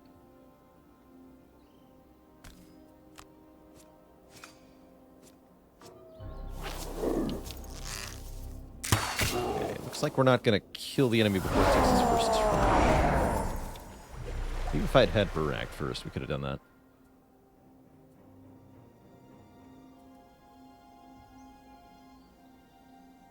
Oh, wait, who had the spyglass?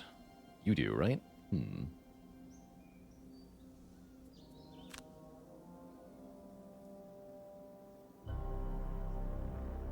going to go for it. I'm going to use the potion to renew the spyglass. So that this fortitude attack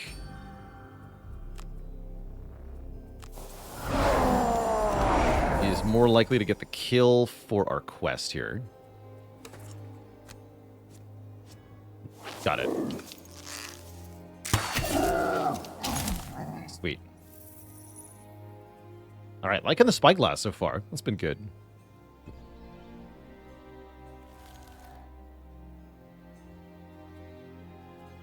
Okay, Dark Fog seems like overkill, yeah?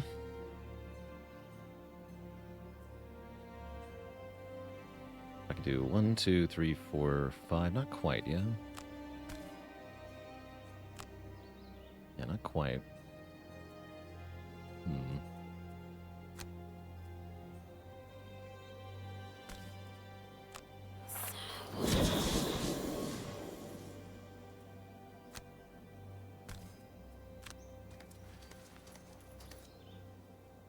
That's fine. We don't want to end next to the bear anyway.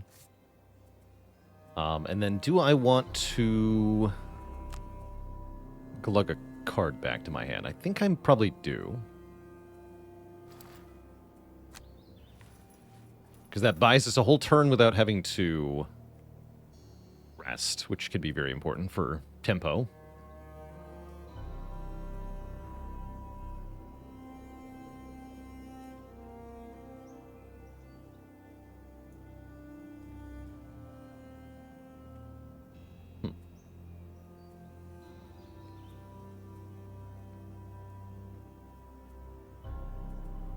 So one of our cards has to be Anger of the Dead.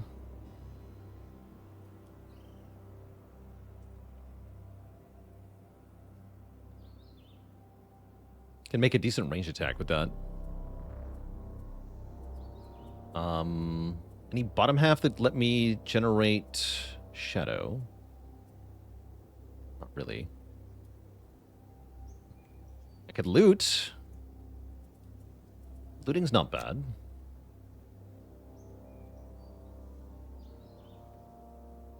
Sure.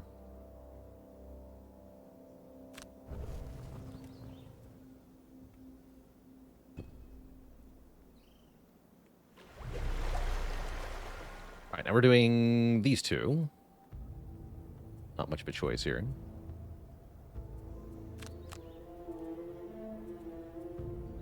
Same.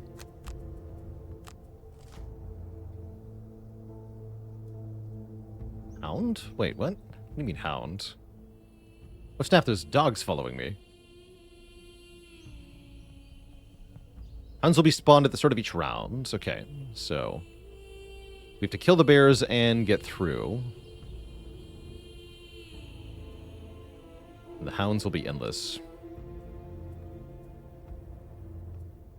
That just makes sense, too.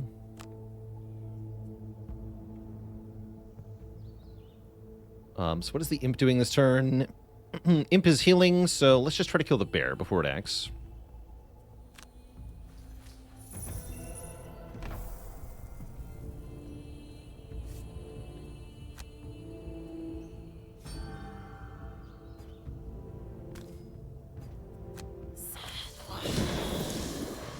It's an attack 3. Mark it.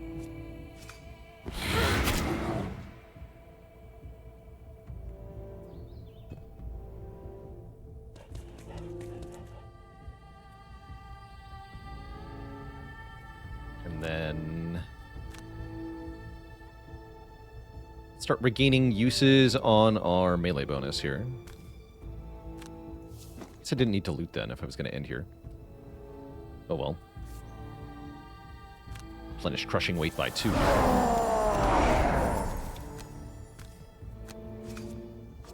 a -1, but that's fine. Good thing I added the +1. Otherwise, we would have failed to kill.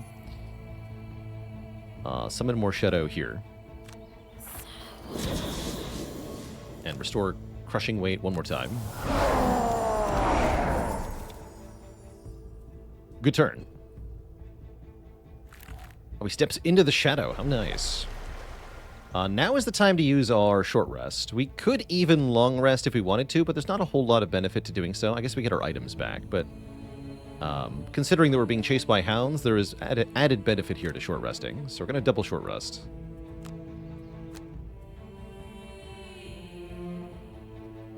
So we lose a random card. Sustained momentum here is fine to lose. We can also reroll the card for 1 damage, but I don't feel the need to do that here. Not thrilled at losing Black Barrage, but that's also completely fine. We get every other card back. Alright. I'm thinking we want Bloodletting to kill this thing, and then maybe just move with Prudent Preparation. That way we get to act before it does. Or I could do a farther move, like Draining Arrows.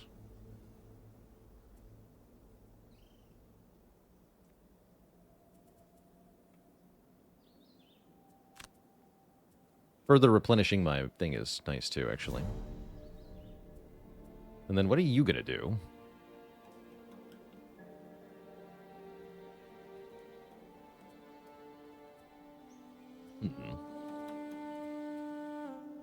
Guess we're gonna move far. And then what am I doing with the top half? I could use Shadow Step to move farther. I kind of like that. We get right next to the door. That's good. Assuming this works. Oh, he's going really early. That's annoying. Not much I can do about it, though.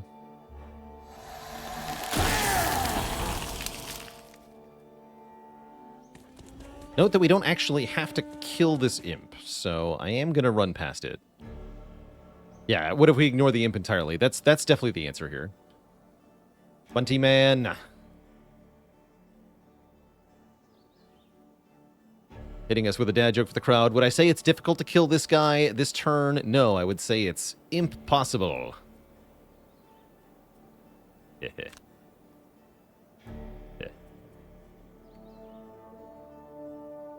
Yeah, even if I crit him. Actually, no, if I do crit him, I do kill him. So, maybe?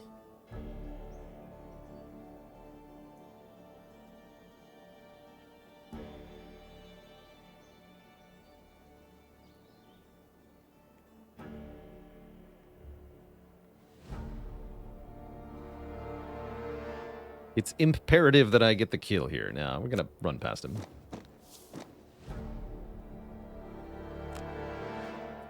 Keep attack.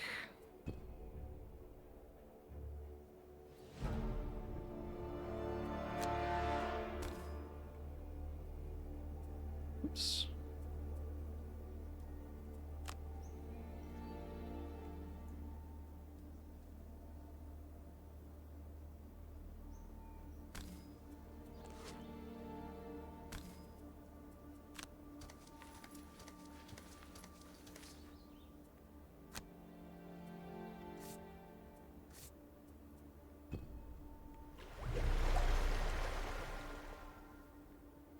All right, these are the exit tiles, so all we have to do is get through. There probably is going to be one more bear at the very end here, though, if I had to guess.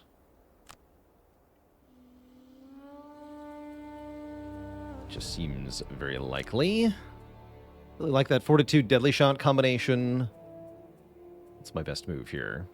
Call of Doom. Dark Fog? That would be the time to use Dark Fog.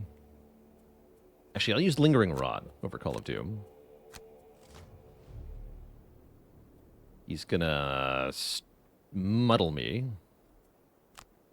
Rude.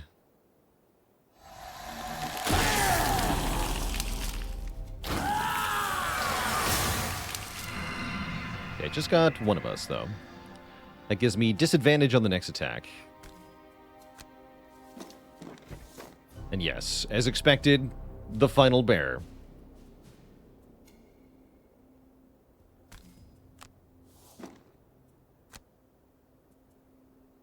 Alright, what's disadvantage gonna do for me today? Ah! Get bonked anyway. Can't muddle me. Easy game. In that case, I get to Dark Fog this nerd. That's fun.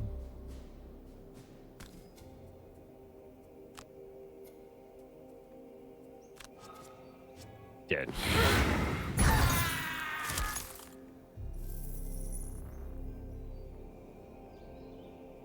What cards do I have left? I could very reasonably get this loot.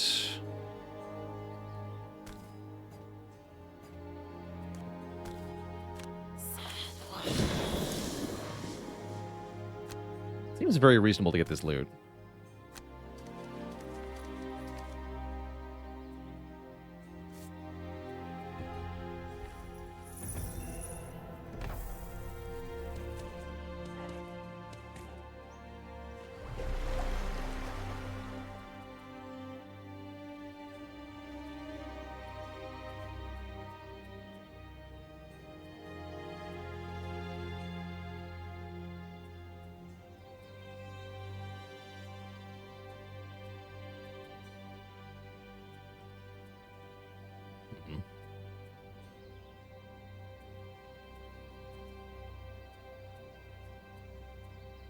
Yeah, I lost my movement.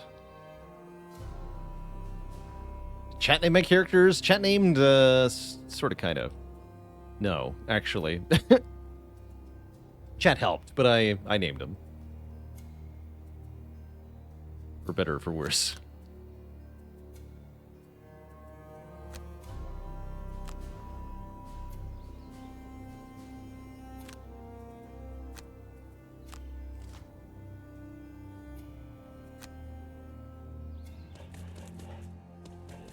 The dogs are here.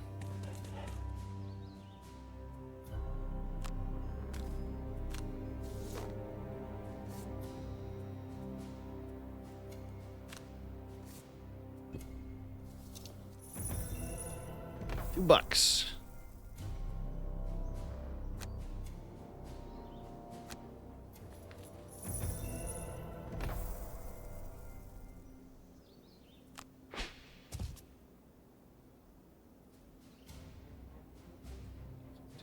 Can't quite reach that. That's fine. I should know what. Wait, I could have. Foolish. And my game crashed.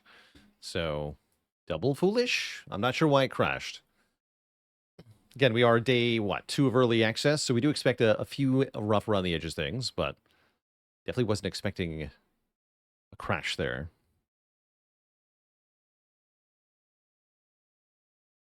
Fortunately, the game does save basically every turn, so we shouldn't have lost much of anything. Maybe I can even do my turn better.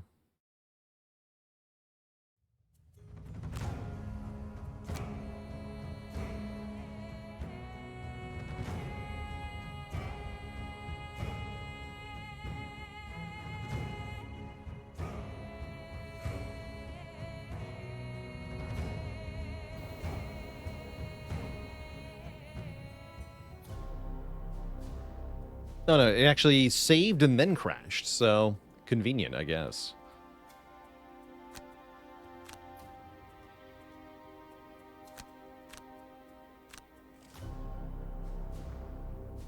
Okay, and the hounds are actually going to catch me. That's fine. There is an undo button in the game. Yeah, it's currently experimental, actually. It may not work perfectly.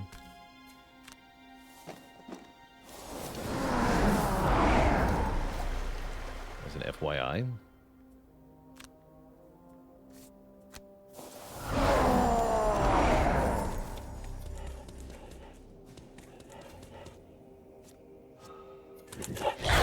Ow.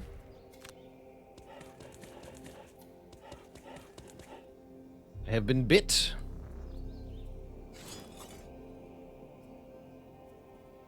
An ally, okay. Doesn't work on yourself.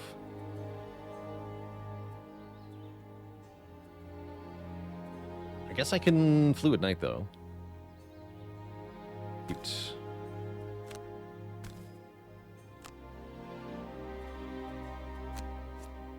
More darkness.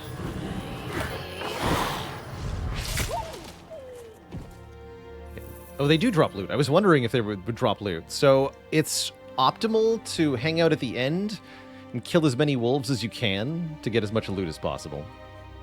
Interesting. Probably not going to do that, though.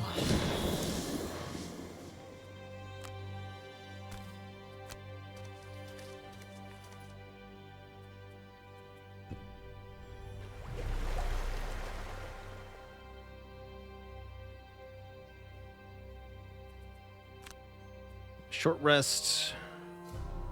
Oh, he's done. Okay. Just we're just playing with one character now. Am I okay with that? Yeah, I'm just gonna use Shadow Step to get out of here. That's fine.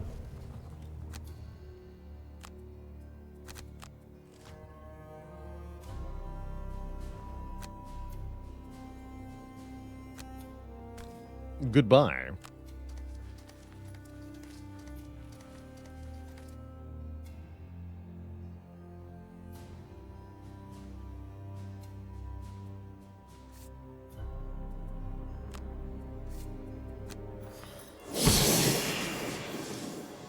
See you nerds later.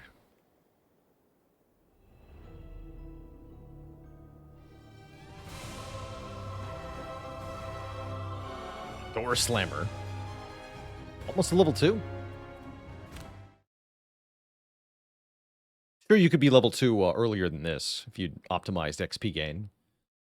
Requires picking your cards carefully. The pack is far behind Weird. you now, their snarls and barks fading far into the distance. And so, finally, you let yourself slow to a march. The cold, for once, comes as a reprieve.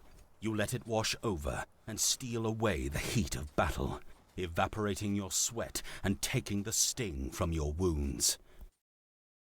For a long time after that, you march.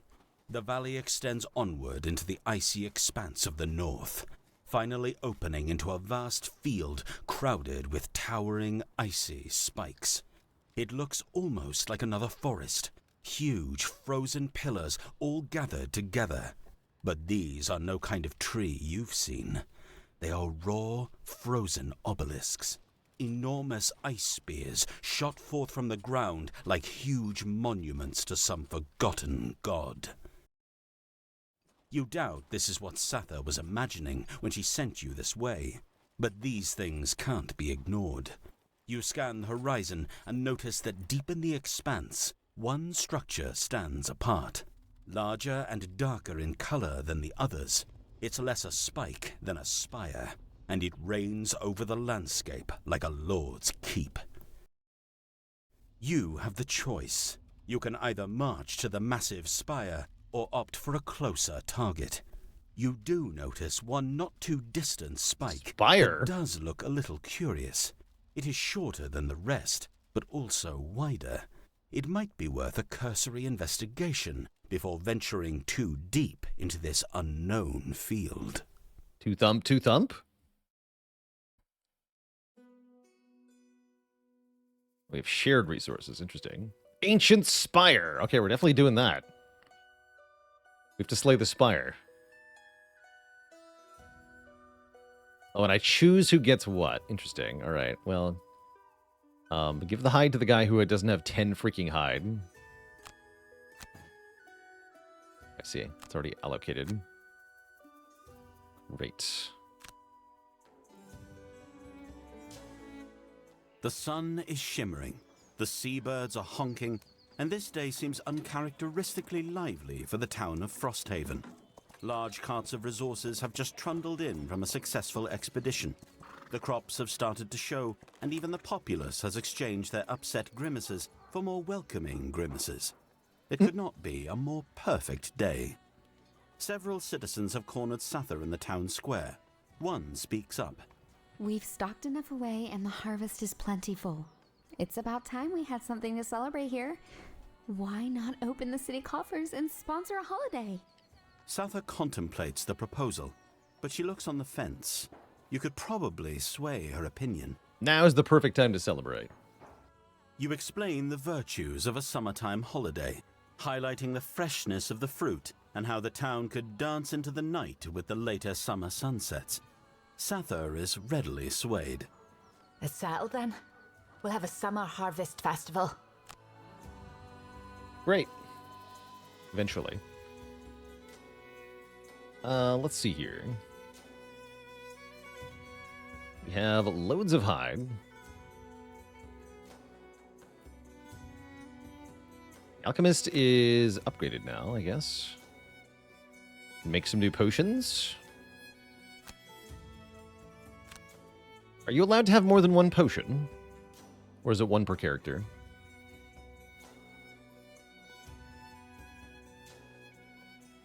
Yes. One per odd level. So currently I can only equip one, it sounds like. Not more until level 3. Cool. Good reason to get levels.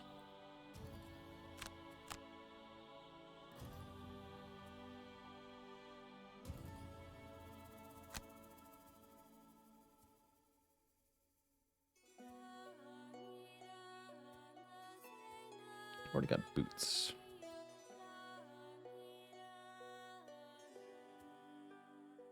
Okay, we need more recipes. We get that at level 2. I need more metal.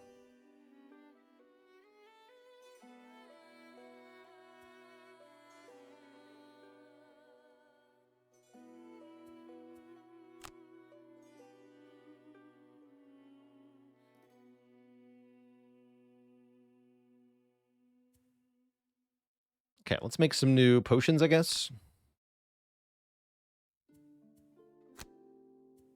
Frenzy potion.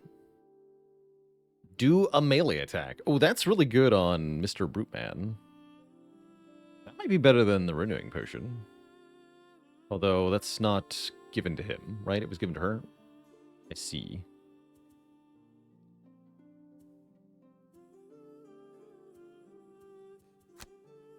Cure potion.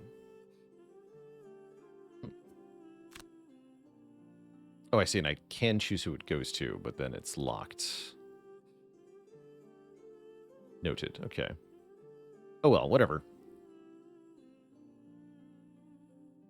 Yes, Lexicon Mancer, I don't have any rules against back seating or anything like that. It's all good.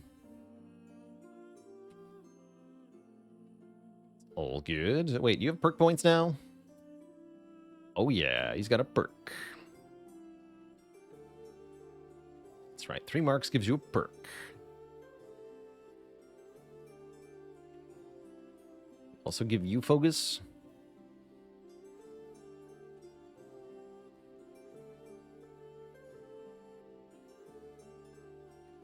I like the +3 for fun. Give me the +3. Let's see if we can draw it.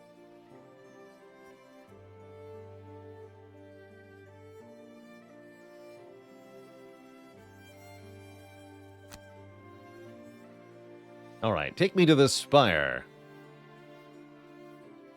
Robotic Bolt Shooter Elite. Uh-oh. That's the only enemy? I'm scared. I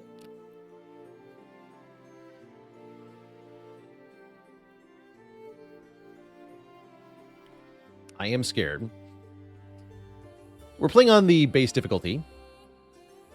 Totally unfamiliar with Frosthaven and not that familiar with Gloomhaven, so I figured we should keep it reasonable. It's been definitely... it definitely could be harder, and we'd still succeed, although maybe that second mission where we had the really bad first room would have been a failure on harder difficulty.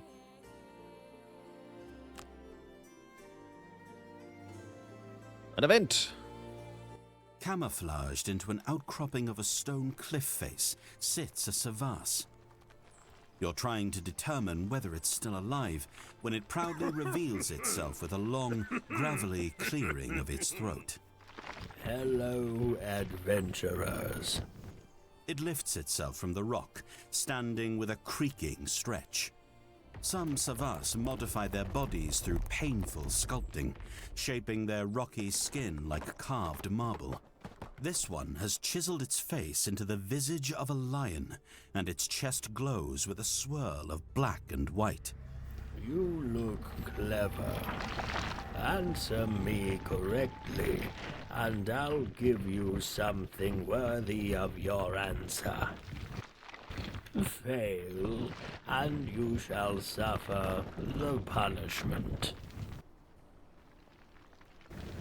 Fished from the waters, drawn from the earth, my presence bears both jealousy and mirth. I've corrupted and captivated. I'm sought out and sold. If you still can't guess me, I'm worth my weight in gold. Kind of gives away the answer there. Gold, I'm pretty sure, is the answer to your riddle. Although salt does meet most of the criteria here. Corrupting and captivating is definitely something gold does. I'm pretty sure it's just gold. He's giving it away at the end there. Gold is worth its weight in gold. Of course it is. It's gold. Clever. Good. It scratches its stony fingers along its face in thought. Perhaps you are the ones. Return someday. We'll see.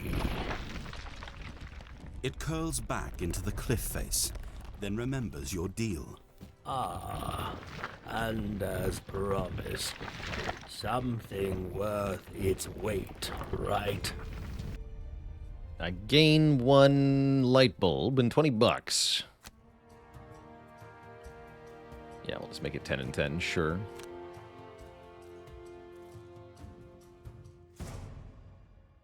All right. We choose some battle goals here. Kill 3 or fewer enemies. This does seem like maybe this is a good situation for that. Yeah, let's try pacifist. Lose a card to negate suffering 5 or more damage. Why do I feel like that's going to be useful here? Is that or maybe Dawdler? Let's go Acrobat. Yeah, let's go Acrobat. I've just got a feeling.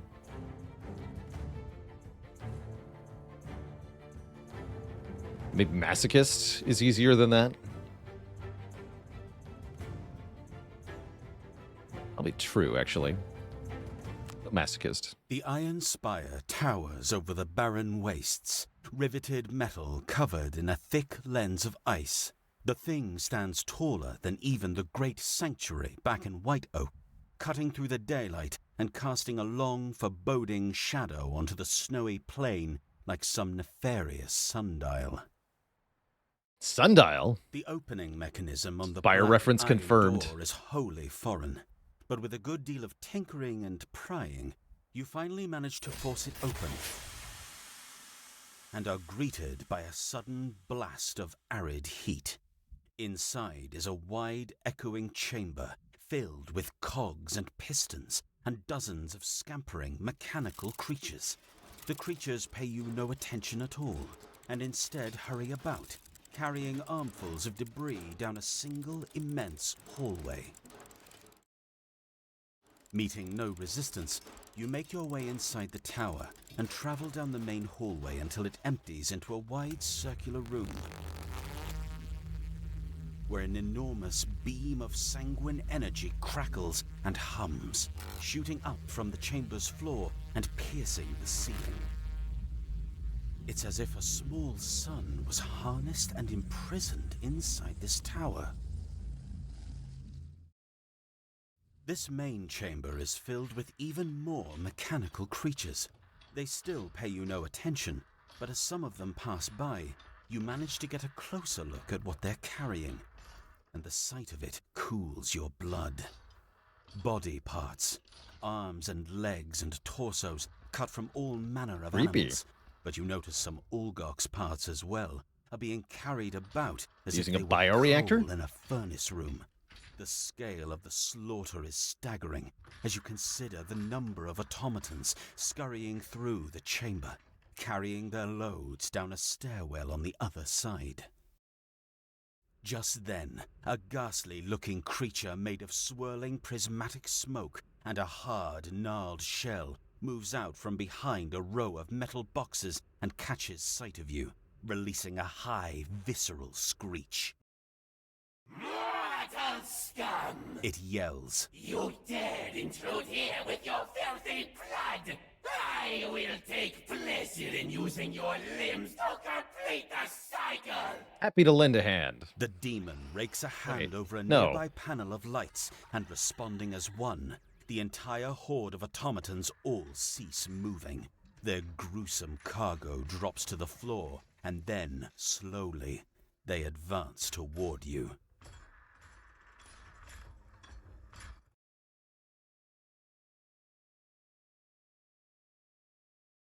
Definitely concerning.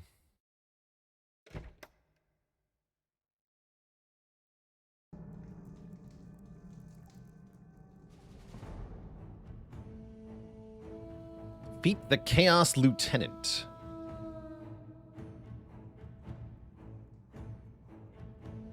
Ruin machines are spawned at the start of every other round. Okay, so we have a boss fight. So Pacifist is probably not happening, is what I learned.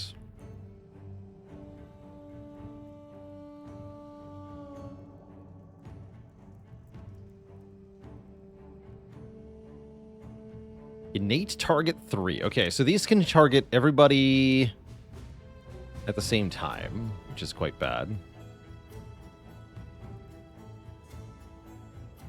Honor. Oh, and we can see the Chaos Lieutenant. They're doing some evil stuff in here.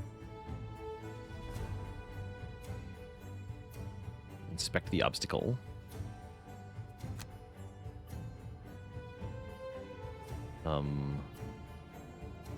Is that implying a connection here? Interesting.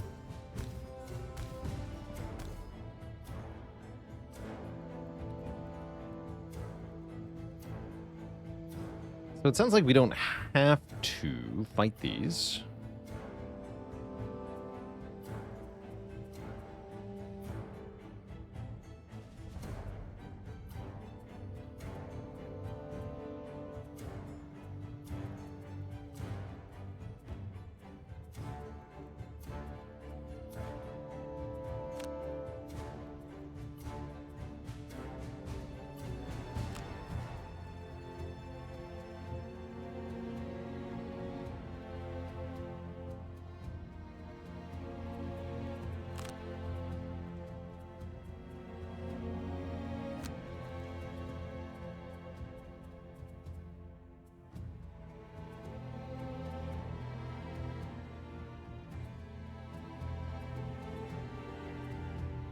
Might not be the smartest thing. I'm sure there's going to be more turrets in here.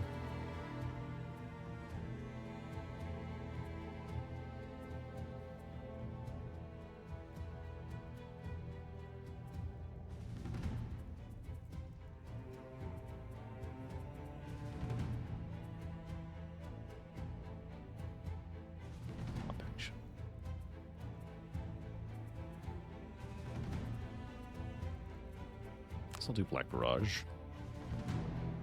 Do I see myself returning to this game after the sponsorship? I could definitely see myself coming back after it's finished, when a full campaign is possible. Without being able to do a full campaign, it's definitely not that tempting. Okay, they're not even shooting. Good. Really lucky they rolled do nothing on turn 1. They could definitely just shoot me on turn 1.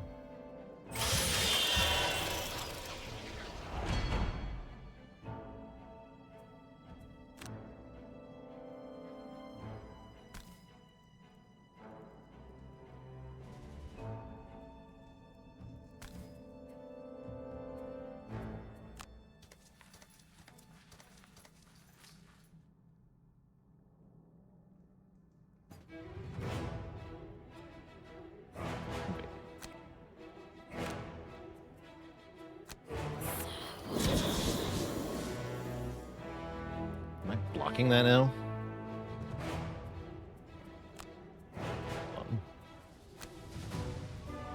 Okay, yeah, I want to do that. Does it show me what they will do or what they can do? It shows me what they will do. They have a deck of cards that dictate what they can do. And there's seemingly nothing here. It's fine.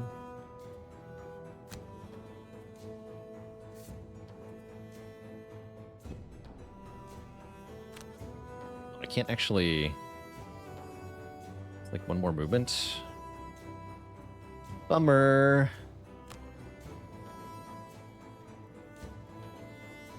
Well.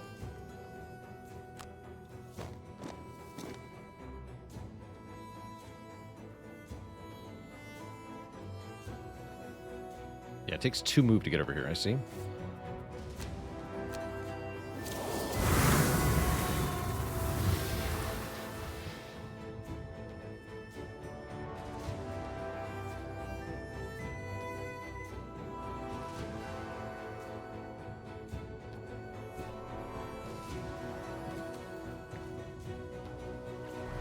Only one person? What do you mean only one person can go?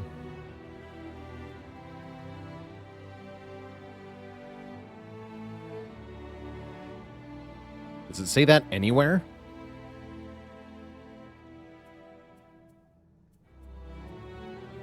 Why would only one person be able to go?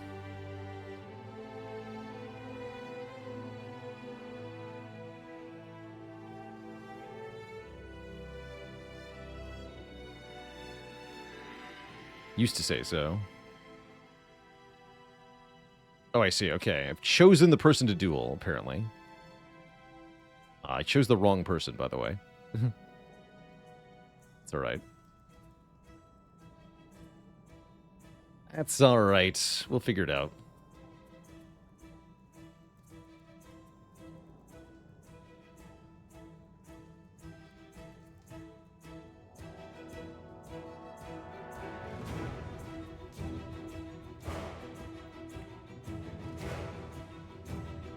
I'm sure it's fine. Yeah, he's only got 10 health. He's not going to do anything. He's going to kill him. He's a chump.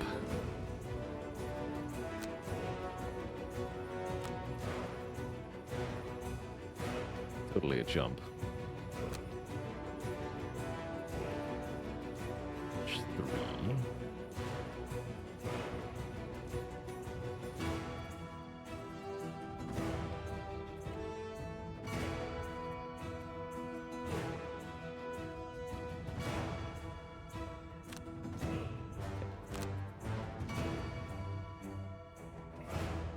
And apparently, I'm going to kill some robotic bolt shooters.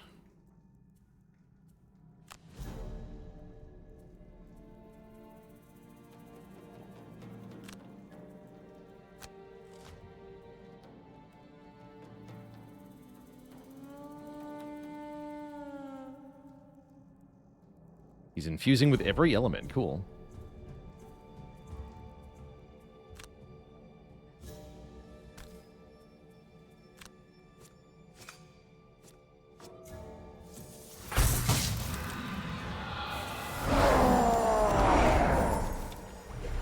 Actually, I think I might have chosen right, because Drifter's going to be better equipped to survive in a room with these two. He's locked. I'm not locked in here with you. You're locked in here with me.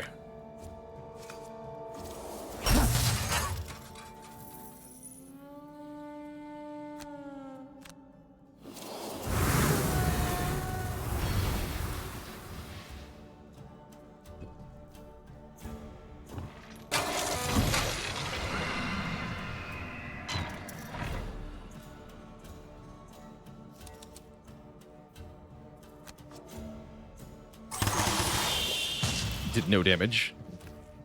Literally 0 damage. Yeah, this is fine, actually. Go over here.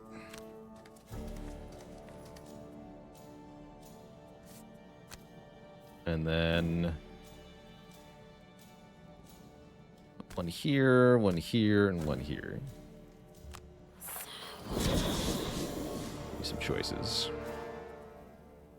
And then probably now is a good time to stamina potion, yeah? Get back.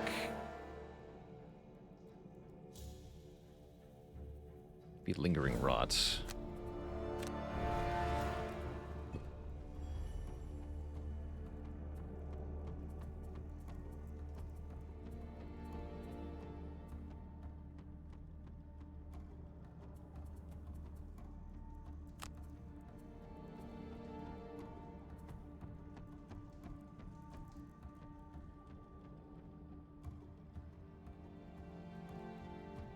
Strength of the Abyss is very strong right now. Let's do Lingering Rot, Strength of the Abyss, so I can move up, poison him, and then hit him really hard. And then you don't actually want to kill anything. Your job is to start tanking.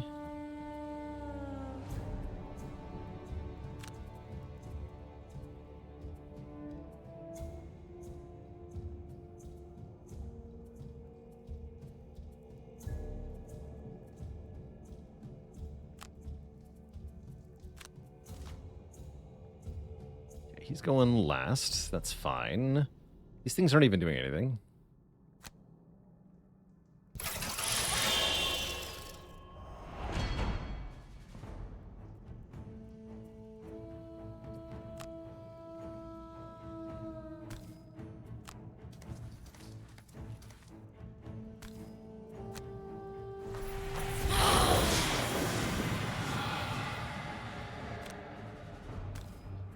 X6. There. Yeah, he just dies next turn, right? Easy. And can't get myself a shield. Scepter is not that good with 2 players. Fine.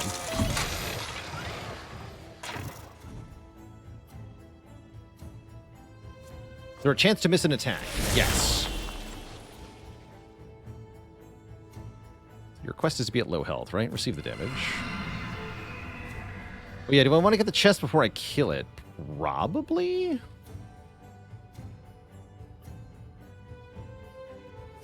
Probably.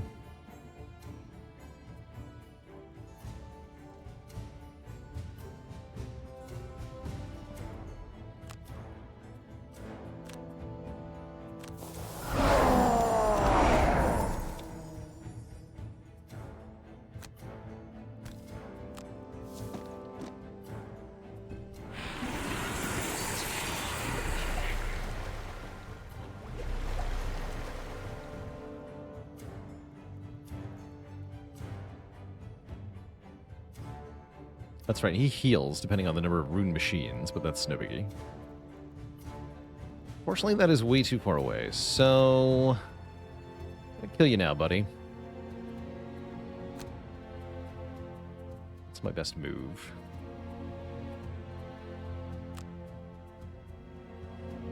Probably. And then you just take 2 cards, I don't care.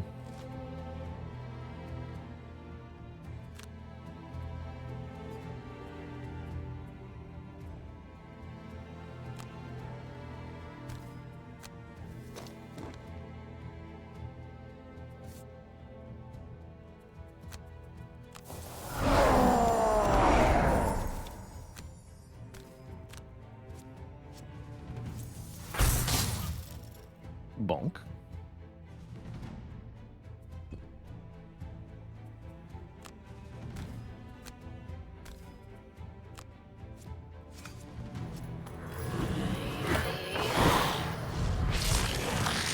Not sure why that had advantage, actually. I won't question it, though.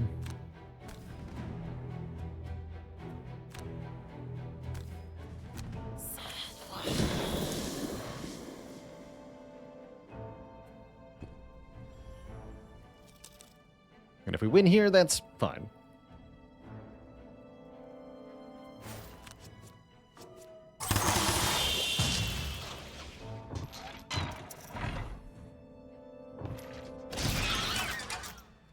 Things seem pathetic. They do drop loot, though. But yeah, we just win. You know what? I'll take it.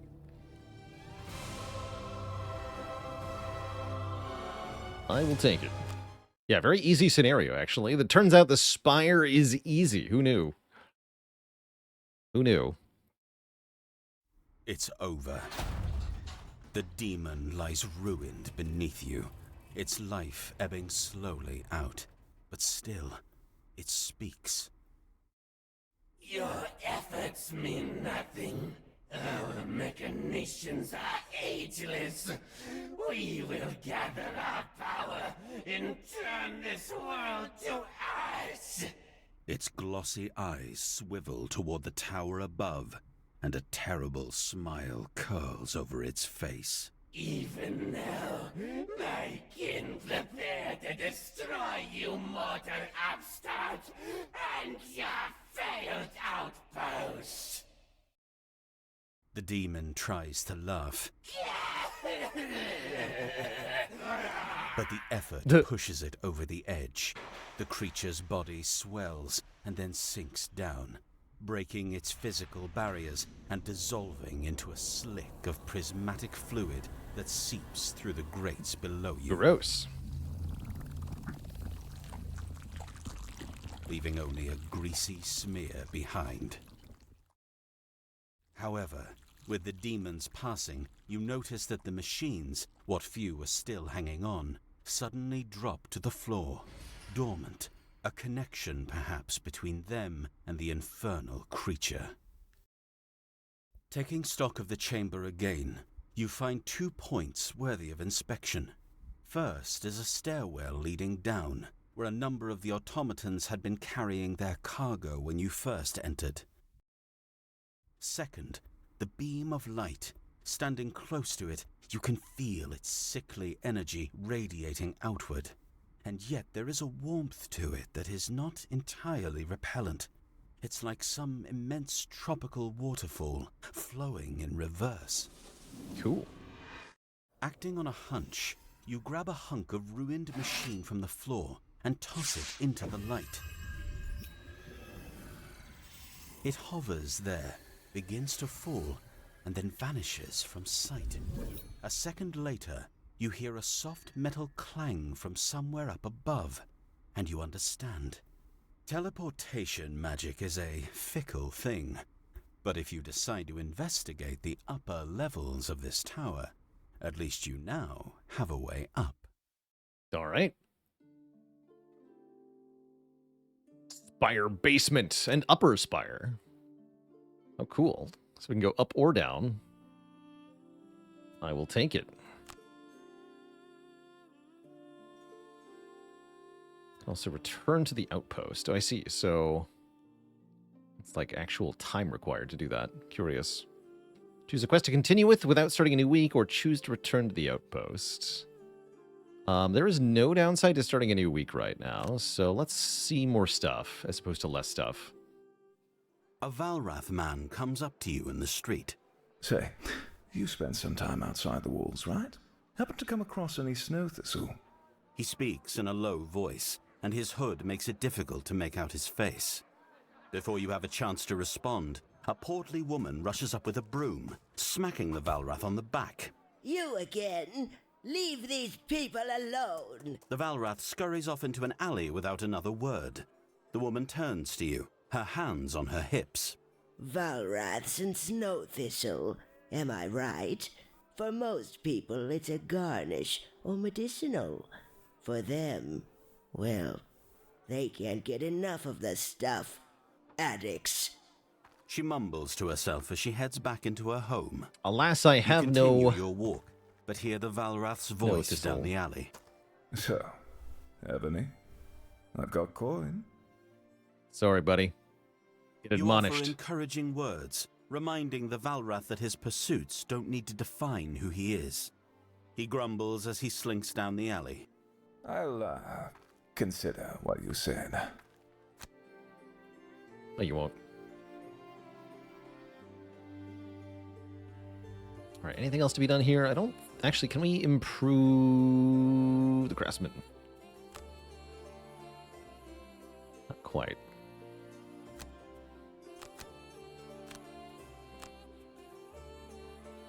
One more metal. All right, I think we will go back to the spire. There's skeletons, demons at the top of the spire. It's just skeletons and ghosts. I want to find some ghosts. We'll go to the basement of the spire.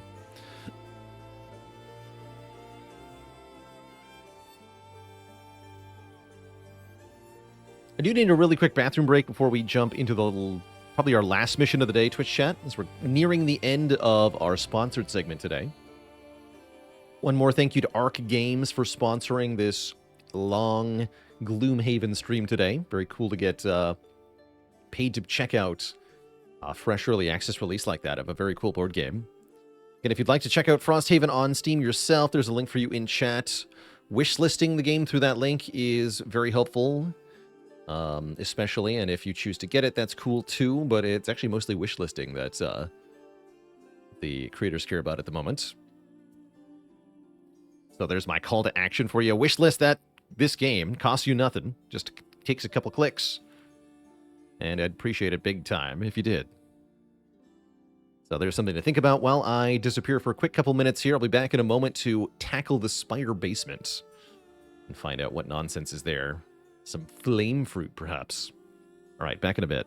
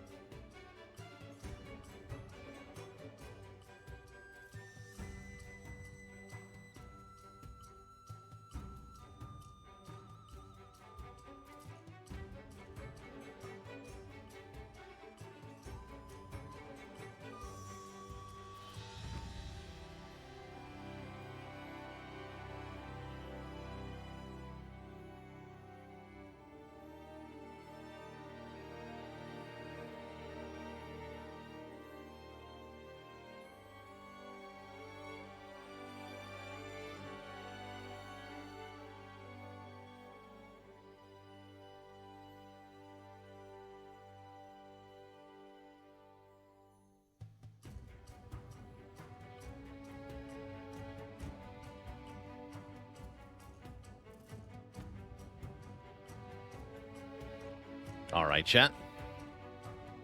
Time to bonk the Watcher in the Spire basement. That's right. No bones about it.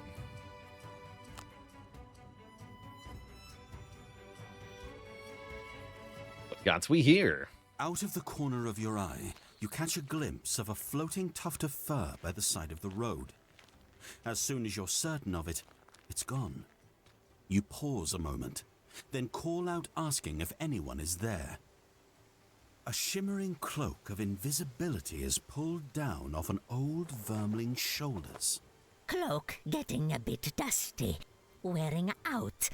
He sits down, pulling a set of glass beads looped on a string from his pocket.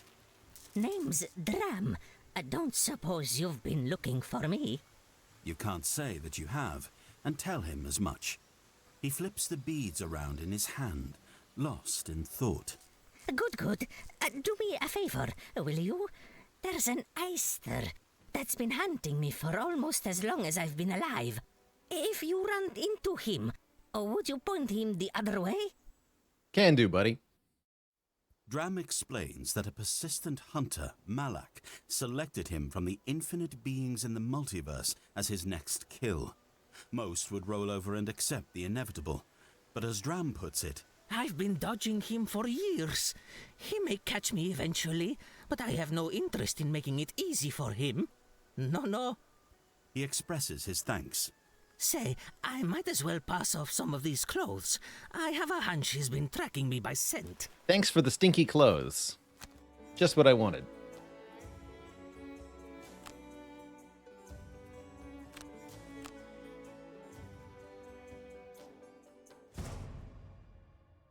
Alright, our battle goal for the last deployment here. Streamliner, lose all your cards. Be the first to kill a monster. Be the first to kill a monster seems fine. End the quest at full HP. And each of your turns adjacent to a wall or obstacle. Shouldn't be that hard, given that rooms are pretty small in this game. Let's see if I can do Wallflower.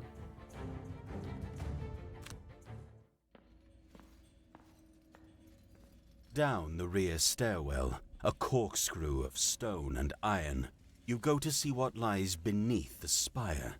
Tunnels are what you find. Black, sooty tunnels. From what you can tell, they are purely functional. The stone passages scraped and marred by years of clumsy automatons passing through. But there is a smell on the air that stands out. It's a mix between funeral pyre and an alchemist's shop. Burnt fat, charred metal, and smoke. You can't see the beam's light from here, but you can hear its telltale hum. You wind through the tunnels, keeping alert for any sign of movement, but you soon discover that the workers down here have been disabled and now lie lifeless on the ground. It appears that they fell in the middle of their work, dropping where they stood and spilling whatever they'd been carrying. Their grisly cargo is strewn over the floor. Legs with feet still attached. Orgox paws, vulpine torsos, all of it splayed out like a macabre trail of breadcrumbs. It isn't until you turn the final corner that you see where all this butchery was headed. A hallway, heaped on both sides with discarded bodies and limbs. The humming noise is louder here, and the red glow reflects off the tunnel walls. The beam of energy is close. You move forward, but only manage a few steps before the ground stirs around you. Deathless bodies, ruined and hacked, rise up from the piles. Maimed and half-charred Orgox and humans, many of them lacking limbs and other essential parts, climb to their feet nonetheless and release weak, throaty groans. Ooh. Zombies.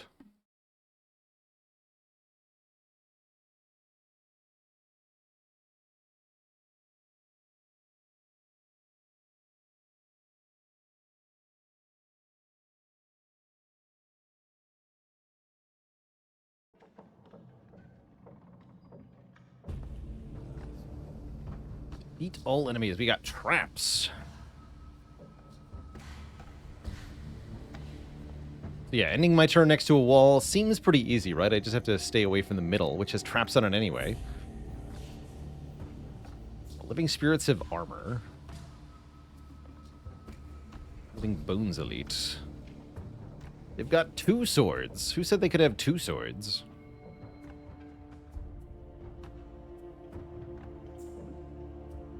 And I started out poisoned, apparently. Must have missed when I got poisoned.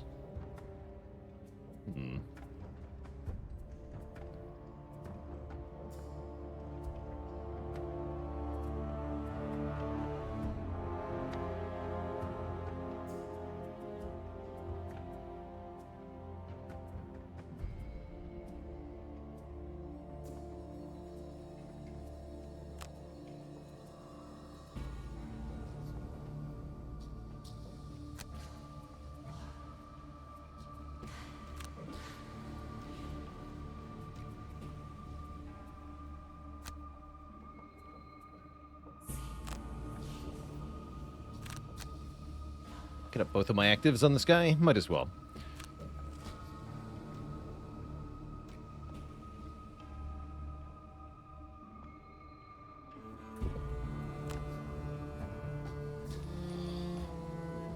Flying, of course. They ignore the traps.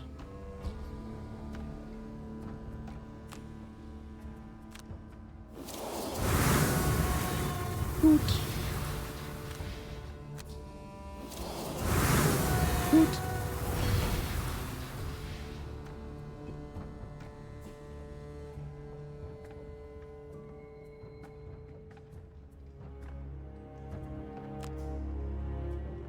Just have to attack that guy. If I'm doing the thing, I think I would like to do the thing.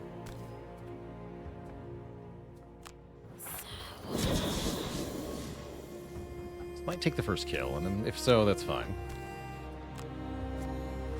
It's not. Good. That was actually perfect then.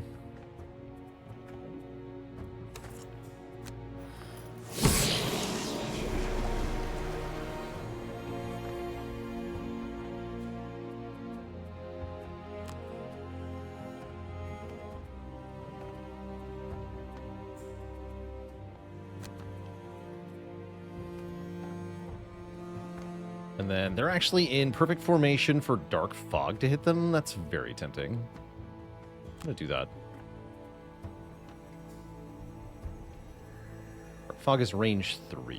So 1, 2, 3. I got to move at least 2 here. All of Doom is fine. Sweet. They're going to do some pretty nasty attacks, though.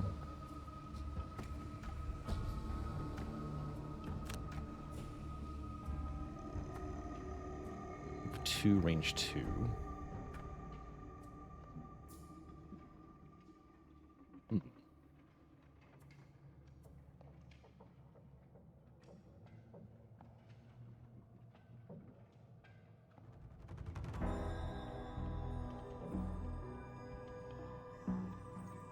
Let's move 4.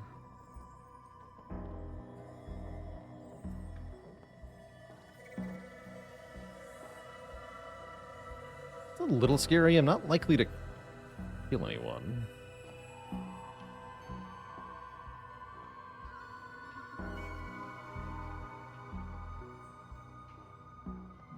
Just gonna run here.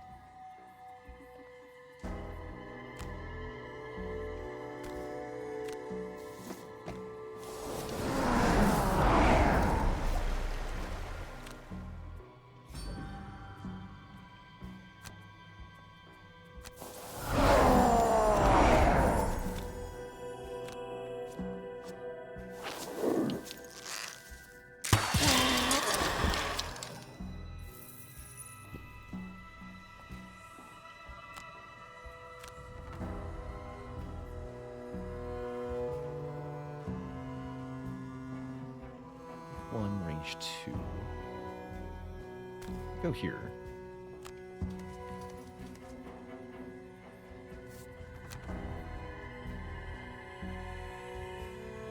Right.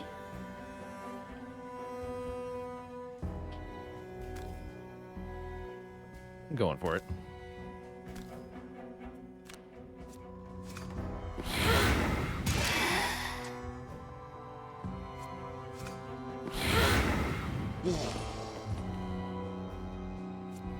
Nice. Okay, we got one.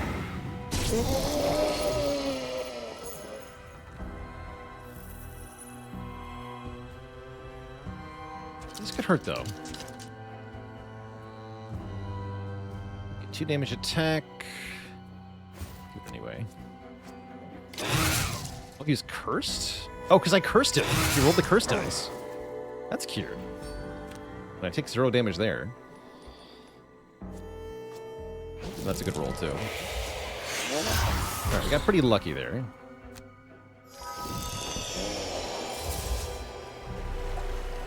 Oh, it heals part of your attack. Alright, that's fine. That's okay. Let's see here.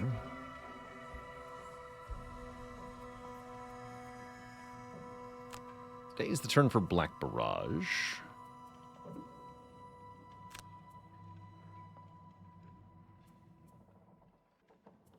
You're gonna do Bloodletting quickly. I go before they do. Bones is gonna heal, huh?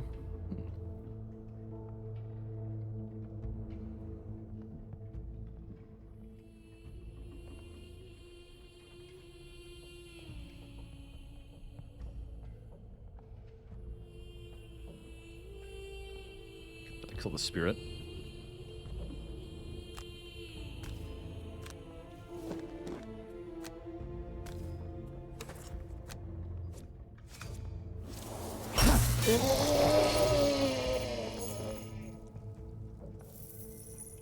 And then add a charge back to crushing weights.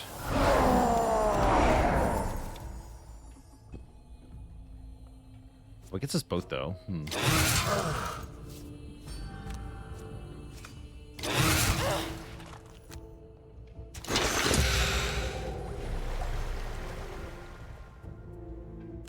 Kind of rude.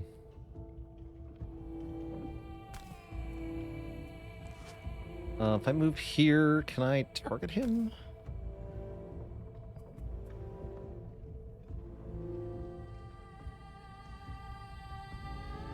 Can't tell if that's out of line of sight or not. Let's find out.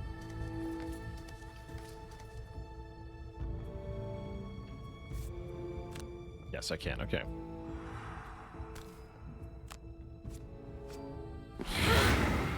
But I also can't. So, there's that. Rip.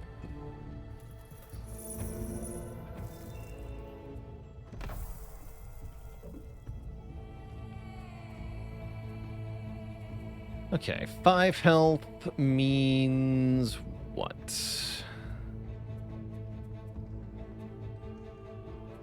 Means I probably can't kill him. Ooh, I'm going to use Violent Inheritance here, because I'm next to 2 loots. Use Destructive Fury to move, so that way we go early. I'm going to have to Anger the Dead to finish him, then.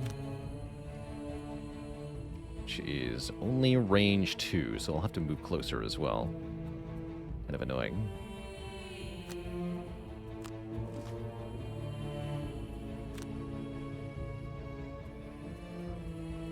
Should have chosen a slightly different initiative. That's fine.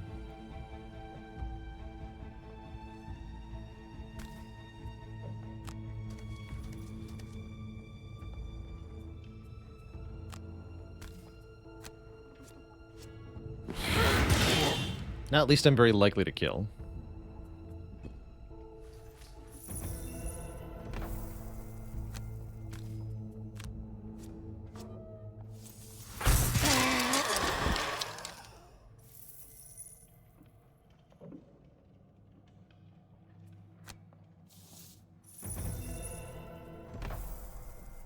Good work, Bonkus.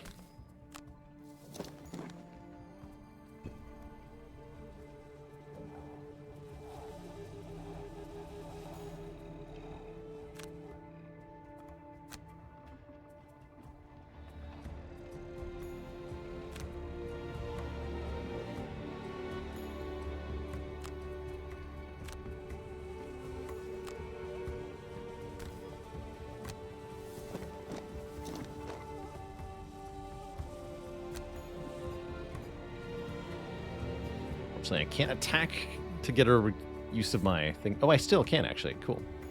Let's throw one on this, then. Skipping the attack, you still get that. That's good. They are separate lines, I see. Good. No, don't go that way. I guess here is fine. And then next turn, probably want to long rest with both characters. Get my items back and stuff. Seems fine, too.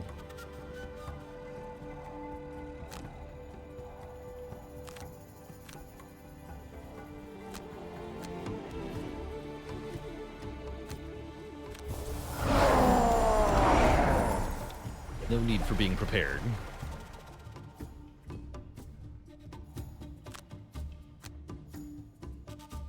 What else don't I need? Probably not Sunless Apparition. Probably not.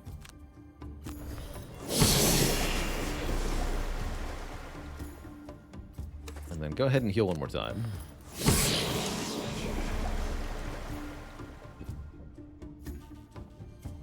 Alright, time to... Do we do the...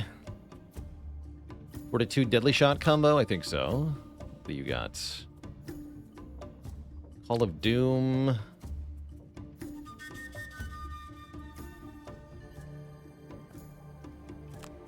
Actually, no, I want to Eclipse. Actually, no, that's not even the last room. Never mind. Yeah, Call of Doom plus... Now we set up Call to the Abyss? I think so. And yeah, go right after him.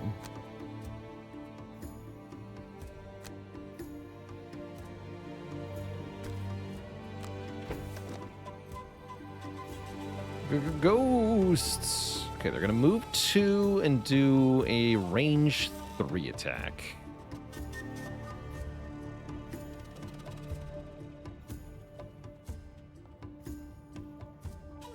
Should be fine if I go over here.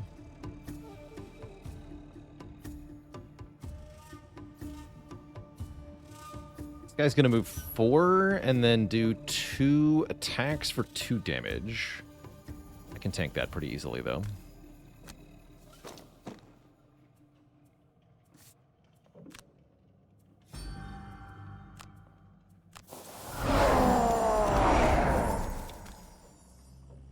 I'm not gonna Spyglass here, although it's a little tempting.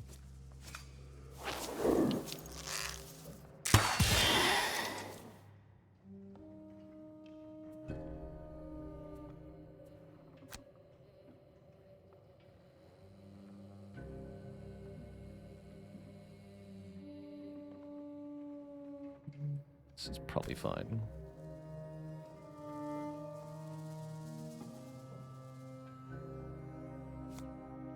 Yeah.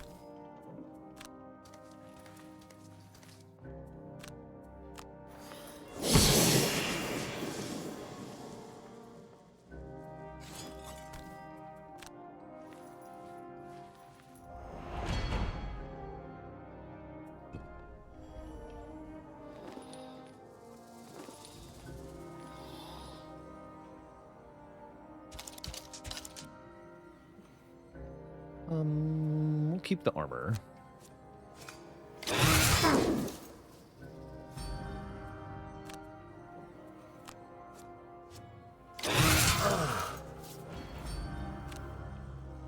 No damage for me. We are tanky.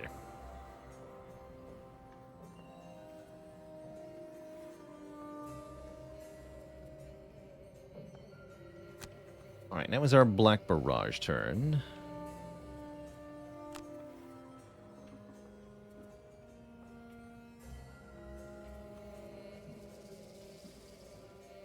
I guess you want to sustain momentum.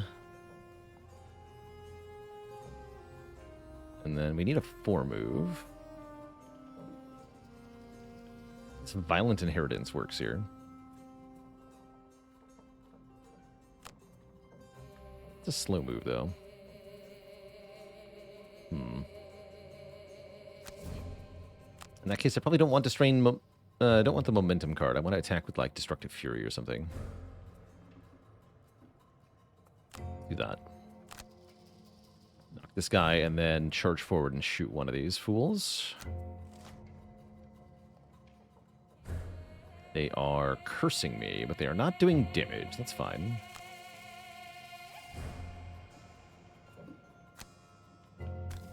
Just using the basic attack here.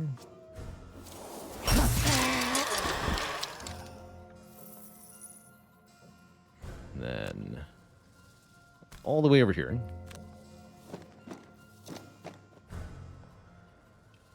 We have disadvantage if we attack the one adjacent, so we might as well attack one of these fools. Attack 2. I think that's counting the armor. This would be a good time for Spyglass to help ensure that this kills. Let's go ahead and do that.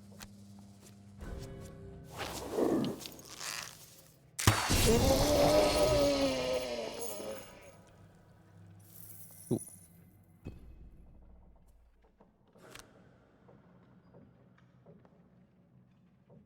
Wall or obstacle? Okay, obstacles are fine. Might as well land on the treasure, right?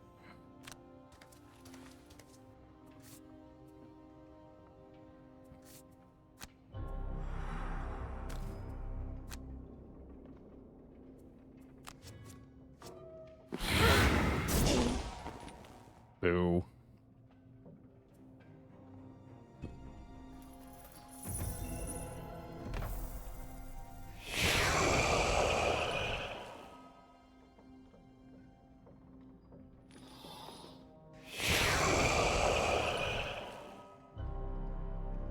I've been cursed.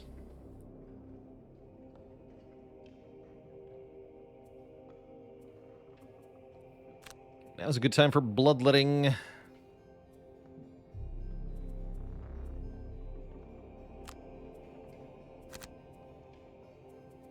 You're gonna use what?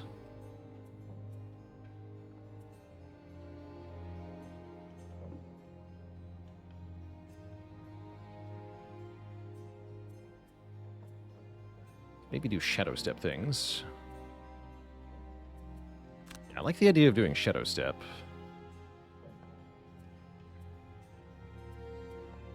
Shadow step eclipse. Go after him.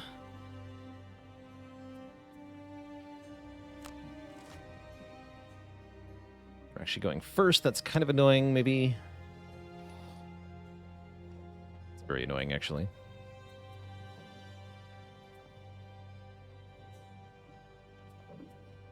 Sure.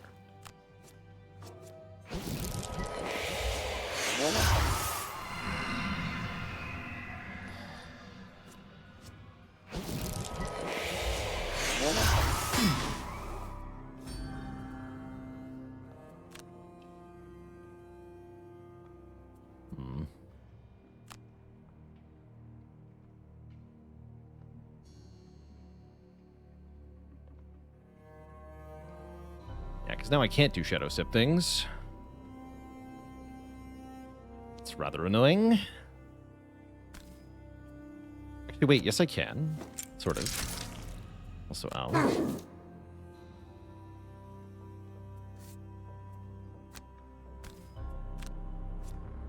Although I do miss. Oh, the +3 and the miss at the same time, thanks to Muddle. Brutal.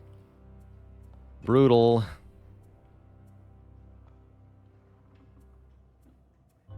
Well, that sucks. Guess I'll do a basic 2 damage attack. Now we go here, right? Because that's an obstacle, so we're allowed to go there.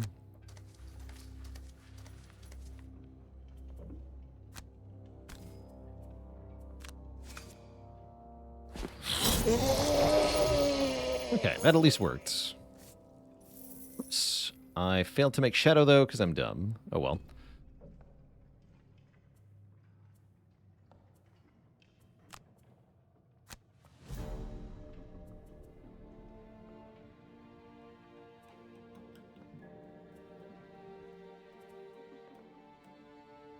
Yup.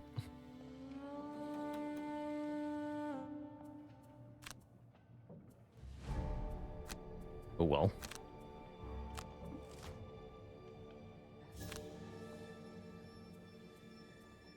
Guess I'll just stab him.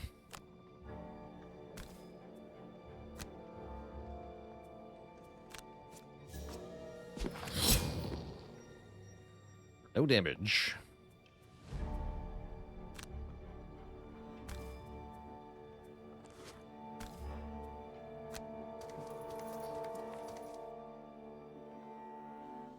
And I'll use this now.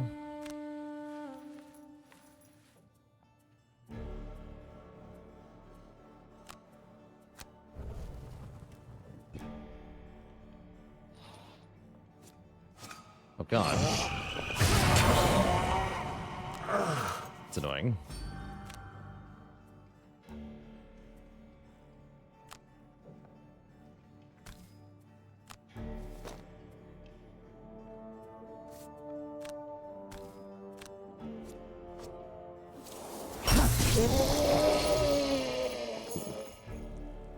Summon darkness correctly.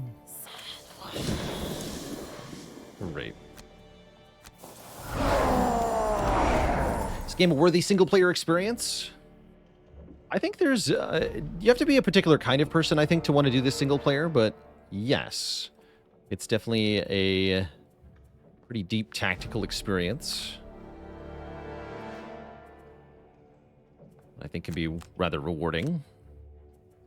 I'd say so. Whether it's worth picking up in early access may be a different question. But overall, very good, yeah.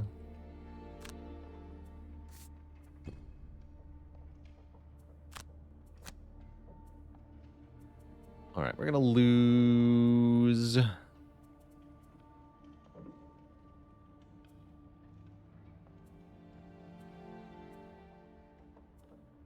Relentless.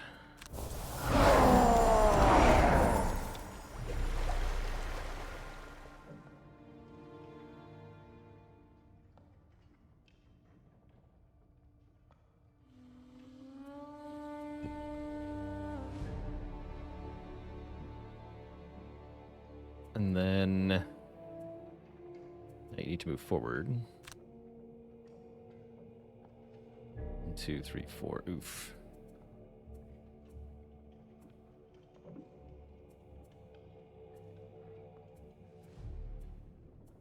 Here's where I actually wanted Unbreakable or Relentless. Oh well. You sustain momentum. And then you're long resting.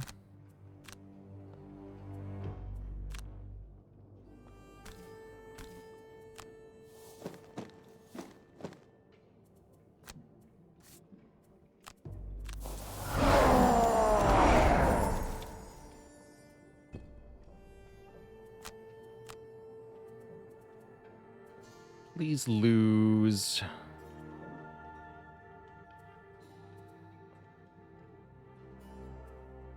Hall of Doom.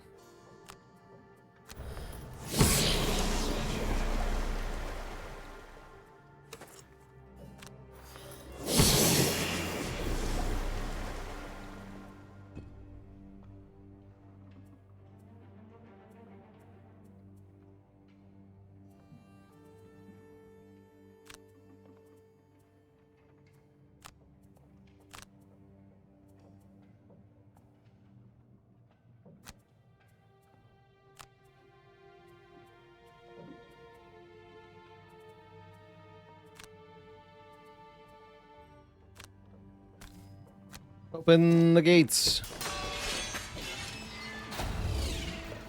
After reducing the undead to their baser parts, you move quickly on and arrive at a wide circular chamber. I don't know, looks kind of octagonal to me. This room is made mostly of iron and stone, like the chamber upstairs. However, here the walls are lined with a number of cylindrical metal furnaces, and in the middle of the room is the beam of pulsing red light. Oddly This absent? chamber must be the source of the beam's power, but the room's other occupants don't allow you time to investigate. They materialize shortly after you arrive. The air around the chamber wrinkles and compresses until several black forms appear out of nothingness. Spirits, clusters of them, wrench themselves into existence. They face you, raising spectral claws. But there is something else. Hanging in the center of these spirits is a hulking mass of folded black smoke, a churning shadow whose eyes boil with malevolence. The massive wraith looms before you and releases a low, hateful moan that shakes the metal on which you stand. Spooky. But yeah, where's the beam? I was promised a big beam. There's no beam here. We have a hateful corpse. Who's inflicting what? Bane.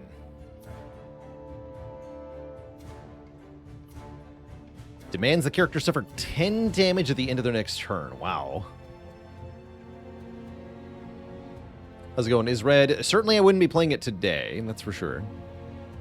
I did play a lot of the original Gloomhaven, so I think it's likely I would have eventually tried this, but not day one early access. That's not usually my go-to.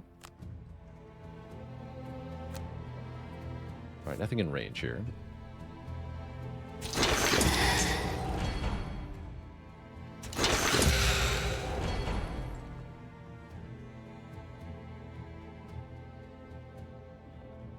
He's moving 3, so go 1, 2, 3. He'll go here, so just, that's fine. Here's fine. Or here even. This is...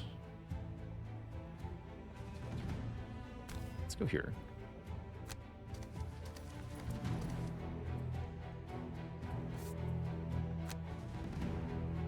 I want, if he's going to go 1, 2, 3, I want one here. If he's going to go 1, 2, 3, I want one here. Let's put one here as well. No matter where he goes, he should end his turn on one of these. Perfect. All right. Can I get over to him for a Vile Assault? Looks like the answer is unfortunately no. Because of the difficult terrain. So I might need to short rest. If I want to Vile Assault the Hateful Corpse, yeah, we want a short rest to make that happen. Four-Sided Dice, thanks for the Prime sub. Welcome to the Cozy Sub Club. So yeah, let's select short rest. You're going to use Fluid Knight. Actually, how good is... Where'd my thingy go? Strength of the Abyss. Strength of the Abyss is 1, 2, 3, 4. Also a 5 damage attack.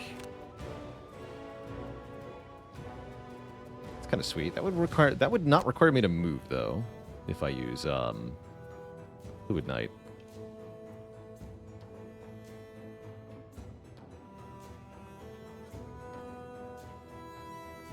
I could do Strength of the Abyss Fluid Knight for a 7 damage attack.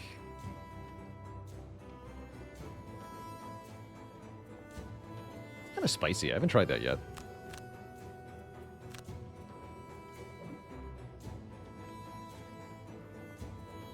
We can use Deadly Shot. Perfect.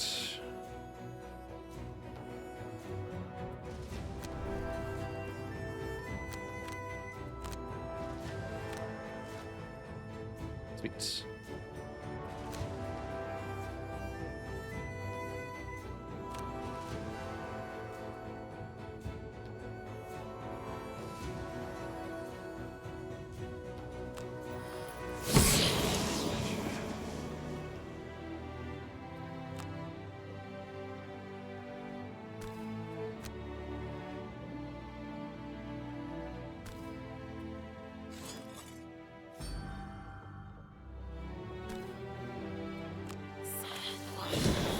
Okay, so this is now attack 6 and apply poison.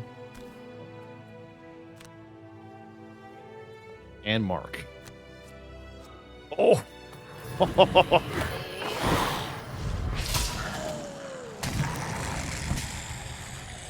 Rip. Well, that was effective.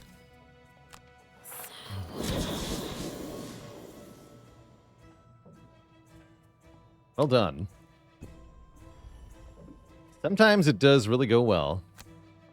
Now I don't have anything to Vile Assault, hilariously. I guess I can Deadly Shot. 1, 2, 3, 4. No, it's even too far away to Deadly Shot. Oops. I'm gonna move 2. Okay, so let's go a little closer.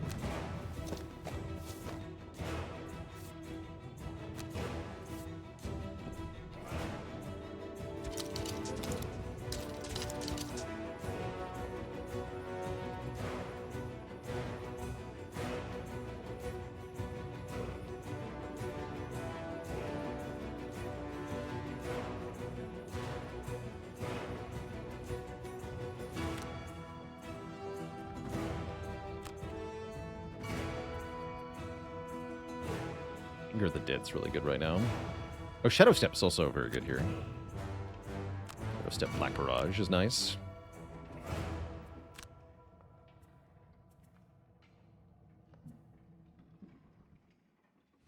And we have Darkness Element, looks like, too. Why don't I do the long range attack?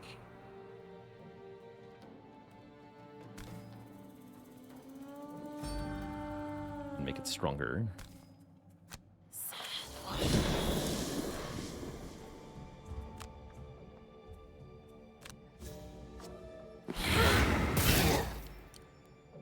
Rolled it very badly on that, but still did okay.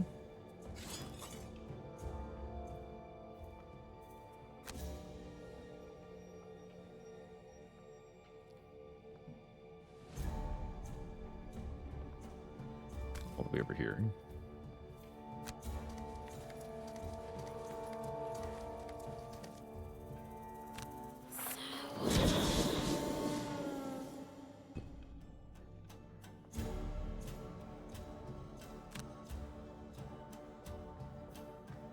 Do this, right?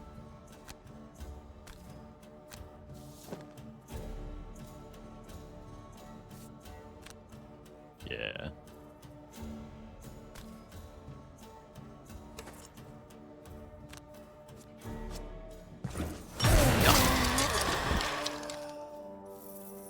Big squish.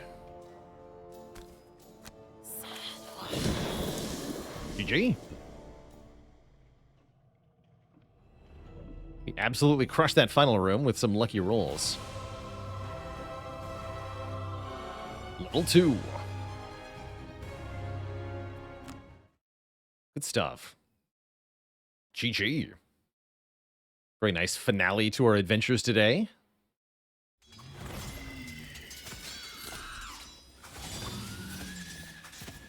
You do not know where spirits go after you dispatch them. But you hope it's far away. You extinguish the malevolence, releasing its grip on this chamber. What's left is this empty room, a place made for grisly work. Without the mechanical creatures running up and down the halls, you have to guess at how the furnaces function, but it seems pretty clear. The machines feed bodies to the stoves, which in turn fuel the beam of energy through some nefarious magic. You cannot fathom who could be responsible for such an operation, but you It is a bioreactor. To look for them. In the rear of the chamber there is an elevator, a metal platform set into the floor, strung up to a system of pulleys and chains leading upward. The controls are clear enough. You just have to get on and push the button.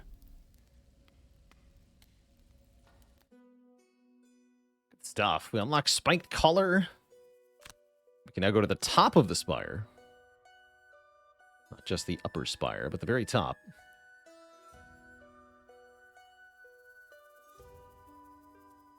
And we'll travel back to the outpost one more time, just to see what else is here. See if we can level up our characters.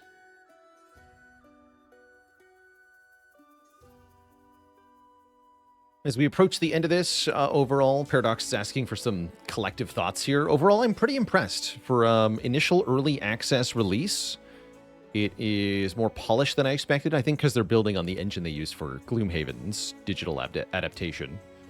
So, like, the performance is perfectly fine. There's not lagging or stuttering that I saw. We did have one crash, but that was a pretty low consequence crash, thankfully, as the game auto-saved every turn. So, all in all, I'm pretty impressed. It seems like once all the content's built in, this could be a really fun, long-form strategy campaign game for people. The fact that you do have a persistent campaign where you can, build the town and level characters and even retire them is pretty cool. It gives you incentive to keep coming back and progressing. Buy one item per character.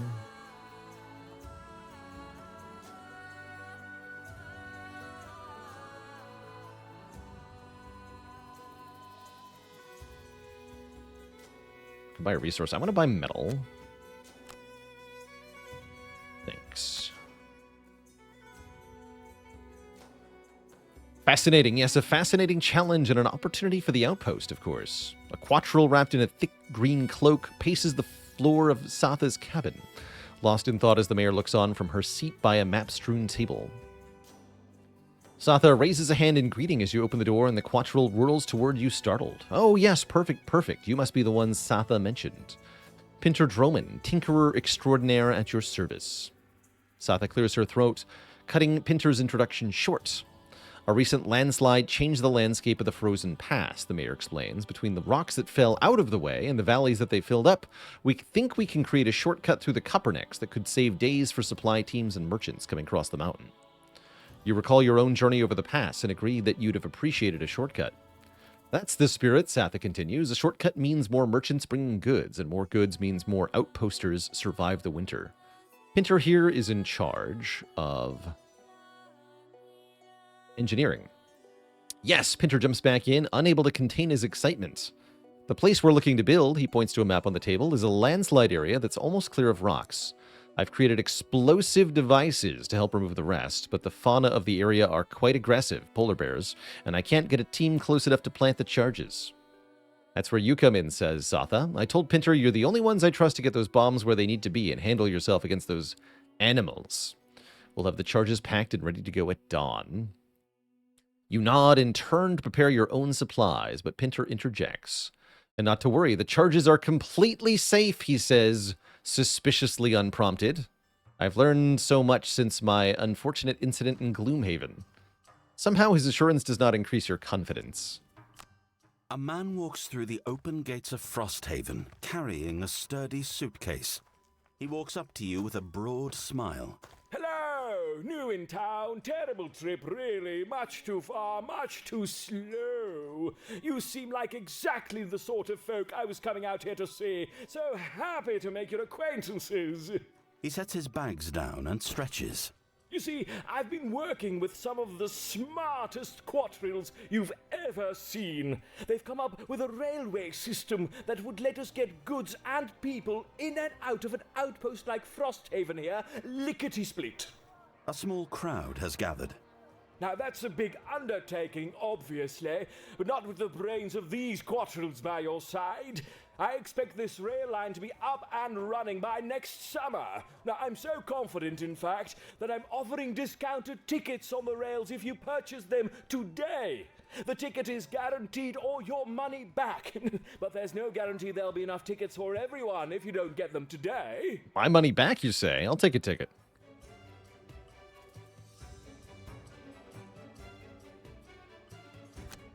You hand over some coin for the ticket, which is a colourful piece of paper with beautiful embossing. This will clearly be a luxury rail line when finished. The effects of rapid transit on Frosthaven will be incredible. Huzzah. Alright, so we can finally upgrade the craftsman. Properly like.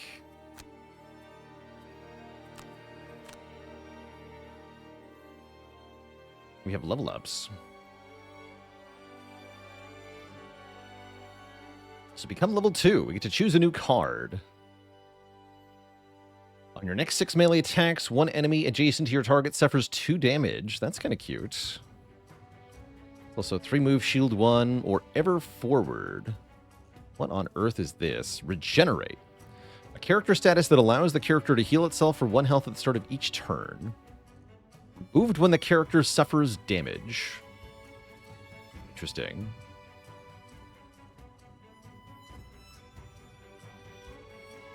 Very interesting.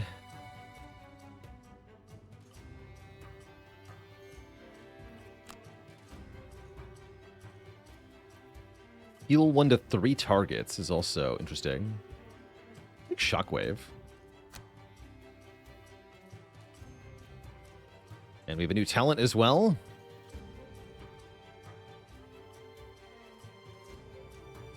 Let's lose those -1s.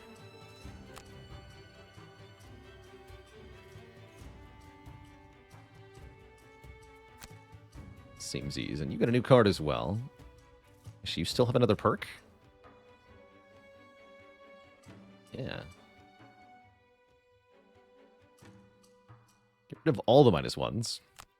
No -1s in her deck. It's pretty strong.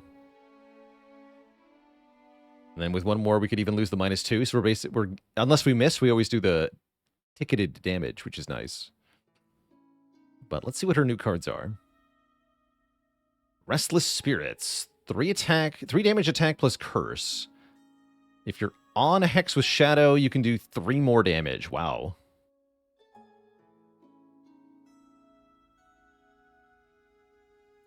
Move a shadow up to 4 hexes. If the moved shadow goes to an enemy's hex, then they take 3 damage and you lose the shadow. Another 4 damage melee. 4 damage melee plus add shadow element. Target 1 enemy at any range adjacent to at least 2 shadows. Okay, so that does require shadow placement in the first place. The bottom half, you and all allies may treat each hex with a shadow as being adjacent to each other hex with a shadow during movement this round. Oh my.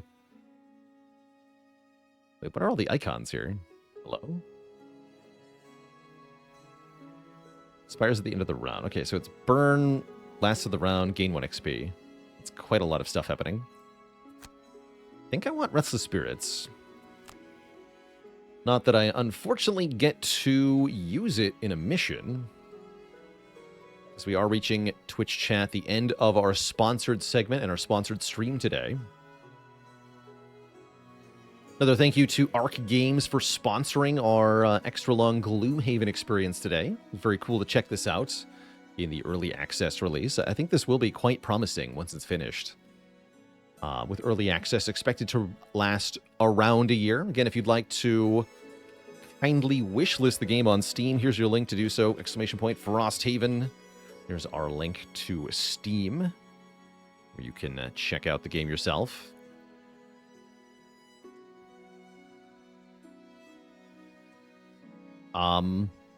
So when will I be back from vacation? After today, I am going to be on an extended break. I'll be gone for 2 weeks here. So our next scheduled stream is going to be on, I believe, the 19th of August.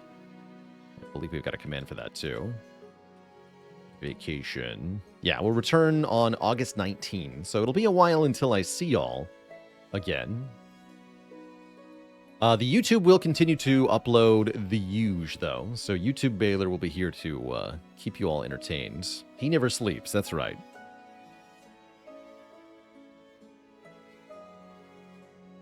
Hope you all have a cozy, cozy one, everybody. Thanks again for tuning in for the Frosthaven.